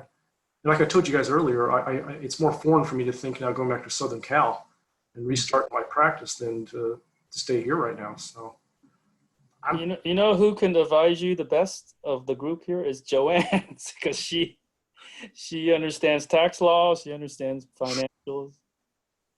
Well, I knew, Joanne, you're an expert with that, and maybe we can talk sometime. But in my mind, I've got it set. I keep this X amount in Schwab. I may do a robo advisor. Maybe I'll get your advice on that. Sell the condo and use all that equity and just buy a house in, I'm thinking here or this other city right now. So we'll see. We'll go from there. So I'm playing with you, Joanne. I got a little plan right now. But Tim, it's heading down a path very similar to you. To be honest, I already have a realtor in Southern Cal looking at my place. I don't have a realtor here in Indianapolis, but I got a realtor in another city, maybe looking at some stuff. So you can move your practice, or would you close it, or? I think at this point, my practice, I may keep it open by name because I don't want to lose my California medical license. But then two other people want me to open up a ASC, an ambulatory surgical center with them, and the cash for that. I don't know if you know about it. It's off the charts. I don't want to do it. I don't want to. No, I don't want to do that. So there's no Kaiser. California, or they want to do that in Indiana? Okay, so Tim, I'm sorry, you said there's no Kaisers, right? You said? Not in the Midwest, right? Correct.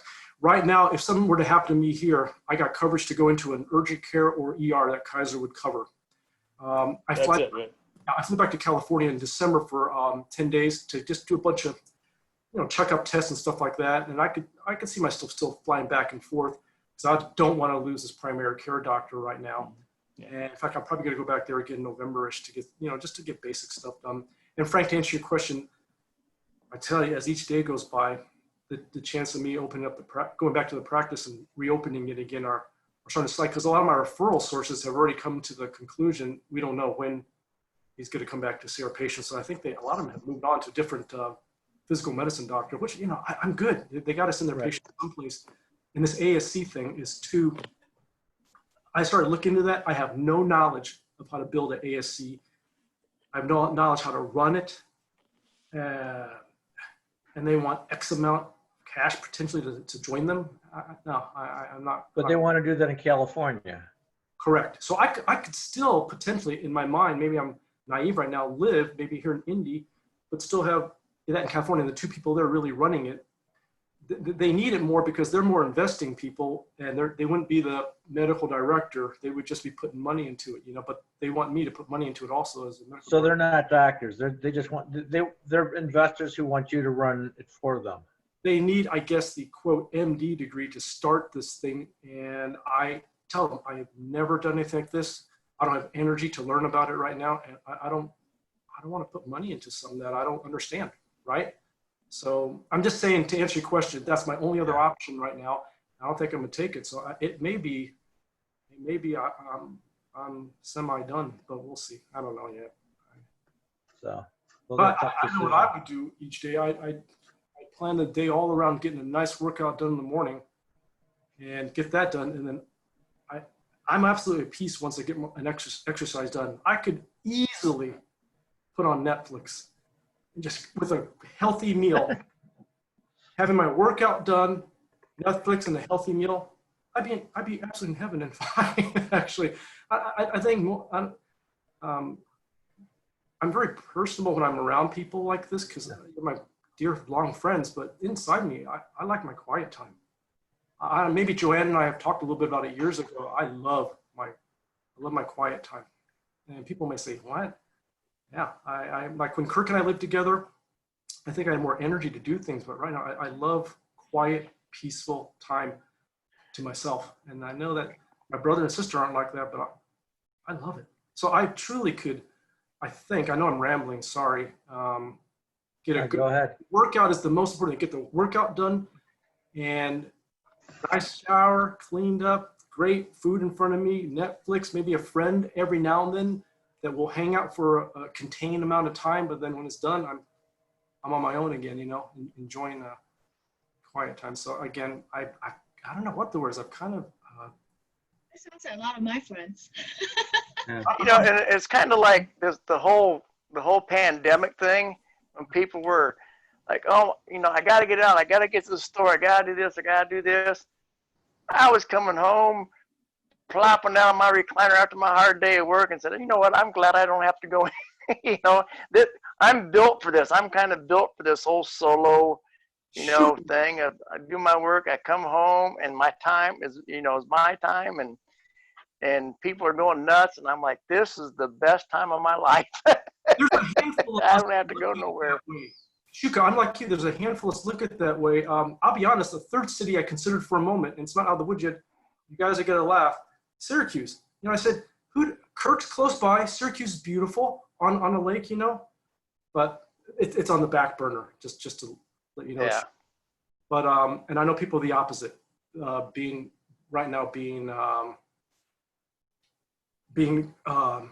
in this COVID situation, they don't like it. They want to be out and about still, and yeah. But what you said, Kirk, I hear you. The day's done. You get home. I don't have to go here, here, or here now. I'll just plop down like you're doing. Yep. Nice. You're set, man.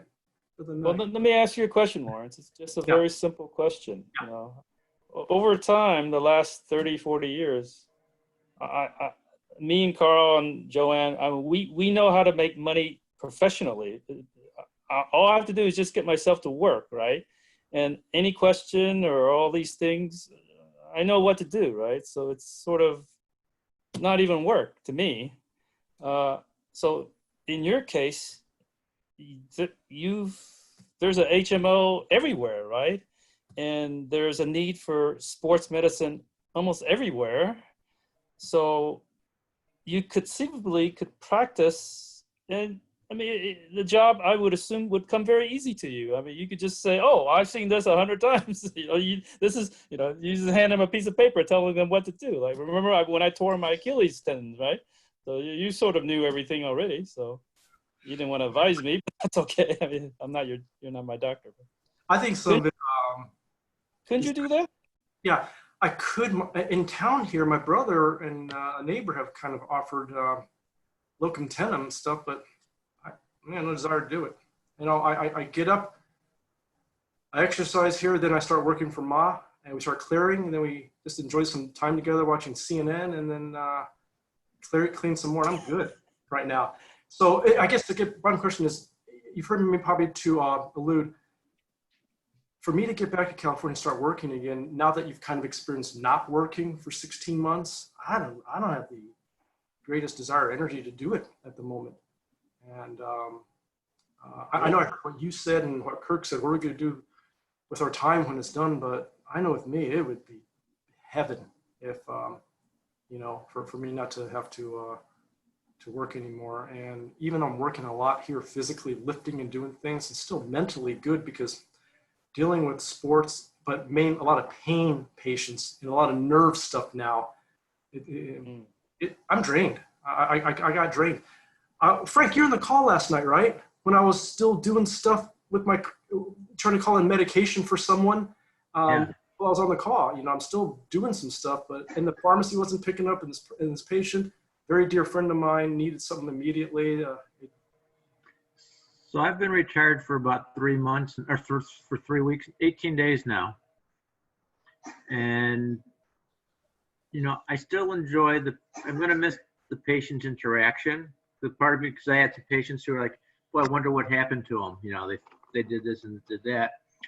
But there's a lot of stuff in the medical practice that's just a big time waster. Calling in prescriptions for people, and it's like, we can send it, the computer can send it out wrong. How the computer sends out a prescription wrong, I'm not quite sure.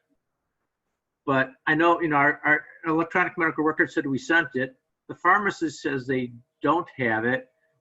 And then you got to call them up, and then they say, oh, send it to this other pharmacy.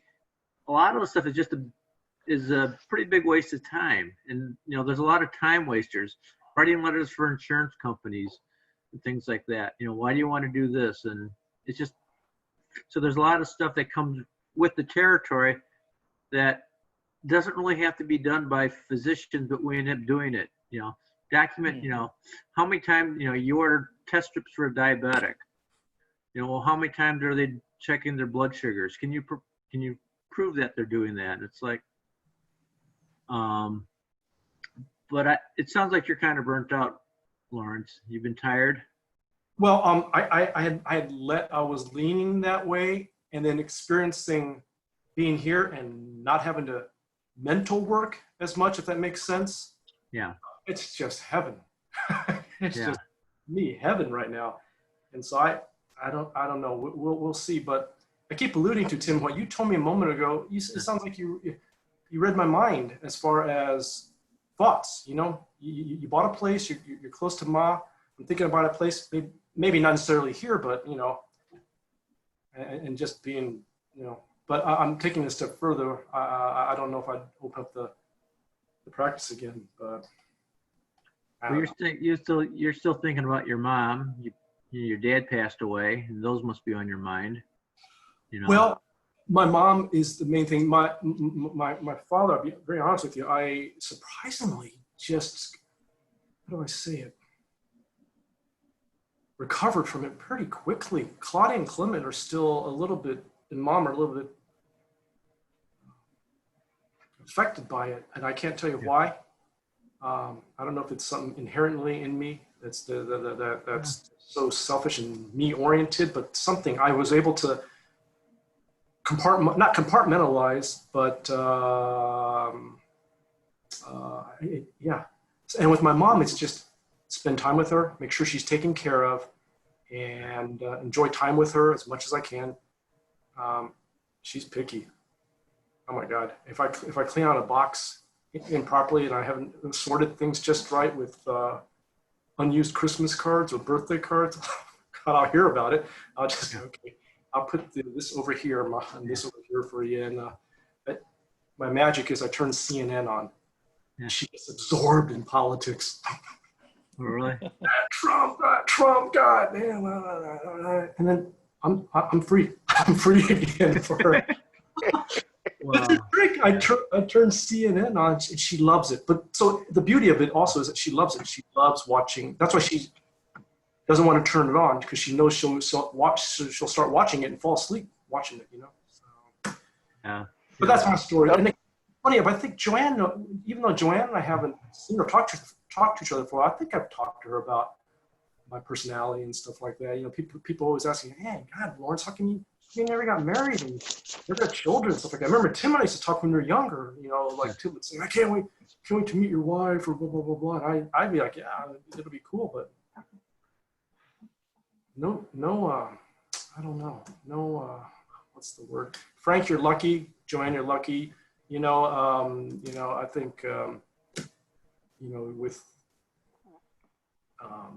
life and stuff like that, if you find a great partner, that's great. But it's not for me. So, people are wondering what's up with Lawrence. I know there's always been conversations. What's up with him? He's not married or that. It's almost a different mindset. What's that? It's almost a different mindset. You know, I think my brother's, he's 6 years older than I am. He's single, and he spends most of the time without people. If Dorothy has a dinner planned or something, like, I'll usually make sometimes I'll just get something, but a lot of times I'll just go see one of my friends and call them if they want to do this. Dorothy's doing this or whatever. And it's sort of like, it works. Some of us are more social than others. It's like, it works for you. Yeah. And,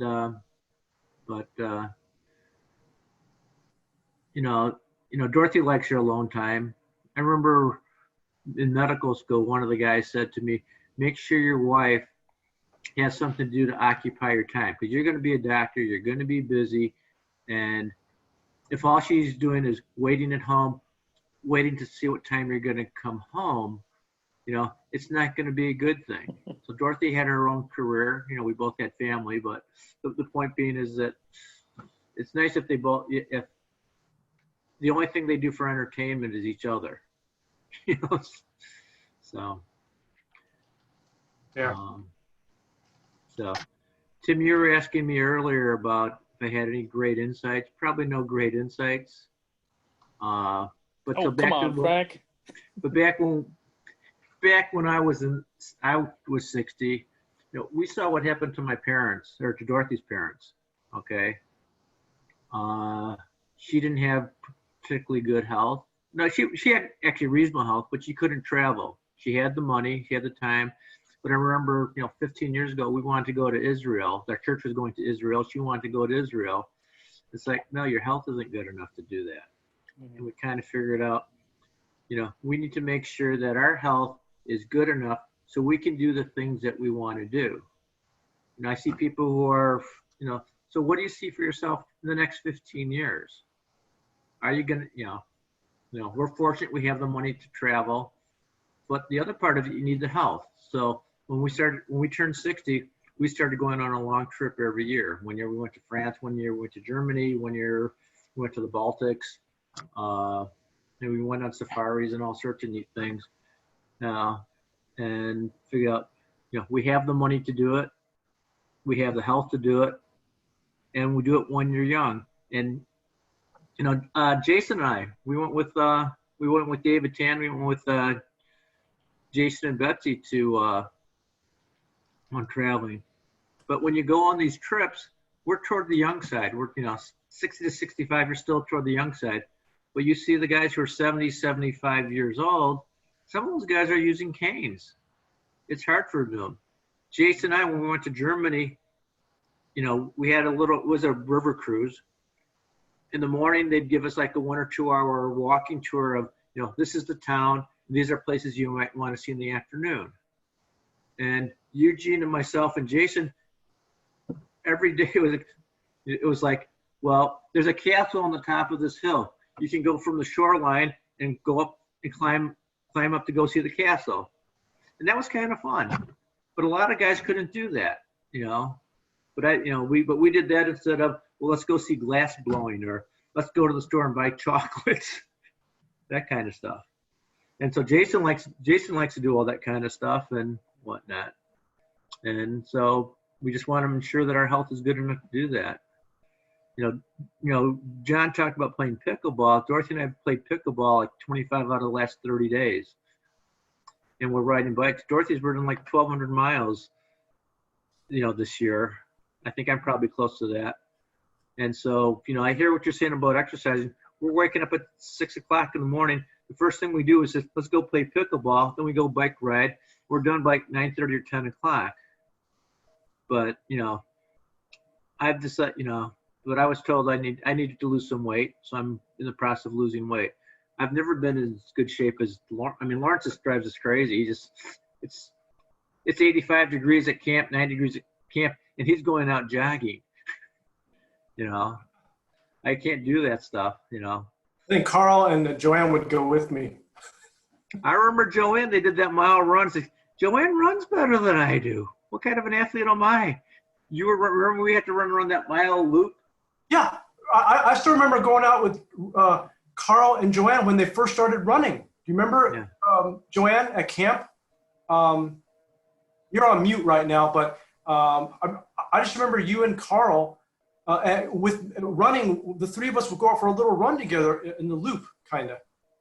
Yeah, it's fun. I stopped running for about 10 years now. My knee can't handle it. Carl never have knee issues. Yeah, that's funny. Now, remember, Tim, I mentioned just some, like Jim Wong, some people genetically, their knees can take it, not a lot. Most of us, myself included, Joanne, I got to be very careful with my knees. But now with the online, it's actually with the shelter in place, there's a lot of online classes. So do PIOs and kickboxings and weight trainings and all different classes online. It's great. There's plenty of things to occupy your time. I've been telling my patients, to do Tai Chi or yoga, stretching. I talk to them about, physical activity. I tell them, where do you want to be in 15 years? What's that going to look like? And how are you going to get there? But I talk to them about stretching, flexibility, core, balance, and also strength and aerobics. It's like, I'm okay aerobically. I'm not so good flexibility or stretching. I'm just bad, But it's actually a very good workout, like yoga and Pilates yoga. I sweat, dripping sweat doing that. Oh, yeah. Good workout. Yeah. Yeah. So. Yoga's a lot of work. Right, Joanne? To be done, dripping sweat, knowing you did some, and it's like, it's done, but I did it. And, yeah. Yeah, I'm with you. Like a couple hours workout, cook something good to eat. Yeah, I'm trying to figure out how to do this. I'm watching these golf lessons. It's like, I have no flexibility. There's a reason why I can't, you can't move this. Your arms don't move. You don't twist and bend. Okay. So there's a lot of technique things, so we decided we'd take care of ourselves a little bit better. I've never been real good about eating. I eat way too much. But I've always enjoyed exercising. Whether I was good at it or not, I enjoyed it. Well, Frank, at Oakwood, sometimes, remember, like Carl and I and Joanne would be done running, or toward the end, and I remember once you came out and joined. Do you remember that? Maybe that was Eugene. You sure it was me? No, it was you. It was you. Okay. I think toward the end, Carl and Joanne and I had done something or done a little bit of run. We were doing the lap around in Oakwood. Okay. The 1 mile lap. And then you joined me right around the sand volleyball court area. You said, I'm going to do that too with you. Oh, okay. I did that. Yeah. But I can't run distance. I remember one of those things we had out we had to run a mile, and Jamie was about 10. That's my niece, and I wanted to make sure I stayed in front of her and finished ahead of her. But it was work, and Joanne was just kind of running along, and she was way ahead of us. You know, I could run, but most of us just grunting it out. It's like, you know, by sheer willpower, it's like, go do it. It wasn't like it was ever easy. It's like, oh, I'm going to do this till it kills me, that kind of thing. I know you and David are both very strong individuals physically, but David he's not long distance. He's just a pure sprinter, right? He's a sprinter. Yeah. Pure. He's athlete. Yeah. No, he played college football, and I know. Yeah. He was really strong and all this kind of stuff. So, but you know, he was carrying a lot of weight as a football player. So when he ran track, you know, it was hard to keep up with it. Well, he won freshman sophomore year, but later on, it was just tougher with you know other guys are faster. But he did well. I mean, he won state in track in a 4x4. That was pretty good. So.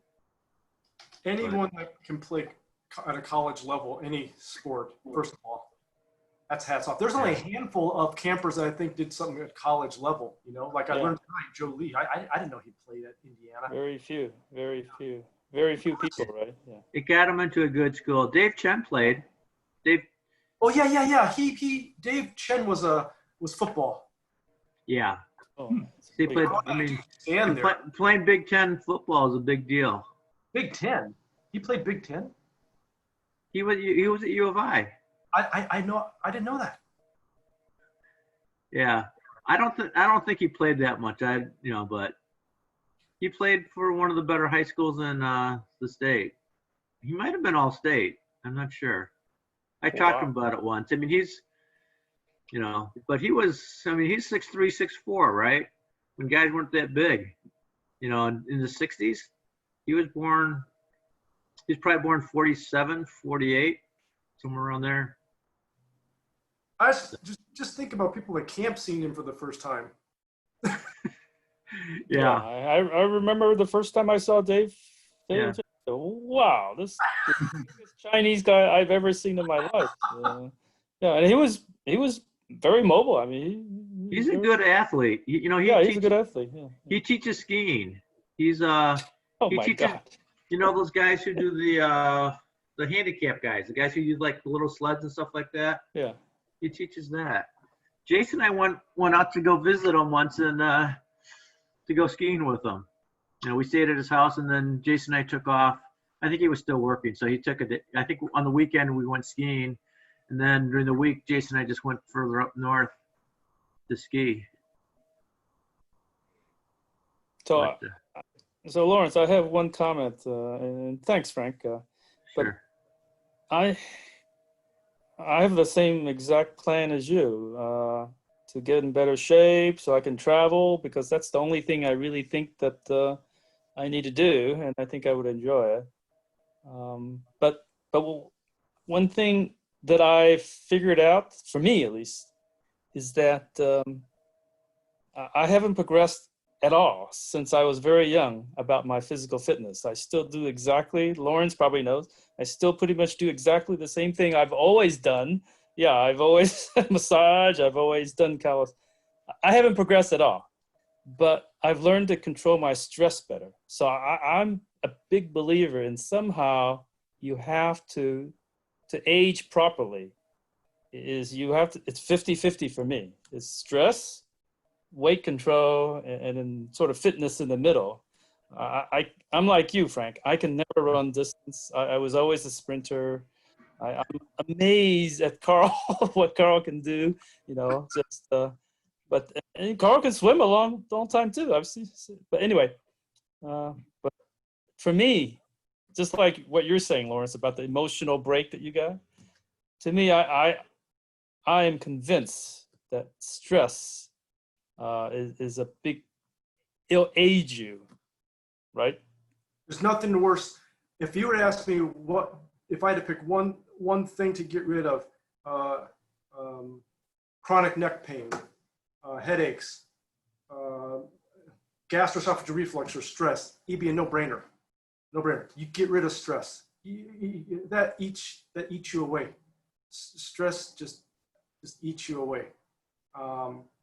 So for me, I guess I don't talk a lot about exercise and stuff like that, but I've always known, like you said, Tim, stress plays it's number one. Mental stress is the worst thing. The worst thing. I went through something in 2018 that caused me a lot of stress for months, a few months. Lost 10 pounds.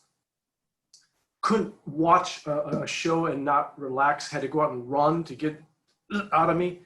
Thank God with time, it took care of it. But stress is number one, worst thing for me. It is absolutely the worst thing for me.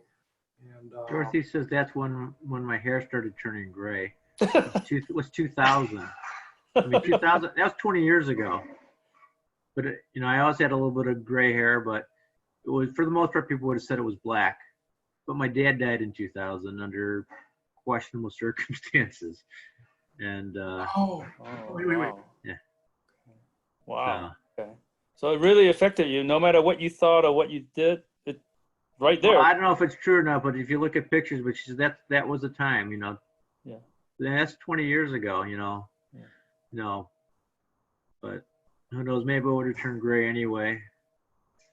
But yeah, it's there now. But 20 years ago, I was still 40 something, right? 43. Yeah. 44. So. Are you at a good place right now, Tim? With you already said you're good right now.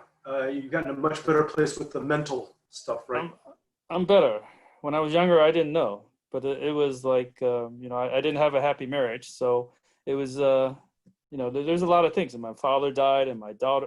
I don't know if you know, but my sister also passed away, Luli, from lung cancer. Yeah. So, told me. Yeah, at 45. So yeah, she didn't even smoke.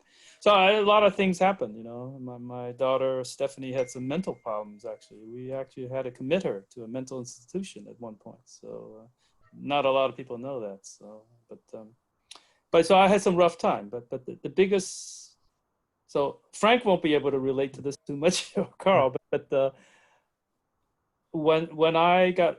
So in 2008, I actually got laid off for the first time in my life, and I loved it. I said, oh my God, I don't have to drive 50 miles to Oakland and then drive 50 miles back at nighttime. So I started trading stocks and stuff like that. But after about a year and a half, I decided to go back to work, and the only work that I found was a job in LA. So I actually got out and I just moved down to LA, just lickety split. And when I came back after 3 months to check up on everything and my son, I lasted about a day and a half. I was so stressed out, mostly because of the marriage. Okay. So I left that weekend. I couldn't. That's when I found out how stressful it was to be in a bad marriage, right? And what I wasn't smart enough to do was figure out that I left my son there, Matthew, there. So he was in San Francisco. He was in the Bay Area, or he was in LA. Yeah, he lived with the mother, Right. which was in San Jose. Okay. So in the summer he came to live with me for 3 months, but then he would go back.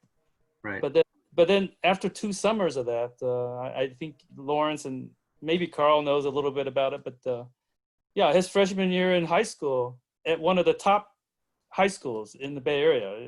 It was ranked one of the top ones because we lived in a nice area in the Bay Area. He got all Fs. Every class, including PE, he got an F. Right. Yeah, so when I came home, my ex is like waving this thing and telling me to go speak to my son because this. And,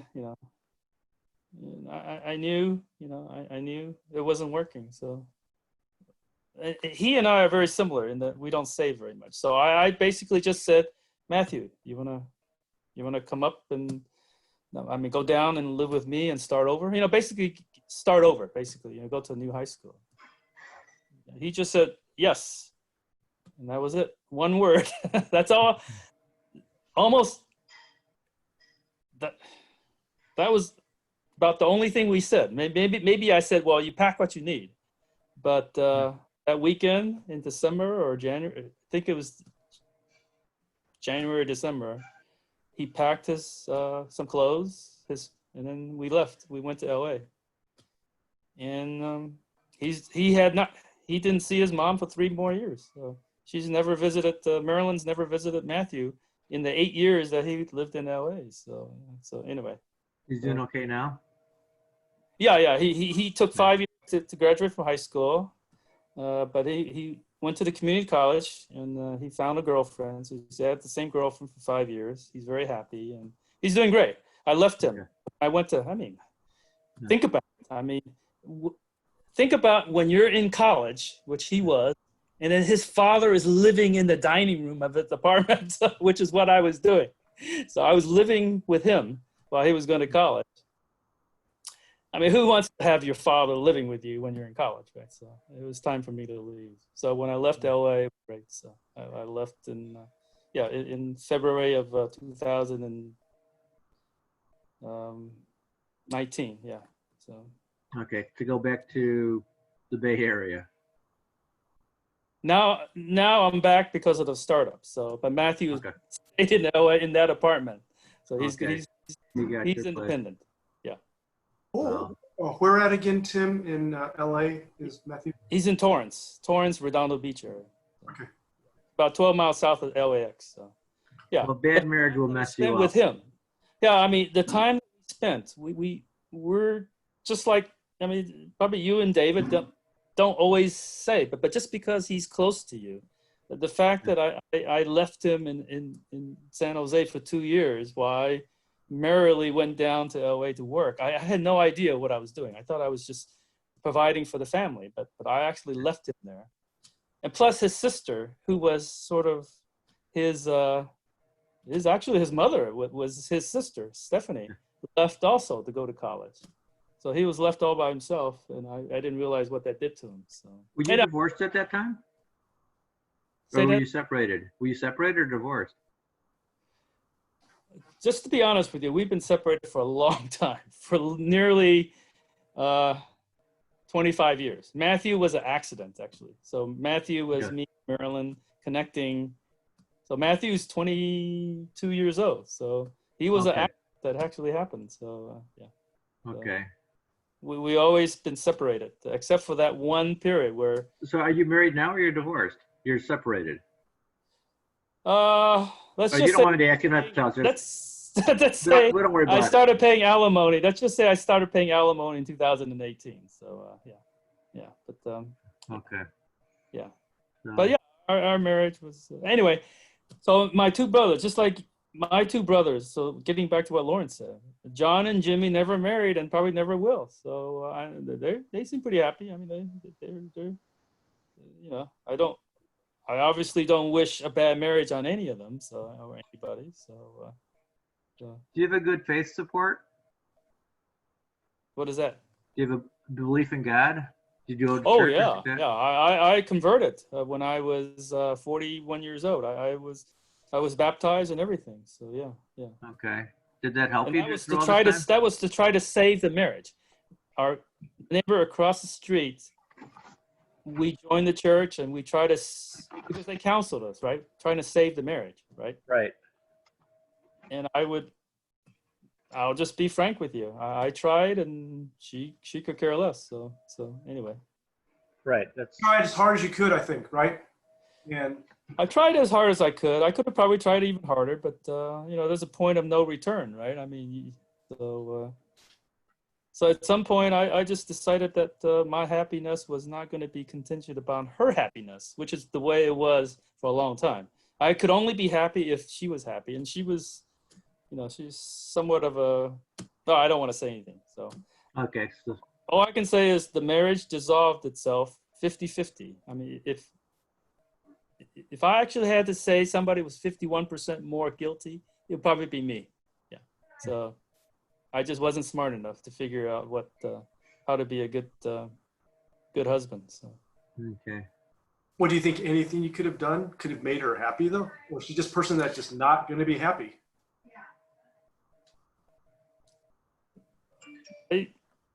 I shouldn't say so.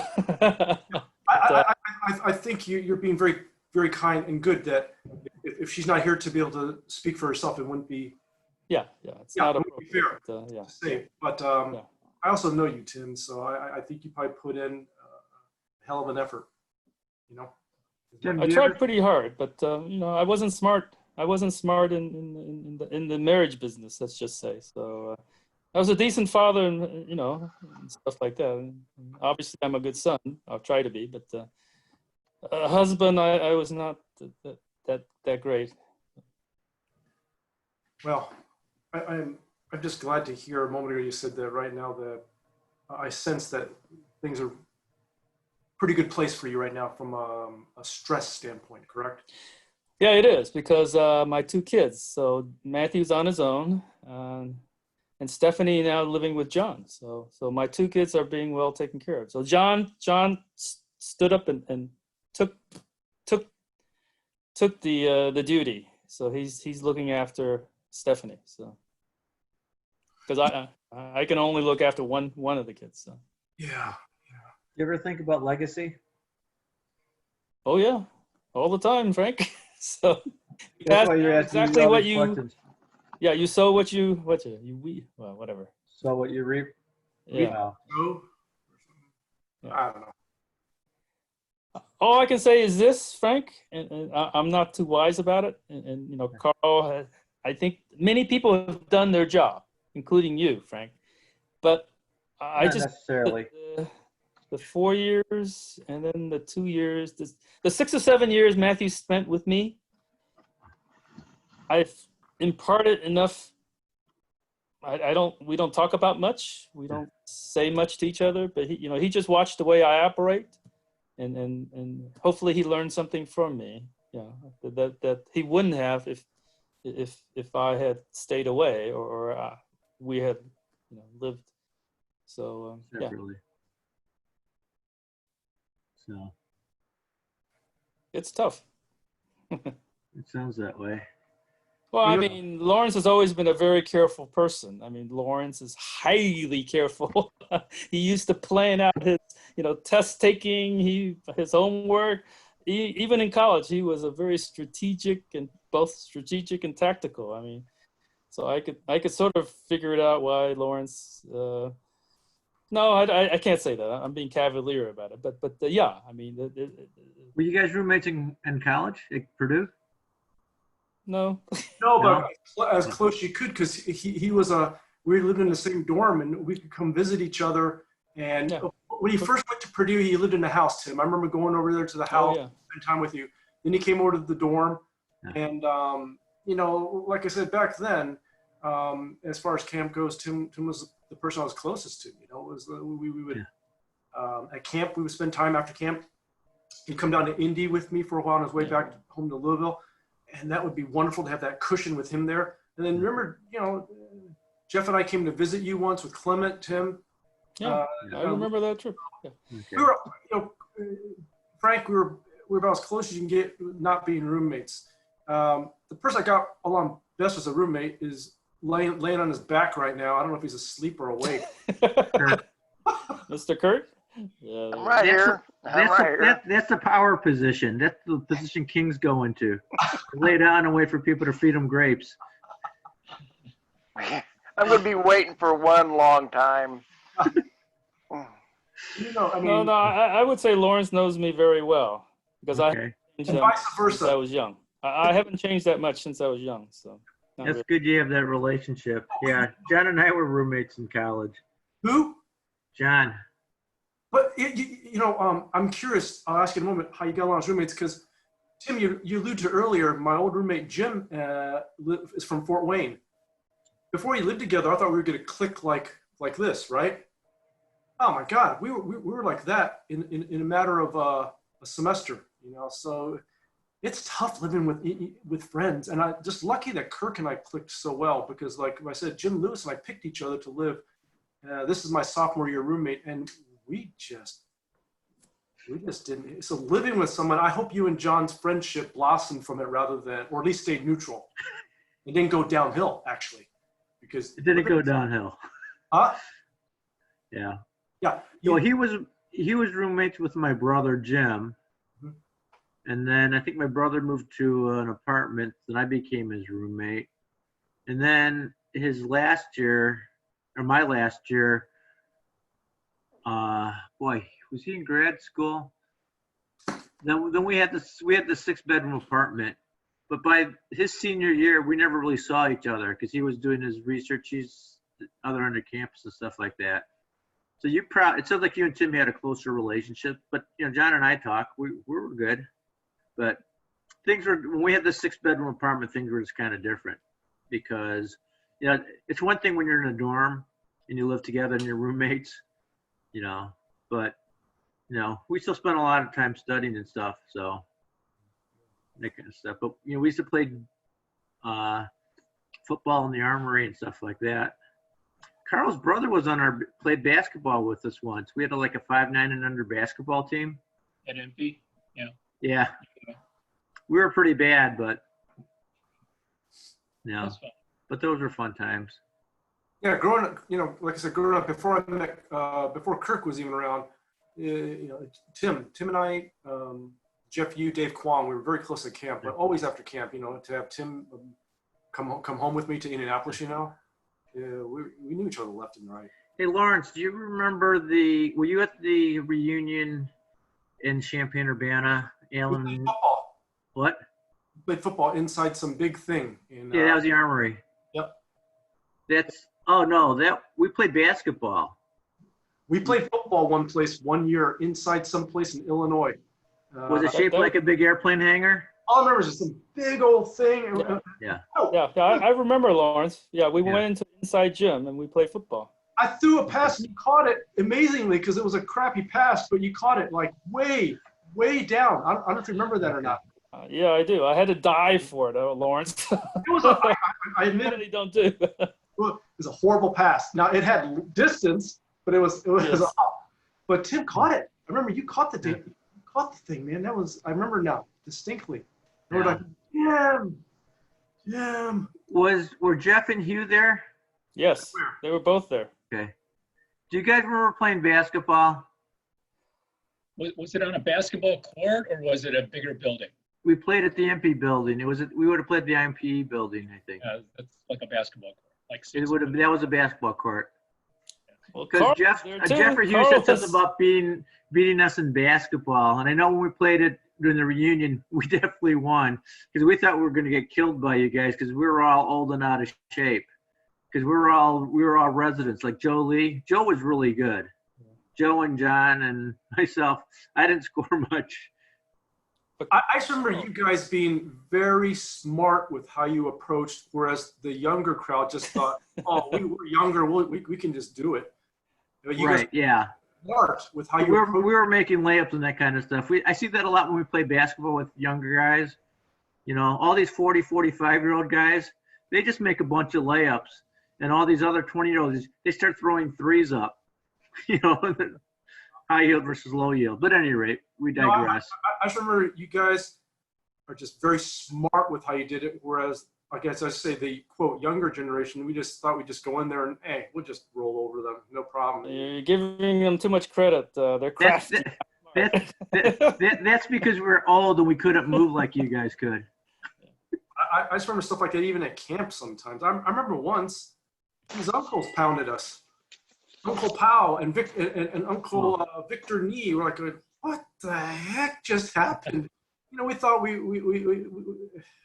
were smart. They were smart, and. So there was one thing that once, Dre, remember we had 3-on-3 basketball tournaments? Right, kinda. We had 3-on-3 basketball tournaments, and we had a team. It was myself, Alan, and Eugene Yang, and we were supposed to play Victor Nee, Uncle Powell, and somebody else. And we did it during morning sing. And Ginger Yang was in charge of morning sing because he was the music major. And Eugene got chewed up by Ginger about I guess it didn't go very well. No one was there. No one was singing or whatever. It's like, how could you not be there? You're my brother. It says, oops, we did it. We shouldn't do this during morning sing, I guess. But I'll tell you one thing though, we were always good at softball because against the hotel, because it's not just one-on-one. We were competitive against the hotel. I remember always in softball. So you remember beating them? Sorry, that? You remember beating them? I don't remember us losing. I don't remember us winning either, but I don't remember saying, oh my God, we just lost. Like we lost to basketball, but I think we were always very competitive with it. Tim, you would pitch, right? I know one year we beat them because I made the final out. Yeah. So. Wait, you made the final out, but those softball. I caught out. They had me playing short center, which I'm not that good at this game, but you know, John and Joe, they could crank it and they could hit home runs. You know, I was more of a singles kind of guy. I could run fast. And I remember, were you there when Sheila's memorial? I did not make Sheila's memorial. I was in California. I sent a video. No, sorry, I sent a letter. Sorry. Okay, so we were supposed to say something nice about, reminisce about Sheila. And so the deal is, Sheila's a better athlete than I am, right? I was probably bigger and faster and all that kind of neat stuff, but she was certainly better coordinated. But she used to play first base. And when Joe and I came, she just sat on the bench and let me play first base. So I says, yeah, she let me do that instead. But like Jim Wong was shortstop. They were gonna hit a home run. They were gonna hit a home run, right? They were gonna hit a home run. Yeah. I don't know, but I definitely remember John Woo hitting home runs in softball. Man, when he connected, it just. Yeah, they had timing and coordination. Hitting the ball distance wise, you either need big size or good coordination. So. Mm-hmm. But Lawrence, I remember the softball. Once the same people showed up each year, then it became very competitive. You know, if it was just like a free for all the first few times, nobody cared that much. Once we knew who the other people were, and they knew us. Oh yeah. I think it was a church group, right? Because I remember their pitcher, that Asian pitcher, real muscular, but he had something with his legs going on. Do you remember him? Yeah, he had a limp. Yeah, he was a pitcher. Oh yeah, I remember him distinctly. Yeah. Yeah. So like I said, I know that anyway. All of us obviously have had great memories there because Frank, you remember distinct little details. You know, he made the final out in that one game and this and that. And that's just, I think that's just part of the beauty of camp. Well, we had a newspaper that we were supposed to write. It was called the Wawasee News or something like that. And that was the article I was supposed to write, and I never finished it. You remember Rowan and, or is it Poohin? Poohin and Justin Lee? Yeah. Yeah, Justin Lee was supposed to help me finish writing this article. And he made it really poetic. And it's like, that's not the way I write. You know, I kind of write like, the cat crossed the street, period. And he was using like adjectives and stuff like that. It was terrible. Adjectives and adverbs. So I'm a noun verb guy. I think didn't Carl have a camp niece? What did you send out, Carl? Was it calendars, or you sent out something for camp for a long time? Well, those are calendars, but that's years later. Oh, those are calendars. Okay, not a newsletter, right? And Alan sends the calendars. Carl does a lot of the artwork and printing and stuff, right? You do the photo stuff. Used to. Yeah. Used to. Yeah. But, now, Tim, if you and Carl talk about that, I think it's great that you're thinking of every now and then maybe the two of you coming back. You'll see, like I said, Mark, Carl's brother will come, just him and Amy sometimes, no Sarah, myself, Clarence, Greg Louie. And Tim Ling comes. Very, very well, I think. I was going to come this year. I know Greg, yeah. Yeah, I know Greg. There's a lot of adults that just go and just enjoy the week, Because you're seeing people. I think there's definite advantages of going. There's definite advantages. I think you should, as one of the originators, Carl goes because he gets to see his brother and his family, and he has a good time. Carl hasn't been there for a while. What's that? Carl hasn't been there for a while. Yeah, we actually discussed it with Mark and Stan, and Paul never seems to make it, but we were going to make an effort this year. Okay. Well, Mark, I don't think Mark has missed a year that I can remember right now. Mark, even with Sarah not going, they would go. I again, even with Sarah, Sarah not going, I don't think Mark has missed a year since Hey there. Oh. Andy's here. You want to take a seat? Oh, yeah, sure. Dr. Chow, my shoulder is a little sore. How you doing? Doing well, thanks. Any news? Any great news? I'm not talking about medical stuff. Just enjoying life there right now. Yeah, as much as I can. Still working at Dr. Ting's and all that good stuff. So. You're trying to get into medical school now? Yeah, round 2. Okay. Have you tried going to DO school? I'm gonna try that this time around. So I've been asking some of my friends who are in DO school about some of the options there, and like what I'm hearing. I also got a chance to shadow a DO when I was volunteering at Kaiser, and so that taught me a lot too. So. See, once you get your DO or your MD, it doesn't make a whole lot of difference. We can be elitists and say MDs are better, but the reality of it is that I know good docs who are DOs, and once you do your residency, they care where you did your residency. Sure. They don't spend a lot of time saying who's an MD and who's a DO, at least in the Midwest. I don't know what it's like in Chicago or in LA. Well, I can tell you that when I graduated med school in '86, it's like, okay, we're MDs, we're not DOs. Now it's like, okay, you're a DO, I'm an MD. It's almost a level playing field. It just, okay, what's your specialty as a DO? Oh, you're an anesthesiologist, you're an orthopedic surgeon. So it's an avenue. I'm glad you're open to it because, in the long run, your training is all the same, and you get out of it what you put into it as far as you're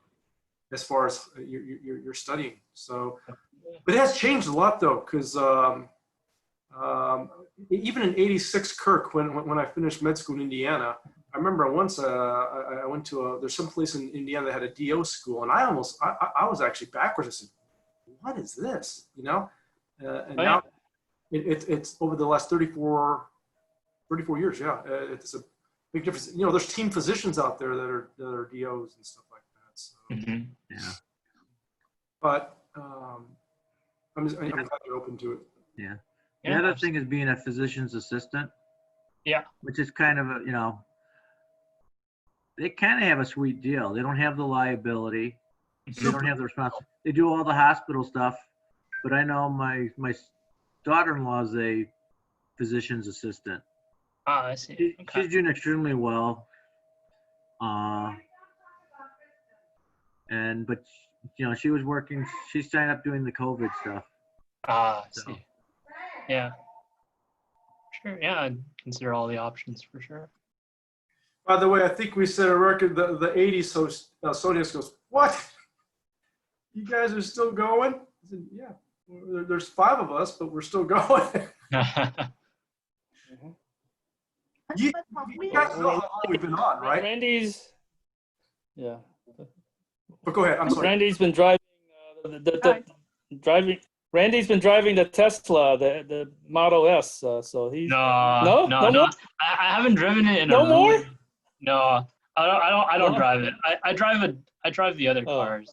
I drive a. Oh, the Model 3. Okay. The 3. No, I don't drive that either. The Leaf. Okay. Yeah. Well, the Volt and the old Beamer, because I get the shortest commute because my work is like 5 miles from my place. So so I just drive that. I don't care too much for the cars, honestly. Like, as long as it gets me from point A to point B, that's what matters to me. Yeah. You don't ride your bike there? Good to hear. Unfortunately, the city of Fremont isn't such a bike friendly like place. There are a lot of exposed right turns that are kind of dangerous. So, Okay. yeah, unfortunately not. And it's a pretty far 5 miles too. It's technically on the same street where I live, but it's like 5 miles down that street, and it goes up a really big hill and down a really big hill. So Yeah. it would be quite a strenuous bike ride. So Right. David rides his bike to work every day, but he lives in Boston. And it's too expensive to have 2 cars and to park. You can't park in Boston. It's like, yeah, you can get there, but what are you gonna do with it? right. Parking is in downtown Boston is just a premium. Mm-hmm. So, So but it's dangerous in the winter time. Oh yeah. I think it is, but he's doing Yeah. okay. Reminds me a little bit of LA too, in a way, where all the parking is kind of expensive when it comes to I'm sure it's cheap. I would think in the Bay Area. Well, I guess you guys all have big parking lots, right? Yeah. When you go to Google, or you have parking lots. That's not that big of a deal. Mm-hmm. Is your dad still doing the same work he was before? Or I should ask Kyle. He left. She was showcased. He said he showcased HP products to, different clients and stuff like that. No, he's working in a clean room, so he does like safety stuff in a clean room, which is like a lab. So, and he's in the middle of helping them move labs, so his commute's gonna get a lot shorter. I might be really close to the running. He might have a shorter commute than I do. Oh. Yeah. Okay. Like cleaning room for like making chips and stuff like that, or something like that, or for R&D. No, it's a clean room for making chips, semiconductor. Oh, chips. okay. No, It is, that's, yeah. Okay. I know. I think Dorothy's brother used to do something like that. He used to work for. Well, he does work for Intel, but now he doesn't do that anymore. But just like wearing hazmat suits and stuff like that. Just like the doctors. Yeah, with the pappers. So. Yeah. Yeah. So a lot of my volunteer opportunities got cut because of the COVID thing. So, and then they also cut my hours over at Dr. Ting. So now I'm only there once a week. I used to be there. Who is Dr. Teague? He's Oh, he's an orthopedic surgeon. He used to be Barry Bonds' doctor, I think, or he still is at least. Okay. Hopefully he didn't give him steroids, but that's a different question. No, he didn't do that. But yeah, he's an orthopedic surgeon, so I just work at his clinic and see all the patients. And what do you do for him? So I help. Well, I help room the patient. Well, on the days where there are patients in the clinic, I help room the patients. Take vitals if needed. I help scribe for him. I also help him like facilitate like different orders. So if he wants me to order like a patient MRI, I go ahead and do that for him. Occasionally I present cases to him. So if like somebody comes in and he's at his desk, then I tell him, hey, this is a this is a 50-year-old gentleman who came in and he injured his shoulder over the past week in doing this. He's had this done, and this is probably what the plan is going to be. So it's kind of taught me a lot in doing that, and I've learned a lot about like the business of healthcare too, because I have to help code his progress notes, and so like I've learned a little like visit levels and diagnosis codes and things like that. Okay. I'm pretty consistent at getting a pretty high level visit now. So I'm. Just make sure it's not fraudulent. Oh no. I'm always good about following the rules. So. Yeah. So there's criteria for that. And the thing is, if you always code the same thing, it raises suspicion. I see. So like I have a lot of level 4 patients. Okay. But I spend a half an hour with every patient. So I can justify it. But if they're there if it's a teenager with acne, it's hard to get more than a level 2 out of that. Yeah, absolutely. Okay. So at any rate, well, good for you. It sounds like you're working like a medical assistant kind of thing. Yep, pretty much. Okay.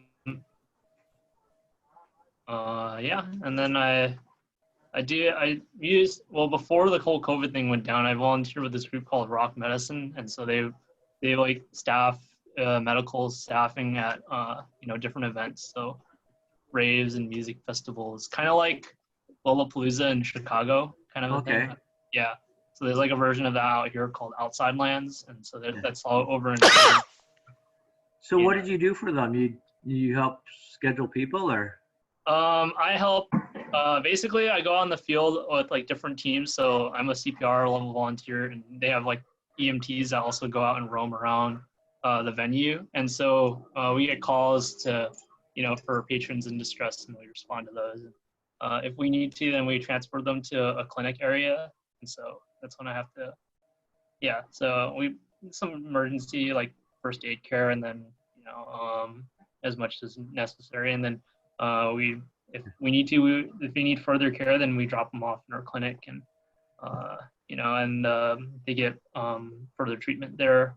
They have typically at a lot of the venues they have enough to run more advanced care, so they'll have like a doctor or an NP or nurses on staff, so they can start like IVs and things like that. Okay. Nothing too crazy lately. I think we get a lot of people who have alcohol intoxication, right? So a lot of people get overly drunk, but occasionally they get people who didn't know their limits when it comes to certain hallucinogens, because that's pretty pervasive in the electronic music culture. So there's a lot of MDMA or ecstasy and things like that, and so occasionally we get like psychiatric crises and things like that require emergency care, that requires like transport to a hospital. So the whole premise of it is we're trying not to turn people over to police or to like force them to go to a hospital, because then that either gets them in trouble or that increases the cost of their care. Everything that's provided the patient is free, and it began out of the Haight-Ashbury Clinic. So the guy, I guess Bill Graham, the concert promoter, asked some guys to like staff his concert for the Grateful Dead. So. Where it all started. And I visited Haight-Ashbury in 2005. Loved it. That street is still cool. Places to buy tie-dye shirts and this and that. Wow, what a summer! What a summer! Sorry, go ahead. I said, what a summer that must have been in Haight-Ashbury. The summer of love, right? 60. Yep. What was Sorry?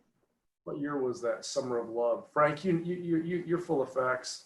I don't know. I haven't heard of it. Probably late. My guess would be late 60s, 68. Yeah, 67, 68.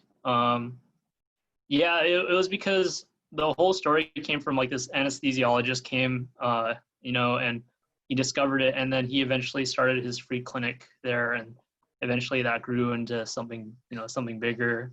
They have a whole parent organization now, and that runs a bunch of free clinics in the city, as well as the Rock Medicine Service. So that's all thanks to the Grateful Dead, I guess. So what happens if people die and they sue you, or what's the liability? I mean you got people who are ODing. I'm not sure. It's one thing if you've had one too many beers and say take your buddy home. Yeah. Another thing if they're they're fixed and dilated and they're convulsing and that kind of stuff. Right. From what I can tell, it's not. So there's also another company out there called CrowdRx, and that was a company started by a few doctors up in New York, and so they do. They have a contract for the Yankees and the Warriors games. So what my understanding was their liabilities were like individual providers, right?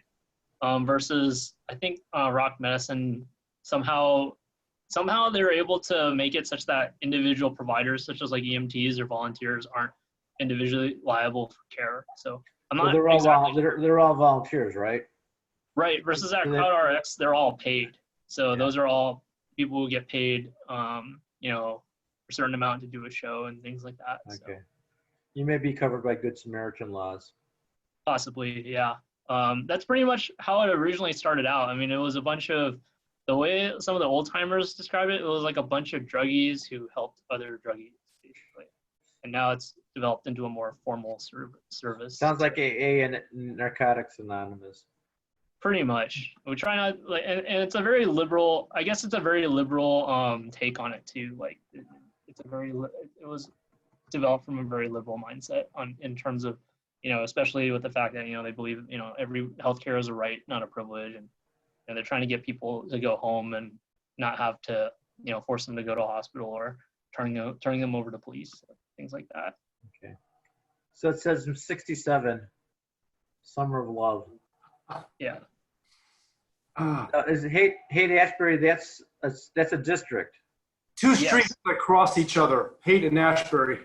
Okay. Although it's not quite the same as it was. It's quite gentrified now, I believe. It gentrified pretty rapidly in the last 10 years. So it doesn't, I haven't actually been there myself, you know, can't recall a time, but from what I've like heard from friends that passed through the area, and they've told me that it's like heavily gentrified, like the rest of the city. So it's kind of lost its vibe.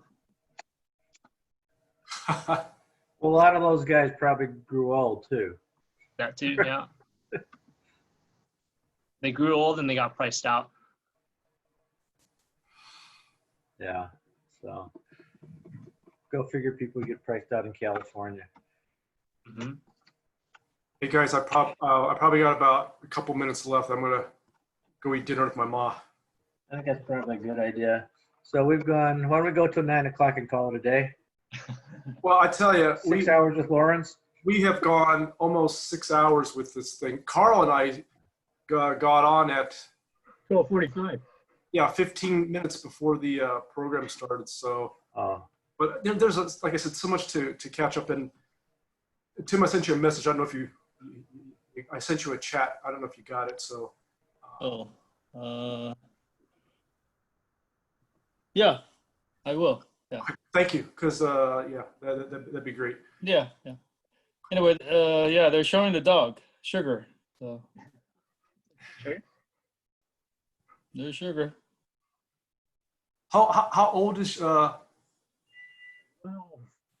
8 to 10 right now? Well, he's old. He's 12. Carl, when you lived in Park Forest, did you guys have a dog? No. Lawrence, did you have a dog? Did any of you guys have dogs when you were younger?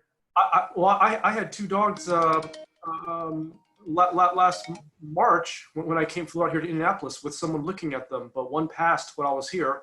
The other one went to another place because I'm gone right now. So what I'm trying to do is figure out, because the only person I remember having a dog was Tina. She had that dog, I think it was Heidi or something. But I think most of us never grew up having pets. Yeah. You know, our parents were all first generation Chinese, and yeah, I had no. It's hard enough feeding your kid, let alone feeding an animal. Yeah. But yeah, I had some when I got older, you know, dogs again. But I had two sisters, but they both passed, and so I know that once things settle down here again, I'm probably going to get two again, two you know, siblings. I don't know, probably girls again, to be honest. But we'll see. Okay. But you didn't grow up with pets. Cats and fish. That's it. Okay. No, cats count as pets. I guess fish do too, but they weren't much. So I'm going to check to see if anyone's still in the break room. Hold on a minute. I don't think they are. Okay. Yeah, so you guys ought to think about coming to camp. I was actually, since I'm retired, I was going to come to camp. And I was probably going to come alone because Dorothy didn't want to spend the whole week. But, so you can still come without children. Yeah, definitely. So. Hey, I'm just typing something in here. Sorry, guys. Yeah, like I said, I'm probably going to go eat some dinner right now. Okay. Bon appetit. But anyway, yeah. Let me think. Did we make? Okay, let's go for. Let's go. 3 minutes left. we could say we did 6 hours together. Because we are, see, you guys are so competitive. That's what makes America great, right? I guess we shouldn't say that those terms, but Pretty easy 6 hours though, Frank. yeah. It went fast. It You went know, I made. fast.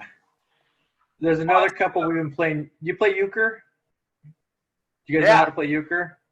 Yeah. That's an Indiana game. So we have Yay. friends who we play euchre with online. Okay. Yeah. And so we scheduled it for around 7 o'clock. So that's why I took off at 7. But then Okay. our internet connection was kind of goofy, so we didn't finish. So. Well, hey, I'm just kidding. We can go here right now. Carl, thanks for coming on early, being a host. Tim, it's great seeing you, and I will be in touch very quickly. Yeah, that's all. I'll try to keep in touch. I think that's a good idea. Sure. Yeah. And Frank, I know I touched base with you. I'll touch base with you this week during Yeah. during I'll camp. see you on Monday.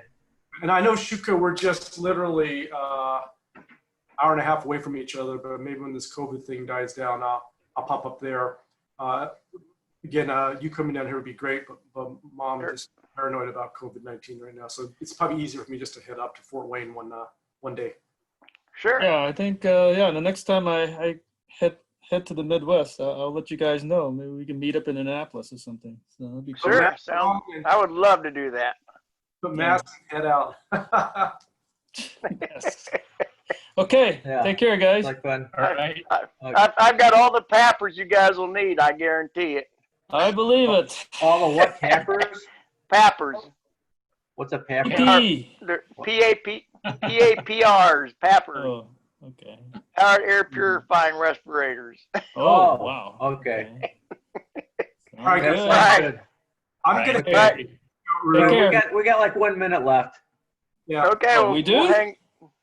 It's 8:50. I got 8:59 on mine. Oh my God, these are greedy guys. I tell you what, Frank. Okay, we'll hit. You tell us when we hit 9 o'clock your time, and Okay. we are exactly a 6-hour reunion. Okay, Frank, I need to ask you, Frank, where are Yeah. you going next year? You can't go anywhere this year. Where's the big trip next year? You know what? I let Dorothy figure it out. Oh, come on. I may be going anywhere. Hey, I didn't come on till 4:33, so we got to wait till 10:33 now. Oh, Chile, okay. Chile is on the. Dorothy, where we're going to go travel for our next big trip? Oh, that's one thing you guys don't know about. Patagonia. So, yeah, I didn't mention this at all. We have a foster daughter who we've had for cool. the last 2 years. Lawrence knows, but she's going to be here for the next 2 years. So we may not go anywhere next year.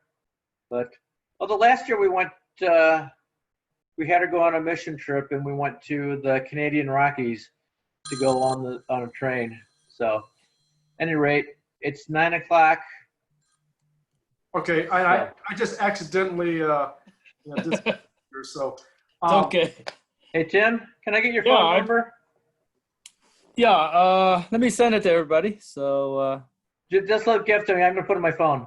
oh, okay. It's 510-921-8277.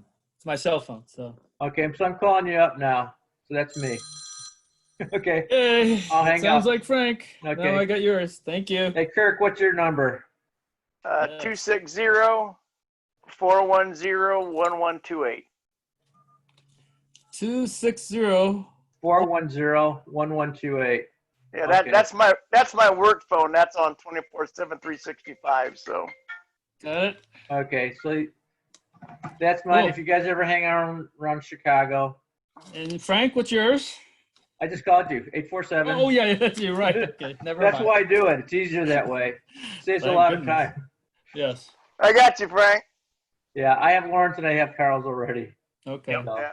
okay, so you guys are Sounds just good. party animals. Okay. All right. We'll see you. Stay It safe. used to be Okay. closing out bars. Now it's closing out chat rooms. Take care, everybody. I'm going to head over to Okay. the break room and make sure that I just don't knock him out when I stop the meeting. Okay. Take care. Bye. Bye-bye. Bye, All everybody. right. I'll see you. Bye, Lawrence. Bye.